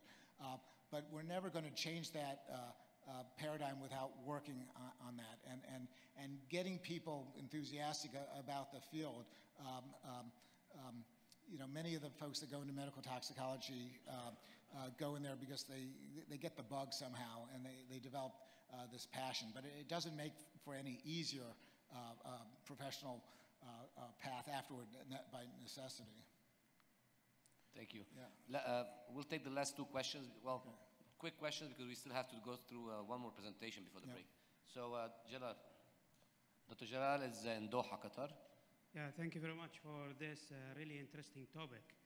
And I can see from the audience they are so interested in solving this problem in MENA region especially. If I talk about myself, that we started something called Emergency Medicine Fellowship and Toxicology in Qatar, which has ended up after 3 years only. Then we were looking for, improving our toxicology training to look for other subspecialty or other countries to enforce our training. So maybe this is correct for other countries, which is that difficult to get a proper training in an easy way and with a good cost and with better experts. So my question, because after building up of MENATOX, and we reached to this level, where there is a lot of toxicologists in the all MENA regions, and with recognition from ACMT and other association, why we don't start something called International Fellowship or Training in Medical Toxicology? That is run in the country itself, whereas there is a patient, there is some toxicologist, and it is recognized by ACMT and supervised by ACMT. So there is a requirement, there is a bedside teaching, and there is a curriculum to be followed. with direct supervision by ACMT and upper supervision by, by MENATOX and upper supervision by ACMT. This is a time I think we should think about this part. Because if you tell me I want you to come to US, first of all, I'm Yemeni. There is no visa for Yemenis. Second of all, there is a high cost.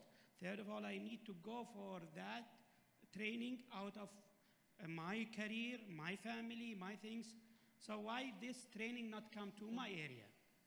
Thank you. Yeah. There's no reason why this shouldn't happen. Yeah, well, I think it's a good question. As you know, some of you know, Ziad is also our chair of our international committee, and you know, we've talked about this over time. But you know, if there's enough groundswell of support, it needs to be kicked into a higher gear in terms of you know, putting together some sort of plan. You know, some sort of plan that has buy-in from folks. It's never going to happen without the effort, but I think we should capitalize on our successes that we've described and try to broaden out that to others and to share the expertise that we've developed in the process. And I'm very much supportive of that. Okay. Dr. Shirazi, then Dr. Bashat, then Dr. Andy, and then we're done. Okay. And then Dr. Noor Shaheen gives her presentation. Please make them quick questions, more like sound bites. Elevator speech. Well, I just wanted to reaffirm one of the things that Paul said. I think I'm one of the few, if not the only, fellowship director from the US. And one of the problems we had is actually emergency medicine. As Paul said, for emergency medicine department, you open it up and they're patients. For toxicology, you got to work on it. You have to have a reputation. You have to have a value added so that you're consulted. And many of those things comes from having clinical pharmacology background, working with the departments of pharmacy and such. And I think to be honest with you, I think every country needs to look at their workforce, especially their healthcare workforce, and see how they're going to allocate that. We, now are moving, and I agree, we're moving away from emergency medicine being the only source. Because we're finding actually internal medicine, psychiatry, those guys are much more interested in the area of toxicology, and they want to make a living out of it, and they're working hard at it. Thank you. Yeah. Dr. Bashar? Dr. Bashat, I'm sorry. I know, do you want to get set up? You're ready. One simple question, thank you again. Just, we have so many residents there sitting here. I'm wondering that we always talk about the past of the medical toxicology, what happened in the past. What is your opinion about the future of the medical toxicology, about the toxicologist, for example, 10 years later? What's your opinion about this subject? That's a whole hour lecture. Dr. Nelson, please. Yeah, so can I respond? Yeah. I'm just getting the microphone ready. Well, I started my training in 1989, and I finished in 91, so it's really 30 years in 2020. And there's been a slow improvement over that time. A lot of the same challenges. We certainly have a larger workforce. I think we need to continue to look outside of our box. That's why I've been embracing the addiction medicine paradigm, something that we really didn't do much of in the past. Even the presentation that Gaylord gave earlier this morning about what his Poison Center does and all of the kind of varied responses to what a Poison Center can do. I think we need to embrace that sort of approach. It's not just going to be seeing acute overdoses. I think the acute overdoses is a core part of what we do, but it's just part of it. I think some of it's in education and consultation. As a society, we provide consultation on a variety of areas. We just heard that talk about chemical security, and we actually have a contract that we provide some consultation on that. So it's kind of going beyond the acute overdose paradigm. And just one comment about the pediatrician. Ashish mentioned, we've trained pediatricians over time that did not have primary training taking care of adults, but during their toxicology fellowship, they've become quite confident of at least taking care of adult toxicology patients. Now, they're not going to go back and say work in an adult emergency department, but as part of their portfolio, seeing an adult toxicology patient, they're quite confident at. And what does board certification provide also? So some hospitals, to do consultations in the U.S., you have to be board certified in medical toxicology. So that barrier to become credentialed to provide consultations, whether you're a pediatrician or ER doc, if you have the board certification in medical toxicology, you can take care of those patients. Now, of the approximately 5,000 hospitals in the U.S., maybe about 100 of them or 125 of them have medical toxicologists. So most hospitals, there are no medical toxicologists, but we've made some inroads. Thank you. Yeah. Last question, soundbite. So I was just thinking about alternative pathways into medical toxicology, and I personally, I'm married to a preventive medicine physician, and one of the challenges with this pathway into medical toxicology is typically the preventive medicine residencies come after some other residency program. So you're looking at a first residency, then a second, and then a fellowship, and at that point the spouse is frustrated and enough training. So I'm wondering if it would make sense for medical toxicology, addiction medicine, occupational, and preventive medicine to team up together to make a more streamlined residency process so that the second, third year of occupational medicine can be linked more directly with the first year of residency training. Yeah. Good question. These sorts of issues have been discussed over the years in multiple different guises, depending on what specialties you want to combine. It's very difficult. Everyone has their own turf, and they don't want to give up, and you try to shorten it, and does it get shortened from this, does it get shortened from that?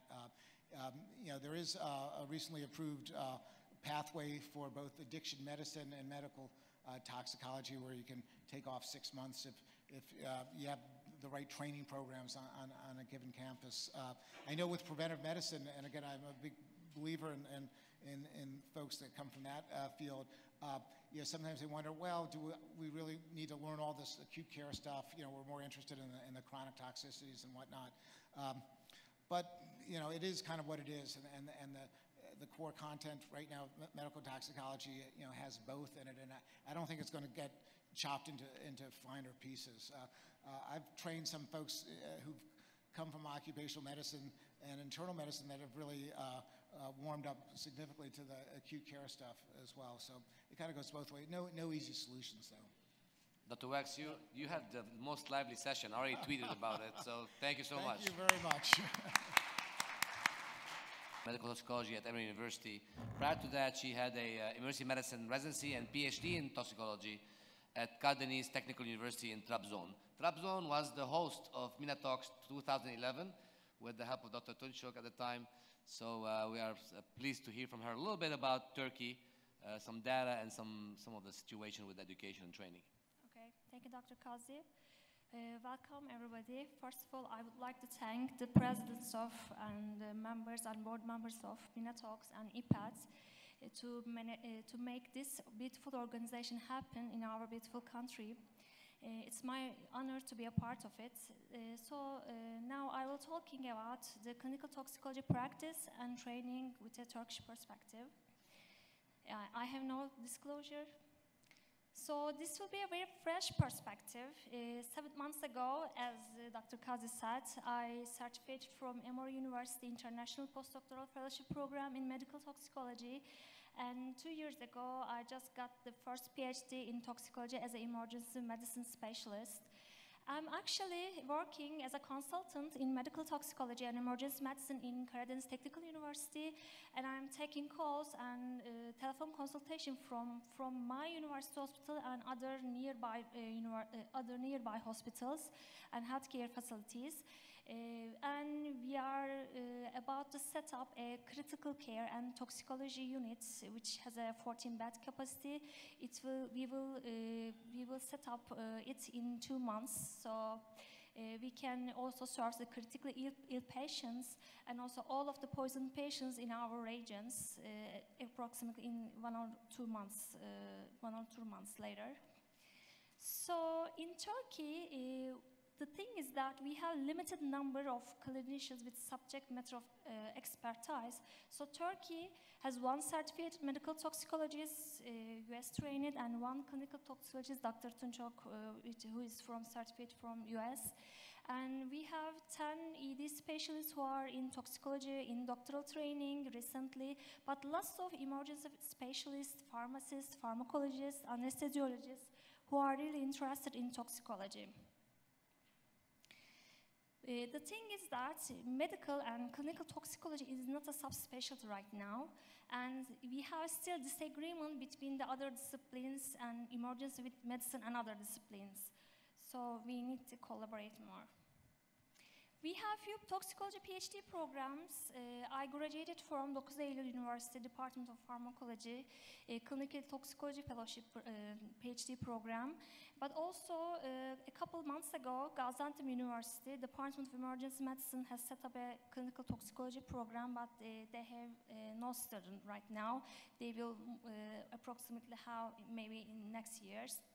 So the other programs, toxicology programs, are generally pharmaceutical toxicology, and they are under the division of pharmacy. So we have lots of pharmaceutical toxicology PhD programs, like 8 or 9. The number is like this. And the thing is that just 3 of them has a local poison center. 9 Eylül is one of them, and also Hacettepe University and Uludağ University has local poison information service. The thing is that the working hours are like in between daily hours and service only local university, hospital, healthcare professionals.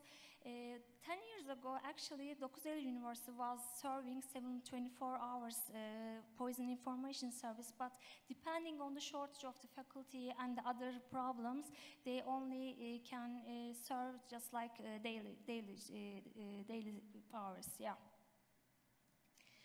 So future steps is absolutely we need set up a specific medical toxicology fellowship program with a collaboration between the other discipline and other programs, and absolutely with a National Poison Center.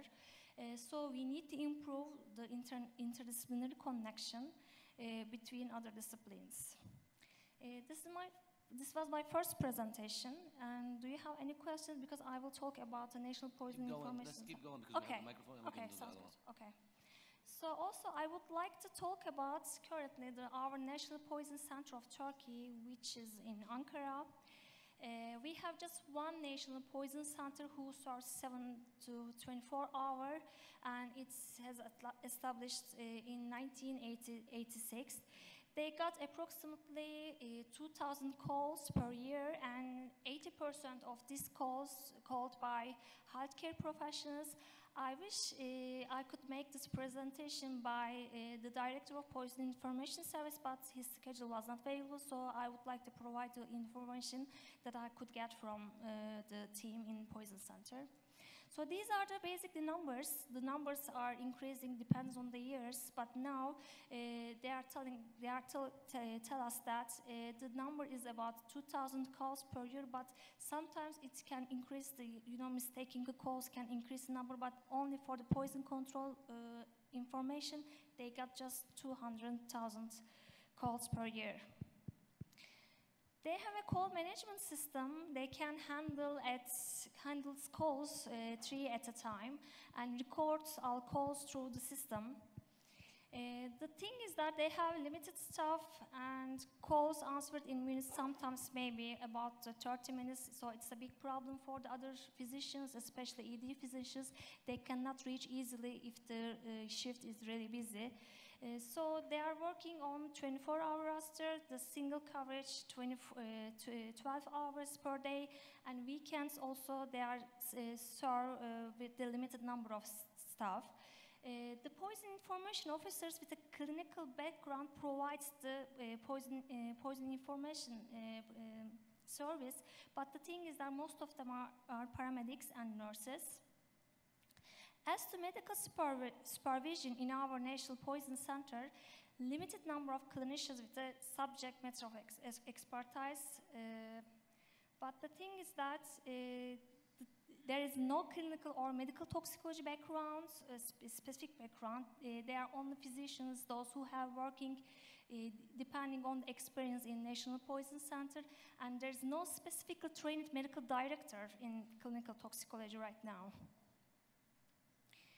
As to record variables, we have really good record variables. We got every information from the patient in Poison Center.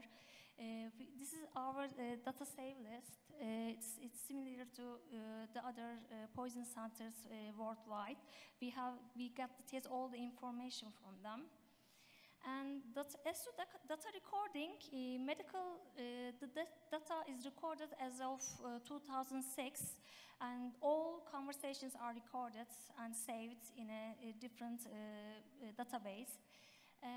The other thing is that, the other problem is that they are collecting the data, but they are not sharing with the other healthcare professionals or the public for more than 12 years. They only keep this information to just Ministry of Health and Public Health, but they don't publish any annual reports, and so that we don't know about how much we expose and what is the most common exposure in Turkey, so we have difficulties like that.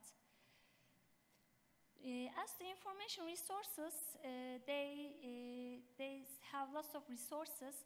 They use Poisonex for electronic poison information service, and also they use textbooks, journals, and reference materials. But the thing is that the physicians are just using these materials, and they don't have any medical toxicology division. So, as to research and toxicovigilance, I have no information to provide you, but they have lots of collaboration with public health agencies, medication safety bodies, regulatory authorities. They have lots of connections. And they have key relationships between Ministry of Health, Ministry of Disaster and Emergency Management, public health, other healthcare professionals, media. Current challenges are, in a nutshell, there's a lack of medical supervision, non-accredited poison information providers with limited numbers, no follow-ups, they cannot do follow-ups, staff already stretched to the capacity, and annual reports are unavailable. And for the future strategy, maybe we can build a medical clinical toxicology as a recognized subspecialty in region, and also accreditation is really essential for the other poison information staff. Also, we need to entrenching the National Poison Center into the healthcare infrastructure in minds of officials and healthcare professionals. Thank you.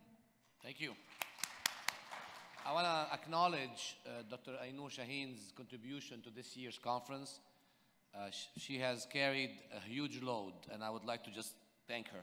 Thank you. We can take one question, then we're going to take a break, and we're going to resume at 4. I'm going to give you an extra 5 minutes.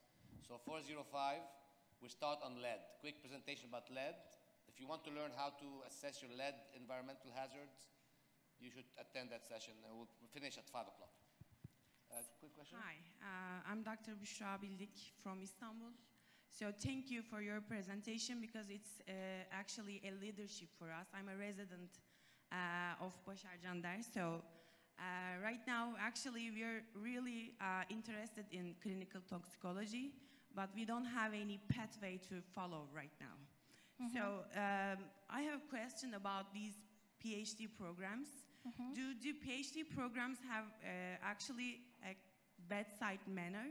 Because we've been told that it should have actually a bedside manner to understand mm-hmm. or follow the patients in their clinics, actually. Honestly, the PhD program, I got my PhD, and I'm really proud of that. The thing is that PhD programs are most focused on for academic research, but there are exceptions like 9 Eylül, some of the toxicology PhD programs. For example, when I was a PhD student, we can have a bedside consultation from emergency department, and we can collaborate to each other. The thing is that I totally changed my mind for myself before the fellowship, after the fellowship. The thing is that each program should be connected with poison centers, because the more you get consultations from the poison center, you get more well-trained. So, for example, during my fellowship training, I got, maybe if I didn't go to the Atlanta and got this medical toxicology fellowship program, I need to wait maybe 15 years to get those all patients in practice. So it's so concentrated training in poison centers. This is so essential. I think we need to collaborate to other disciplines, and we have already PhD programs, but we need to set up a really clinical and medical toxicology division with the poison centers. This is, I think, the most essential thing for training the other professionals. Otherwise, these PhD programs is not like a fellowship program, because I have also one. We got really exposed to patients, but it's not like that I exposed in Atlanta like during 1 year. So we need to collaborate with also poison centers. Yeah. Okay, thank you so much. You're Thank you, welcome. everyone. Yeah, thank you. Let's enjoy the break and then come back at 4:05. Thank you. Thank you. Toxicologist. So that's a unique area. He practices in Western Sydney, Australia. He's a colleague and member of ACMT, and he's been participating in our conferences, not in Gunja. He is going to talk to us a very important topic. In the MENA region, medical toxicologists, as you know, are rare. Forensic toxicologists are involved in poison centers in Egypt and Saudi Arabia, and many times are the only clinical toxicologist available, or the closest to a clinical toxicology available. This is the same situation in India. So what I asked Dr. Gunja to do today is explain to us the similar things and the differences between a forensic toxicologist and a clinical toxicologist. Are you up for it? Yep. Thanks so much. Thanks, Ziad. Hi, I'm Naren Gunja. I'm an emergency physician by training originally, and then did a fellowship in clinical toxicology. Then I went to the US and did a master's in forensic toxicology, and then did some training time with the New South Wales Police Service and Coroner Service before working now equally in both medical and forensics. This photo, I put it in there because it's a kind of like a beautiful image of one of my favorite shows, which is Breaking Bad. And the world's only Breaking Bad themed cafe is in Istanbul. So if you ever have time to go to this place, it is a wonderful place. It is in Karakoy, which is on the Asian side of Istanbul, so it's not easy to get to. And there you can get dressed up in Walter White's jumpsuit, and you can, instead of making meth, you can make coffee. It's great. It's a wonderful place in eastern side of Istanbul. It's the only one in the world as well. So the owner is a big fan of the show. I just have a quick disclosure. I work for the police as well as the coroner, which is the Australian word, or the Commonwealth word that we use for the medical examiner.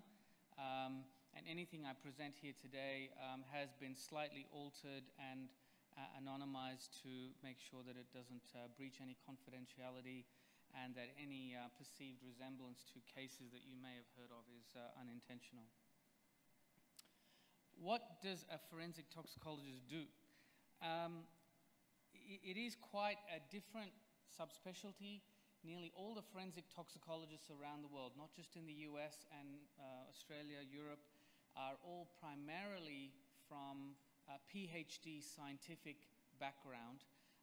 None of them, nearly none of them, are clinicians. So they are usually not MDs, they're usually PhDs. And they have a wide variety of expertise in what they do. Where they probably struggle the most is anything that requires clinical interpretation of people who are alive. They're very good with dead bodies because they don't have to worry about being alive. But when it comes to humans that are living and certain things that they have to interpret, it sort of reaches their limit. And we often see this, and I know ACMT has a combined forensics course, which I found very valuable over the years, and there is quite a lot of overlap in what we do. But a lot of what I do involves post-mortem interpretation, talking about drink and drug driving under the influence. Occasionally you might get drug-facilitated crime and sexual assault. There are also parts of the work that involves working around clandestine, often, drug labs, drug seizures. Now, seizures in this world is totally different to convulsions. When they're talking about seizures, they're always talking about not fitting, but they're talking about capturing or police finding and arresting product that they've discovered through the course of their work. And there's also parts of occupational medicine involved with environmental and other exposures. And occasionally we do get requests for interpretation of things like mushrooms, plants, and envenoming. Particularly in Australia, envenoming is a very big thing that we have to do. I'm going to just quickly run through a case just to give you a flavor for what we do. These two elderly people were found dead in a hostel, and both thought to have had strokes. But the GP who was asked to see the patient had some suspicions. The post-mortem exam was negative, really, nothing significant, no cause of death identified. The forensic toxicologist did some testing, and thankfully they did the autopsy soon, but even quicker, they took some blood very quickly, within hours of death, and kept it frozen for interpretation later on. And they found a whole bunch of things that the patient is taking therapeutically. And that's a common question we get. Is this morphine that was given to the patient, or is it as a result of metabolism from codeine? And lots of other metabolism kind of questions that we get, particularly with metabolites of MDMA, amphetamines, metabolites of other psychotropic substances. But the femoral blood and the vitreous humor of both patients were sent off and found to have elevated levels of insulin. And whenever you do insulin, you should also always measure C-peptide. And as you can see, the C-peptide is near undetectable. And this confirms that probable that this was exogenous insulin administration. And this then goes to help the case for whether these two people were poisoned. And it was later found out that a nurse in the nursing home had injected the two with insulin, and she was arrested and is currently serving time in what we say Her Majesty's service.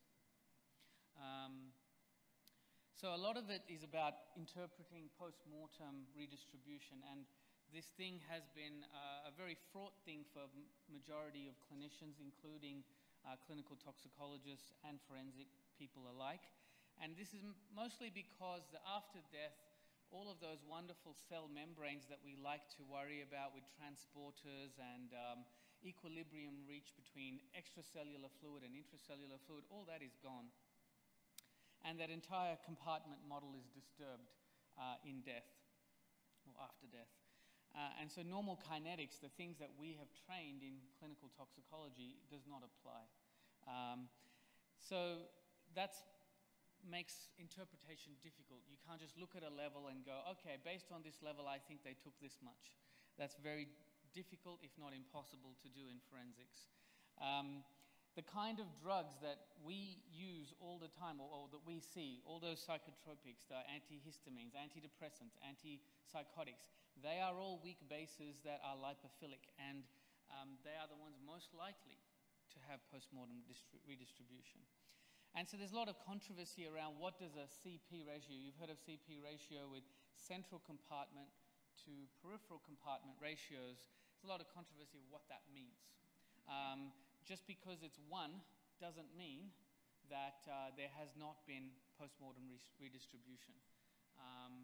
There is also a phenomenon of peripheral postmortem redistribution. It's not just about central to peripheral or peripheral to central. You can do sampling in the femoral vein or artery, and you could have had drug that was sitting in the bladder that was sort of leaching out, depending on the position of the patient, leaching out and found itself into the vascular compartment. And then how do you interpret that? So there's a lot of issues about sampling, the quality, the transportation, the positioning of the patient that need to go into that interpretation. So we work very closely with the police. We also need to see photos of how the body was found, the positioning, and hence where the sampling came from and things like that. Drug labs are, there's more of this obviously in other parts of the world than Australia, but occasionally Australia is one of the methamphetamine capitals of the world. We don't have blue meth, but we've got lots of other meth. And, there's so many things that are being manufactured because you don't need big, wide plantations that can be seen from the sky. So we do get the occasional house that blows up, and then you've got to work out what's going on. And there are people living in these houses and manufacturing in a basement downstairs. And those houses have adults and children and dogs and all these animals running through this drug lab. These are the kind of patients you end up having sometimes. Not just from the actual chemicals, but also from the explosion itself. Drink spiking, we do get quite a bit of work about, has my drink been spiked, and as a lead into either drug-facilitated crime or sexual assault. Most of the studies that were done about 10 years ago showed that the main drug in drug spiking or drink spiking is ethanol itself. Now, that doesn't mean your drink hasn't been spiked. You could be spiked with ethanol, just a stronger concentration or more of a drink than you thought you had. So the kind of things we see is that ethanol is the commonest agent in victims. And the worst part of it is they have voluntarily drank that in most cases. And so that makes it difficult. We can also do things like ethyl glucuronide. I don't know if anybody's doing that in your areas. It's not like a fantastic new thing. It's been around for a while, but it's better for looking at certain things like abstinence and whether alcohol was ever ingested. But you do need to watch out for some of those false positives. To give you another sort of case that I can illustrate with, a 54-year-old woman is found unconscious at a party. She definitely admits to having drunk alcohol during the party, but then she says she passed out and doesn't remember anything. And then when she woke up, she was wearing quite a lot of expensive jewelry. All of this was gone. And a few weeks later, when she's been thinking more about it, she goes and tells the police that, I think I was drugged, and that's how they've been investigating this throughout the last few weeks. And then she thinks that perhaps she was drugged. Now, several weeks later, there's no blood or urine test that's going to show anything. However, she thankfully had quite long hair, and long enough that they could sample her hair. And we cut hair at 1 centimeter intervals. And at the interval that coincides with that party, they picked up Zopiclone. Now, she denies taking Zopiclone as a regular drug, and there was a high peak. So that's possible. And that's the kind of scenario you're faced with as a forensic toxicologist, is what does this mean, and how does it help the victim or the case that they're trying to build? and it's only one small part of the story. So there is some evidence there of an incapacitating agent. It was consistent with the timing of the event, and it's supportive of her case. That's about it. So drug-facilitated crime is when a drug's pharmacologic effect is used to incapacitate somebody, and that then leads to a criminal act. And that criminal act, if it's a sexual assault, that's called DFSA, or drug-facilitated sexual assault. And why do they do this? Often there's a pattern. The perpetrators tried this before. They do it because the victim can't usually identify them or have lost memory along with it. There's a couple of common experiences that people will tell you. One is that they were completely knocked out. They don't remember anything. Or the other one is they had a flashbulb kind of moment, sort of like a James Bond movie, where they kind of remember intermittent periods of altered level of consciousness.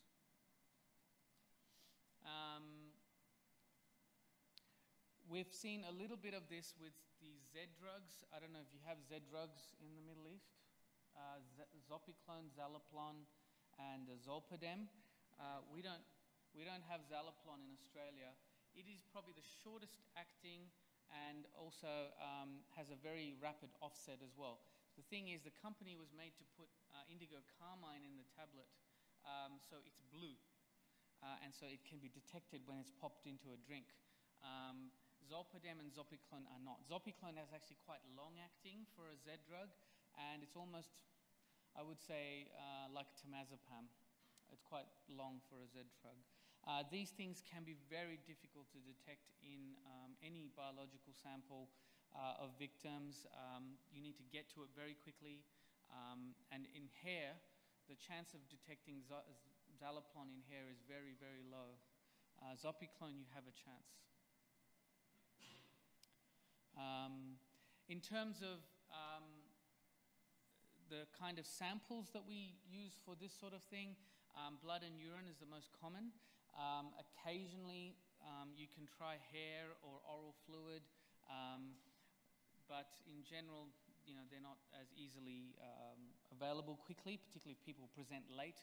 They're unconscious, so by the time they wake up, it's more than 8 hours, so oral fluid's hard to get. Hair testing.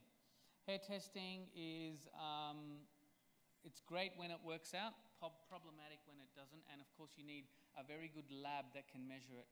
In general, hair grows at about 1 centimeter per month on average in people. And there's very tiny amounts of drug present, and you've got to get them to collect it from the back of the neck, collect adequate number of strands, the quality of the hair's got to be good, and then you've got to cut it up into segments so that you can do a proper analysis on it. And there are some drugs you'll never be able to detect. For example, lorazepam's quite difficult.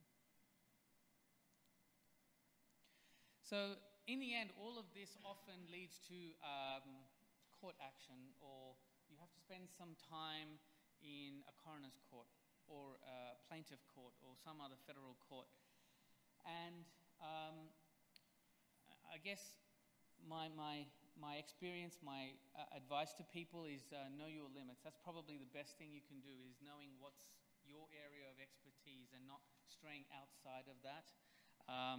Also, you need to have a reasonably good understanding of what LCMS and GCMS is, how they did the analysis, so a good relationship with the lab, and to know what are the limits of detection, quantification, as well as some of the variables with that analysis.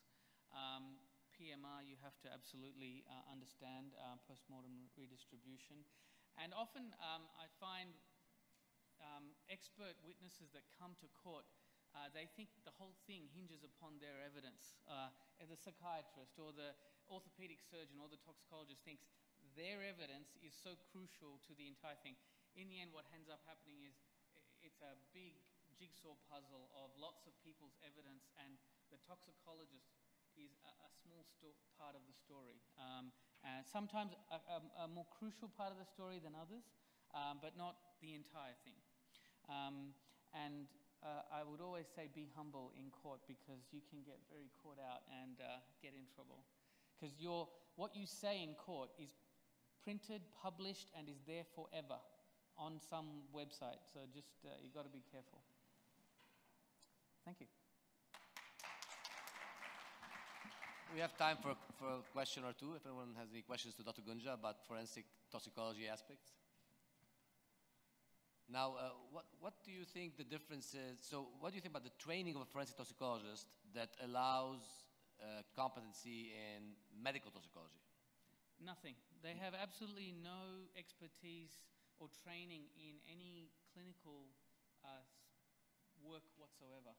And so that's where they find themselves straying over a little bit. And the problem is when there are no clinical toxicologists who are doing forensic work, they are doing all this work and then straying into sort of making statements that are possibly outside of their expertise. So I find that we kind of complement each other. I got to make sure that I, as a clinical toxicologist, even though I have forensic training, that I don't talk about something completely outside my expertise, like how does this HPLC machine, what's the accuracy of that? I'm not gonna talk about that. I'm gonna let them do that. So they also are aware of their limits and what can be said in court and what can't be, particularly to do with alcohol and Widmark stuff. That is fraught with issues. So they have very little clinical training whatsoever, at least in Australia, and I'm pretty sure Americans are the same. They're all PhD type people. I think in Egypt, we don't have anybody in Egypt here from Egypt, but in Egypt there's a master's of clinical and forensic toxicology. I'd love to learn more about it to see what kind of competencies they learn. In India as well. In India as well. It's also clinical? Is it more forensic? They tend to be forensic pathologists who are clinical people, MBBS people, who then do some clinical tox work. So they have clinical expertise. Thank you. All right, the next speaker is pretty boring. And he's going to talk about lead poisoning. So can you put my slides up, please?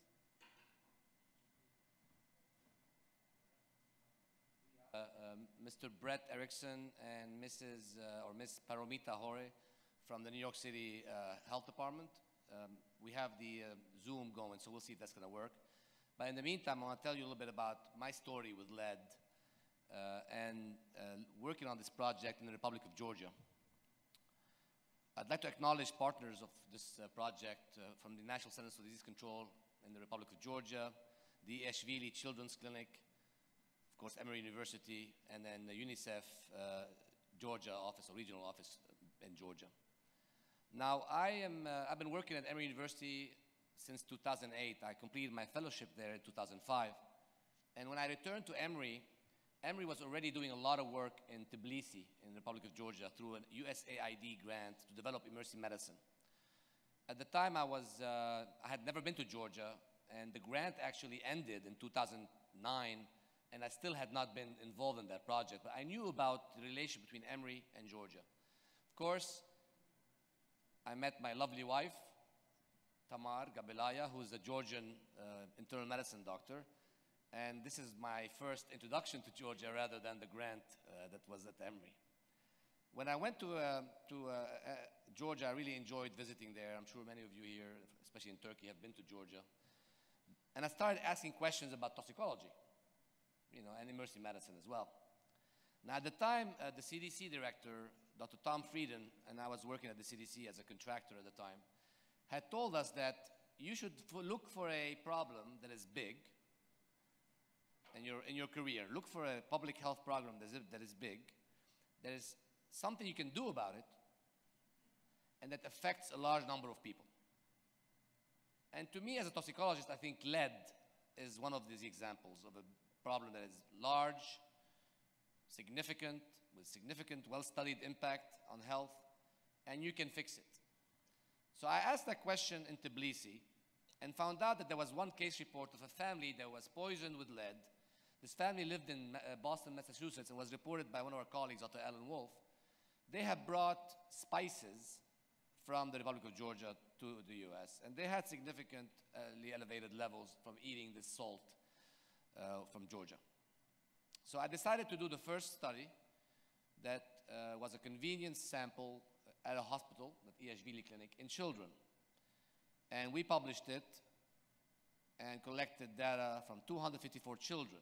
And we found that 10% of our children had a lead level that was greater than 10 microgram per deciliter, which was the old level of concern in the US. Currently, the reference level in the US is 5 microgram per deciliter. So in my sample, which was a convenience sample, 10% had this level greater than 10. We wanted to pursue this further, but we hit a roadblock with the lab testing that we used. We accompanied this initial study with some public and professional education campaigns, with seminars in collaboration with the Ministry of Health. But then we were faced by a recall of the test that we used. The machine that we used to test the blood lead level in these children was recalled in the United States because potential contamination or wrong results. We knew that the error was probably small, but we couldn't really make a big claim because this issue happened. So we had to repeat the study again using the gold standard, which is ICP-MS, and we found similar results to our initial study. So we were reassured. But at that time, we had already raised awareness in the community of this problem. We had media campaigns, and I think the social media was very important. We had Facebook posts that were looking at this, talking about lead poisoning or lead hazards in Georgia. There were some volunteer community-based organizations that did studies of toys in Georgia and found lead contamination of toys. At that point, this grew enough in its significance in the community that the Ministry of Health, who we had been partnering with for many years on this project, reached out to UNICEF. And through the support of UNICEF, we were able to do a national study with a nationally representative sample of children. They were performing a multiple indicator cluster survey. This is a UNICEF study that's probably been done in Turkey as well. It's been done hundreds of times around the world. That looks at children and looks at a variety of indicators, not lead. We convinced them, with the support of the Ministry of Health and the data that we had provided to them, that we want to include a blood lead level in the draw when they go to visit the home of the child. And that was a collaboration, again, with the National Center for Disease Control, which is the importance of your Ministry of Health, knowing what you are doing at the research level and connecting with them. And with the help of the Italian Institute of Health, who donated the ICP-MS blood testing, we were able to complete this study in a short period of time. Of course, nothing should be done without education and outreach to the public and to the healthcare professionals. We had multiple interviews. We had a plan to respond to queries. We even had a 24-hour, 7 days a week callback system if we had questions by physicians to our toxicologists in Atlanta. The results came out and they were quite surprising. 41% of our sample, 41%, had a level greater than a level of reference level in the US of 5 microgram per deciliter. Our study was 10% more than 10.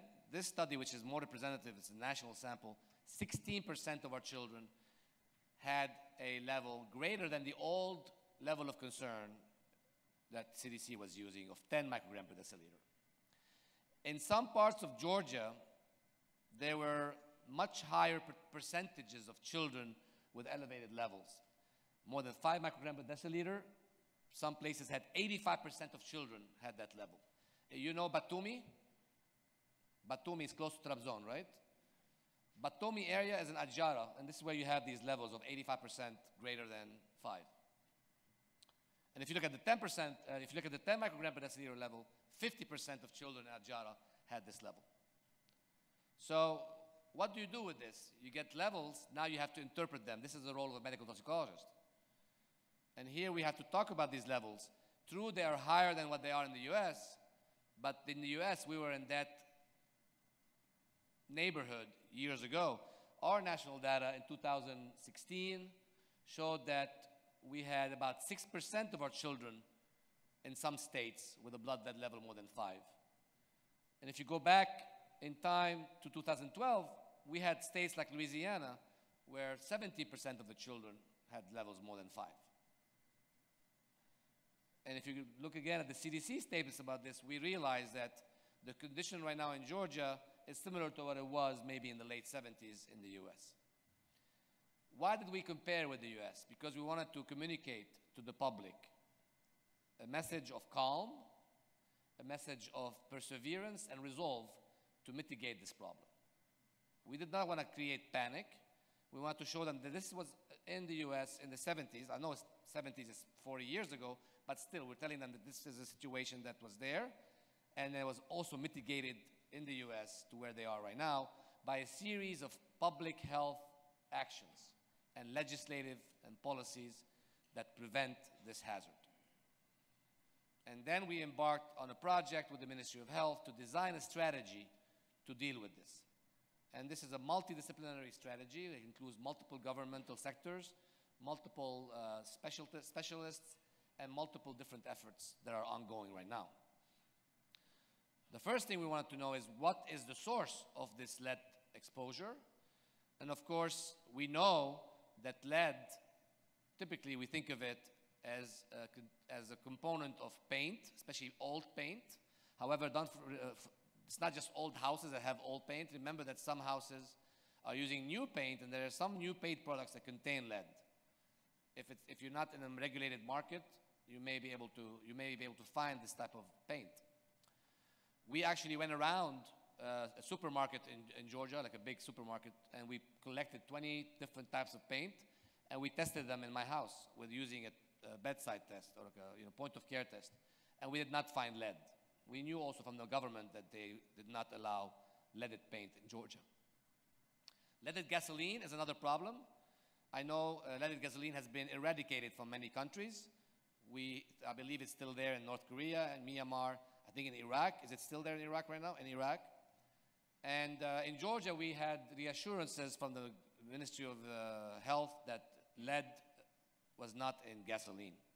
Of course, you have old pipes. That is a problem in various parts of the world. Even in the US, we had this problem in Flint, Michigan. And batteries, recycling batteries is an ongoing process. People try to make money in developing countries by recycling batteries and extracting the lead from it and contaminating the soil and themselves. There are other sources of exposure to this, whether it's in the environment or whether it's occupational. In Nigeria, a large epidemic of lead poisoning from people trying to extract gold from the natural ores in their home led to hundreds of children dying from lead poisoning. People that work with welding, people that smelt metals, people that are in firing ranges. When they fire bullets, they can expose to lead by inhalation or by even oral ingestion. There are also people that work with crystal glass makers. All of these professions are at risk. Battery recycling is a particular area of interest in some parts of the world, like India, for example, and Africa, where you can see these exposures occurring in clusters. The other non-traditional sources of exposure include traditional remedies. For example, kuhl and bint al-dahab. Bint al-dahab is used in Oman, for example. Kuhl is used in India and some Arab countries. It's made of lead sulfide. It can lead to exposure to the children and to the parents and poisoning that way. Currently, we're looking at retained bullet fragments. People that have retained bullets in their body can develop some elevated lead levels. Not very high, but if we say that no lead level is safe, they are quite concerning. And finally, spices. If you remember the case that I just mentioned to you in Georgia, spices was an important component, especially in Georgia. In Georgia, spices are like kebabs in Adana, right? Very important. If you say something bad about the spice, you better be ready for some problems with the media. And these spices are numerous, and they're manufactured by companies, but also manufactured in a traditional way, and they can become contaminated with lead, whether it's maliciously just to make more weight, to make the material heavier when you sell it by the kilogram, or by accident when you are grinding the grains. The grinders, if they are made of steel, and if there's an acid component there, you can leach the lead out into the actual spices. Of course, the oral absorption and lung absorption are the primary routes. Don't forget a placental transfer in pregnant women to their fetus. These are all important routes that can lead to lead toxicity. The skin is much less of a problem than the GI, lungs, and placenta. Remember with the GI absorption that if you have anemia, you will have more absorption. So some of the best ways to treat a child who has elevated lead levels is to supplement their iron level, iron supplement, and then giving them healthy food that contains iron, vitamin C, calcium. Those are the best ways to decrease the lead level in the child who's in an environment. So what are the clinical aspects of lead toxicity in children and adults that I want to just discuss with you a little bit? I want to share with you that the lead levels in adults are going to behave a little bit different clinically than in children. You will see the lead levels in adults a bit higher to cause a similar effect than in a child. You see in the children, for example, you can get the severe toxicity at levels of 70 to 100. And here you are looking at a patient who's encephalopathic with elevated intracranial pressure. They typically come into you the first time and you miss it. You don't realize they're lead poisoned. They come in with abdominal pain, maybe headache, lethargy, maybe a seizure. You would do a workup, you discharge them home, and they come back a week later with severe lead encephalopathy. And they can have brain edema and long-term neurologic damage. And you manage these cases like an ICU patient, of course. This is a critical patient, ICP management, and chelation of the lead. This next area of toxicity in children is a moderate area where you have the levels of 50 to 70. Here you have more subtle signs that can lead to the severe signs if not detected and stop the absorption of the lead through the pathway. The patient may be the child may be hyper-irritable, may have lethargy occasionally, not interested in playing. They can call him a difficult child. Some GI complaints with abdominal pain and vomiting and low appetite. The biggest proportion of patients you will see are those that are below 50.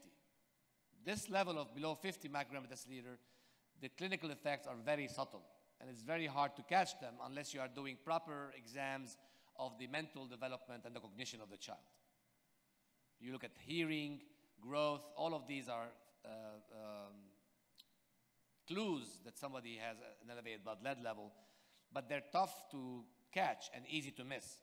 Therefore, it's a good area here to consider doing screening to catch these children at these levels, to prevent them from getting more lead, and to also prevent them from getting the effect of lead exposure even at these levels, which we know are not good because there is no safe lead level in your body. Even low lead levels can affect the growth and development of children. The biggest effect on this cognition is on the IQ, which is the intelligence quotient. And we know that elevated blood lead levels will affect your intelligence quotient, even at lead levels between 5 and 10. So those low levels of between 5 and 10, you get an effect on the IQ. The effect is a bit more significant than when the level is more than 10. This is why the CDC revised its data and said, okay, from now on, we are not going to say that there is a level of 10. No, we're going to say that no lead level is good, and our reference point right now is 5 microgram per deciliter. We are always trying to get as close to 0 as possible.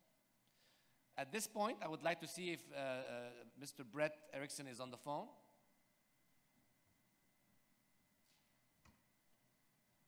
Brett, are you here?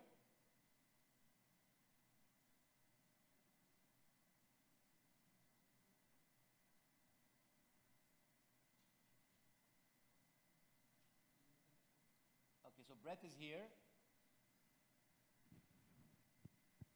Can you please turn the microphone to...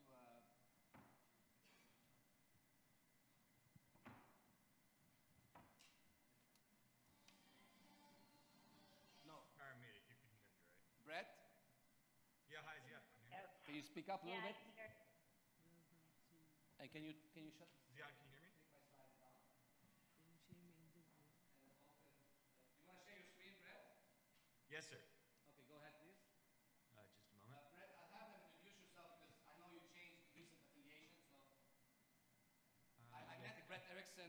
on the project in Georgia. Brett was working with the Pure Earth organization that works on mitigating lead hazards and identifying sources of exposure around the world. He recently changed his employment, so I will have him talk a little bit. But today his talk is about what we did together in Georgia, because he was actually involved after we finished our UNICEF study to identify the sources of exposure by doing an environmental assessment of homes in the country of Georgia. Hi, Ziad, can you hear me? Can I begin? Maybe speak up a little bit, or maybe you can increase the volume a little bit. Go ahead and try Ziad, now. can I begin? Sorry, Ziad, can I begin? Yes, go ahead. And is it audible? Can people hear me in the room? I think you're loud and clear. Wonderful. So I apologize, as we're having a bit of difficulty hearing on the phone on our end, but I believe Ziad just introduced me. So yeah, my name is Brett Erickson. Previously, I worked for an organization in New York called Pure Earth. Although I no longer work through Pure Earth, I'm currently employed by the United Nations Environment Program. However, the work that I'll present on today was done with Pure Earth under contract with the Georgian NCDC, and in no way represents, I in no way represent the UN today. Great, so I think Ziad summarized this for you briefly just a moment ago. But in 2018, the NCDC and UNICEF completed a sort of an unprecedented blood lead level survey across the country of Georgia. To my knowledge, this is one of the few, I think 2 or 3, Mexico has done one, and really only a handful of other countries have done nationally representative blood lead surveys, particularly low and middle income countries outside of the US. So this is really an incredible effort. They found 1,500 kids all over the country living in some pretty remote areas and took their blood and sent it to Italy for analysis with ICP-MS. I think Ziad referred to this, but the blood leads were really quite high. On average, the blood leads were above 6 micrograms per deciliter. As context, in the US, they're below 1 microgram per deciliter. The CDC uses a reference dose of 5 micrograms per deciliter, which represents the upper 95th percentile of all blood leads in the US. So 6 micrograms per deciliter is pretty high. And the median was also high, approaching 5. And I'll just point out here, you can see that the blood leads were log linearly distributed. That's typical with metals exposure. So Pure Earth was engaged by the NCDC to look at what was causing, what were the sources of exposure? Why were these children, why do these children have elevated blood leads? We were tasked with looking at 16 quote-unquote high exposure households, and this is where children had blood leads above 30 micrograms per deciliter. And just to point out, if you look at the upper end of the distribution here, there's some pretty high blood leads. Kids with 50, 52 micrograms per deciliter. For folks in the room, that's exceptionally elevated. You wouldn't see that outside of an occupational setting typically. And then we also looked at lower levels of exposure. So this is where children have below 5 micrograms per deciliter. Just to go in, I'm sure this is common knowledge for folks in the room, but just to cover it very briefly, there is no safe level of lead exposure. Lead is a neurotoxicant, so it's confused by the body as calcium. It's taken into, it crosses the blood-brain barrier where it interferes with the development of gray matter. So there's a direct relationship between exposure, pediatric exposure to lead, and IQ decrement. So even at the US CDC reference level of 5 micrograms per deciliter, we would expect an IQ loss in a child of 1 to 3 points. There's also associations with increased blood pressure. So above 5 micrograms per deciliter, a doubling in blood lead levels associated with a 1 millimeter of mercury increase in systolic blood pressure. Now, importantly, the study in Georgia used blood lead levels rather than bone lead levels, which is another way that one can assess lead exposure. Now, bone lead would look over the lifetime of an individual, where blood lead would only look at a sort of a window of time. The half-life of lead in blood is about 30 days. So I'll just quickly go into, and this is probably redundant for folks in the room, but I think it's important. We'll just talk about the units that we're using. So 1 part per billion is equivalent to 10 parts per billion is equivalent to 1 microgram per deciliter. And a part per billion is equivalent to a packet of sugar dissolved entirely in a glass of water.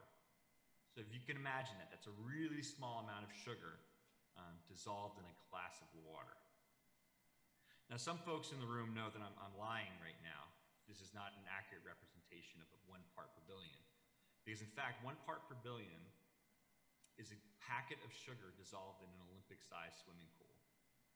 So if we can imagine, in this case, the water in the pool represents the blood running through our veins, or in the patient's veins, then the packet of sugar is the lead that's also found in the blood. So really small concentrations. As I said, 1 microgram per deciliter is equal to 10 parts per billion. So it's about 10 packets of sugar in an Olympic-sized swimming pool. So really, really small concentrations can have a big impact on neurological development of blood pressure. I won't go too into this, but I'll just leave this slide here. These are some of the methods that we used for assessing various media. So here on this slide, what I'd like to bring your attention to is the table on the right-hand side. For folks who may not be that familiar with Georgian geography, Ajara, Guria, Imereti, these places are in western Georgia. In eastern Georgia, the blood leads were actually more consistent with other parts of the world. So, but there was a steep increase in blood leads moving west. So what these numbers represent, 86%, 78%, et cetera, is the number of children in the National Blood Lead Survey above the 5 micrograms per deciliter threshold. So as you can see, it's clear that kids on the western part of Georgia had higher blood leads than kids in the eastern part of Georgia, by a wide margin. Accordingly, we assessed homes. The homes that we assessed were more likely to be in the western region than in the eastern region. So, because we were looking at homes primarily with kids above 30 micrograms per deciliter. This is more on our methods. So we looked at water. We look at, having worked at lead sites sort of all over the world, folks are always concerned about their water. This is interesting, right? Because lead is not particularly water soluble in most forms. However, people want to know that their water is safe. So we assess the water in homes with 2 different instruments, one in a private laboratory and one in the Ministry of Agriculture. We took dust wipes, we packaged dust wipes. So one way that we can assess exposure in a home, particularly from lead-based paint, is that lead-based paint will get pulverized, it'll get broken down, and it'll find its way into the dust in a home. Or if the soil is contaminated outside, that'll find its way into the dust in a home. So we take dust wipes, we put them in a plastic bag, and we've actually brought those back to the US and had them sampled here. We also took spice samples in the field, and I'll talk about how. We took 10% of those and sent those to a laboratory. So most of our work was actually done with an X-ray fluorescence instrument. And just as background for folks that may not be familiar with this thing, they cost about $40,000. So they're not cheap, or they're not too expensive as far as laboratory equipment go.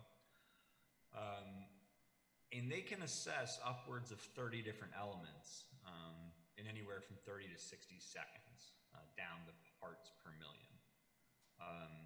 They're incredibly powerful instruments. In a day with one of these instruments, a battery, one charge of a battery will last you 6 hours. You can take 300, 400 different measurements down to parts per million. So this is a picture of me. I'm assessing paint, enamel paint on a door in Georgia.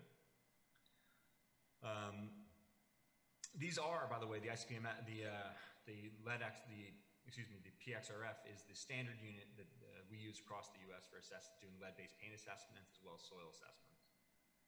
With regard to soil, they have an excellent correlation with ICP AES. It has an R squared of above 0.999, so almost 1. It's an exceptionally powerful instrument. We were unaware of, or rather I should say that there's only a handful of studies that evaluated the use of a PXRF instrument with regard to spices before we decided to undertake our study in Georgia. There were some studies indicating that above 10 parts per million, you could get a pretty good correlation, but we did go into this a little blind. So we looked at 25 different homes. We took 61 dust wipes in those 25 homes. We collected 114 spice samples. We took 15 different water samples, and we took over 700 PXRF measurements across a week in the 26 different homes. So with paint, another one, so when we talk about lead exposure, a lot of people's minds go immediately to paint. Now this is in contrast with the literature. So if we look at literature in the United States, there's a serious lead-based paint problem, particularly in the middle part of the 20th century. Lead-based paint was used extensively in the beginning of the 20th century, less so in the middle part of the 20th century, and was phased out in the mid-70s in the US, legally. But really, lead-based paint was primarily used in the beginning part of the 20th century. As that enamel paint began to break down, it started to cause an exposure in sort of the second half of the 20th century in the US. However, if we look outside the US, there is a dearth of evidence indicating that lead-based paint presents a significant exposure risk. However, because of the big problem in the US, and because of the global alliance to eliminate lead paint and other global efforts, we always look at lead-based paint. So in this case, we took 228 different measurements. More than half of those were below the limit of detection of the instrument. It just didn't pick it up. The mean concentration was 0.159 milligrams per centimeter squared, which is below the US EPA threshold. I should say we only found a single sample above the US EPA threshold. It was on a piece of furniture that was imported from Turkey about 70 years ago. We looked at cookware, so we took 53 measurements using the XRF of cookware, mostly metal, some ceramic. Again, generally very low concentrations. If you look at the ceramic piece there, we found a mean concentration of about 78 milligrams per kilogram or parts per million. That might appear elevated, but at that level, it's more likely lead that's naturally occurring in the clay that's used to make the pot, as opposed to a glaze that's added to the outside of the pot, which would have a much higher concentration. And when you add a glaze, this is common, right? Particularly in the MENA region, so North Africa, I'm sure folks in the room are familiar with this. Lead oxide is commonly used as an artisanal ceramic glaze. When that's done, the potters themselves are acutely exposed, as other families and their neighbors. But there's a chronic exposure, a low-level chronic exposure that can result in blood leads of 5 to 10 milligrams per kilogram. Micrograms per deciliter. But in this case, in Georgia, we don't think there's any extensive use of ceramic lead glazes. We also used lead checks, and these test for leachable lead, and we were unable to identify any leachable lead in cookware. We looked at toys, 65 different measurements. They were all, with the exception of 3 of them, they were all below the U.S. Consumer Protection Safety Commission standard of 100 parts per million. And only one of them was really high, and that's this truck here, which was again a Turkish toy that was imported to Georgia. It was about 1,000 parts per million.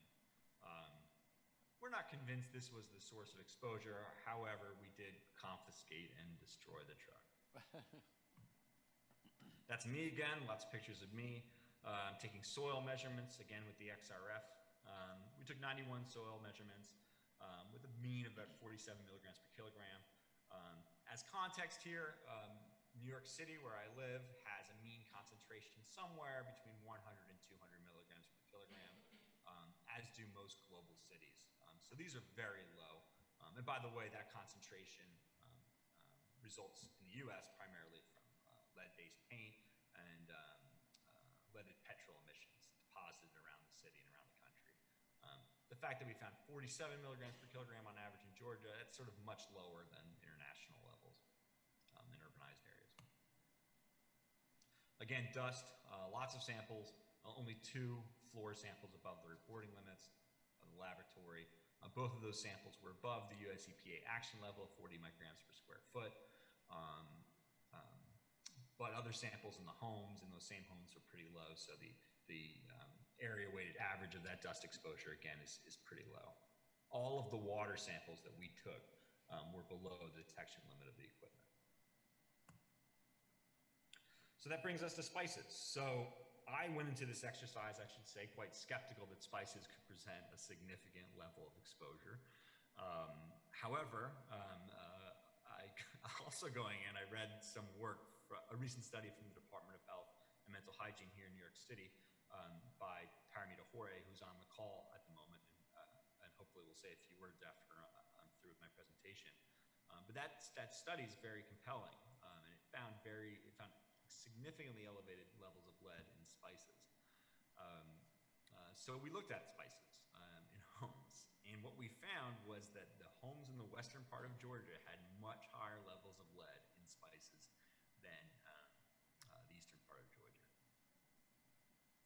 The spices where we could identify the name of the spice had an average concentration of 1,000 milligrams per kilogram. If you look all the way at the bottom of the text there, the Department of Health and Mental Hygiene in New York City utilizes a screening level of 2 parts per million. I don't think it should say standard, a screening level of 2 parts per million,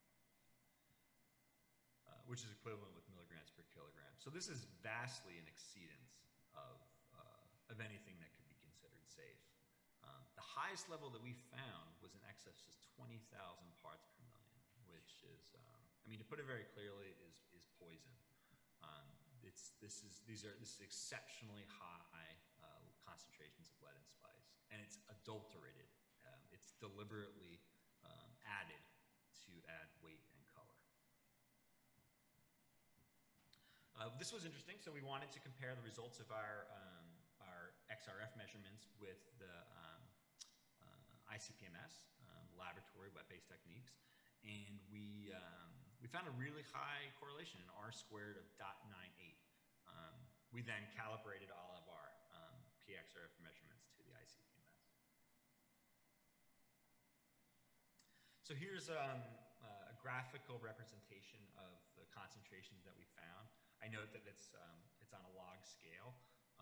So if we look at Cavatelli-Cavavili, which is the colloquial name is yellow flower. The English name is yellow flower. You can see that nearly all the concentrations that we took were above 1,000 parts per million milligrams per kilogram. Some of them were upwards of 10,000. But all of the spices here, I mean, the vast majority of spices that we identified were elevated. We then took the data from our field study and we put it into something called the Integrated Uptake Biokinetic Model. This is a free model available at the US EPA website.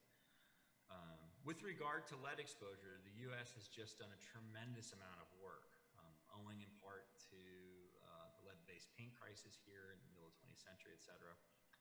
But we just have, we have so much data with regard to lead exposure and lead remediation. So this software, which is very powerful, can be downloaded for free at the US EPA website. And what it does is one inputs different sources of lead exposure, concentrations for different media, and the model will output an expected blood lead level. So this is my daughter about a year and a half ago. So in this picture, she weighs, say, 10 to 15 kilograms. About a year later, she weighed about 20 kilograms. She's a big girl. So her body weight increased by 30% in the span of a year.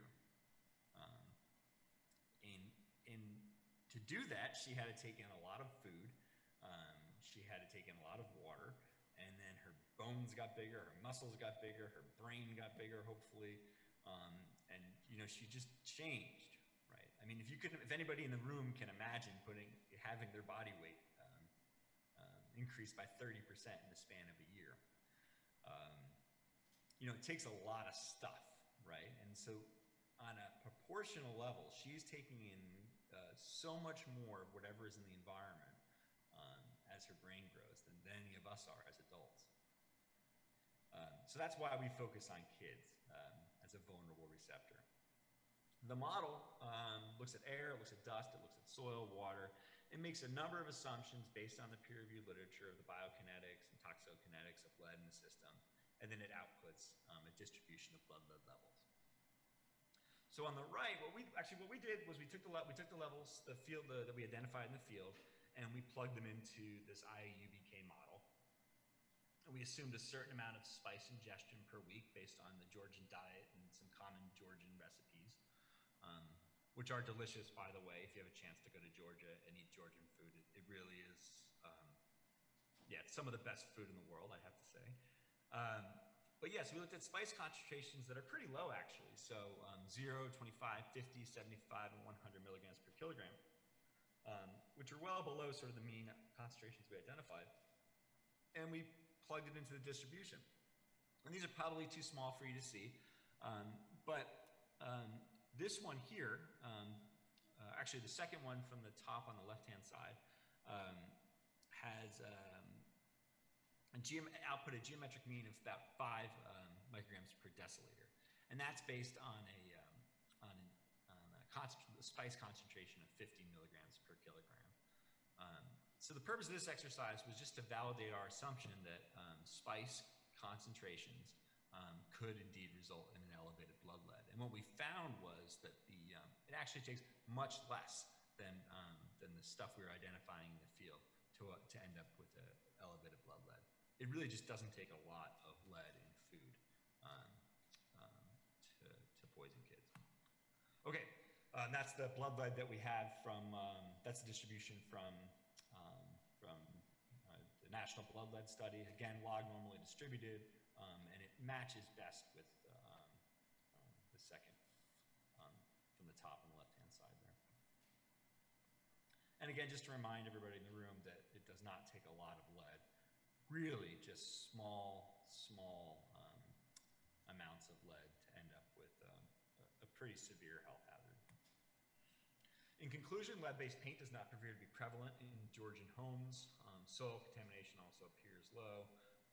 Water did not seem to present a significant source of exposure. Adulterated spices are common across the country, although more prevalent in the western part of the countries. Importantly, you know, when you look at the results of our study, it could be difficult to compare those with actually the high blood leads of kids that were identified because the blood leads were taken a year or more prior. Oh, okay, cool. Lastly, I'll just highlight some reading. There's 2 publications I'd like to highlight. The first is from Paramita, who's on the phone. I'll add, and I would like to invite to say a few words. And Jenna Forsyth, who did some work in Bangladesh. Actually, well, just quickly, the spoonful of lead study, they took more than 10,000 different samples of spices in New York City from a lot of different countries, assessed those for lead in a lab, and found some elevated concentrations. Lots from the MENA region and some exceptionally high concentrations from Georgia. And Jenna Forsyth's study looked at lead chromate use in turmeric in Bangladesh. So that's the team that did the study. Yeah, thank you very much. Thank you, Brett. Paramita, would you like to say something, or would you like me to ask you a question? I have a question, unless you have something to comment on. And you can just speak, unmute yourself and speak.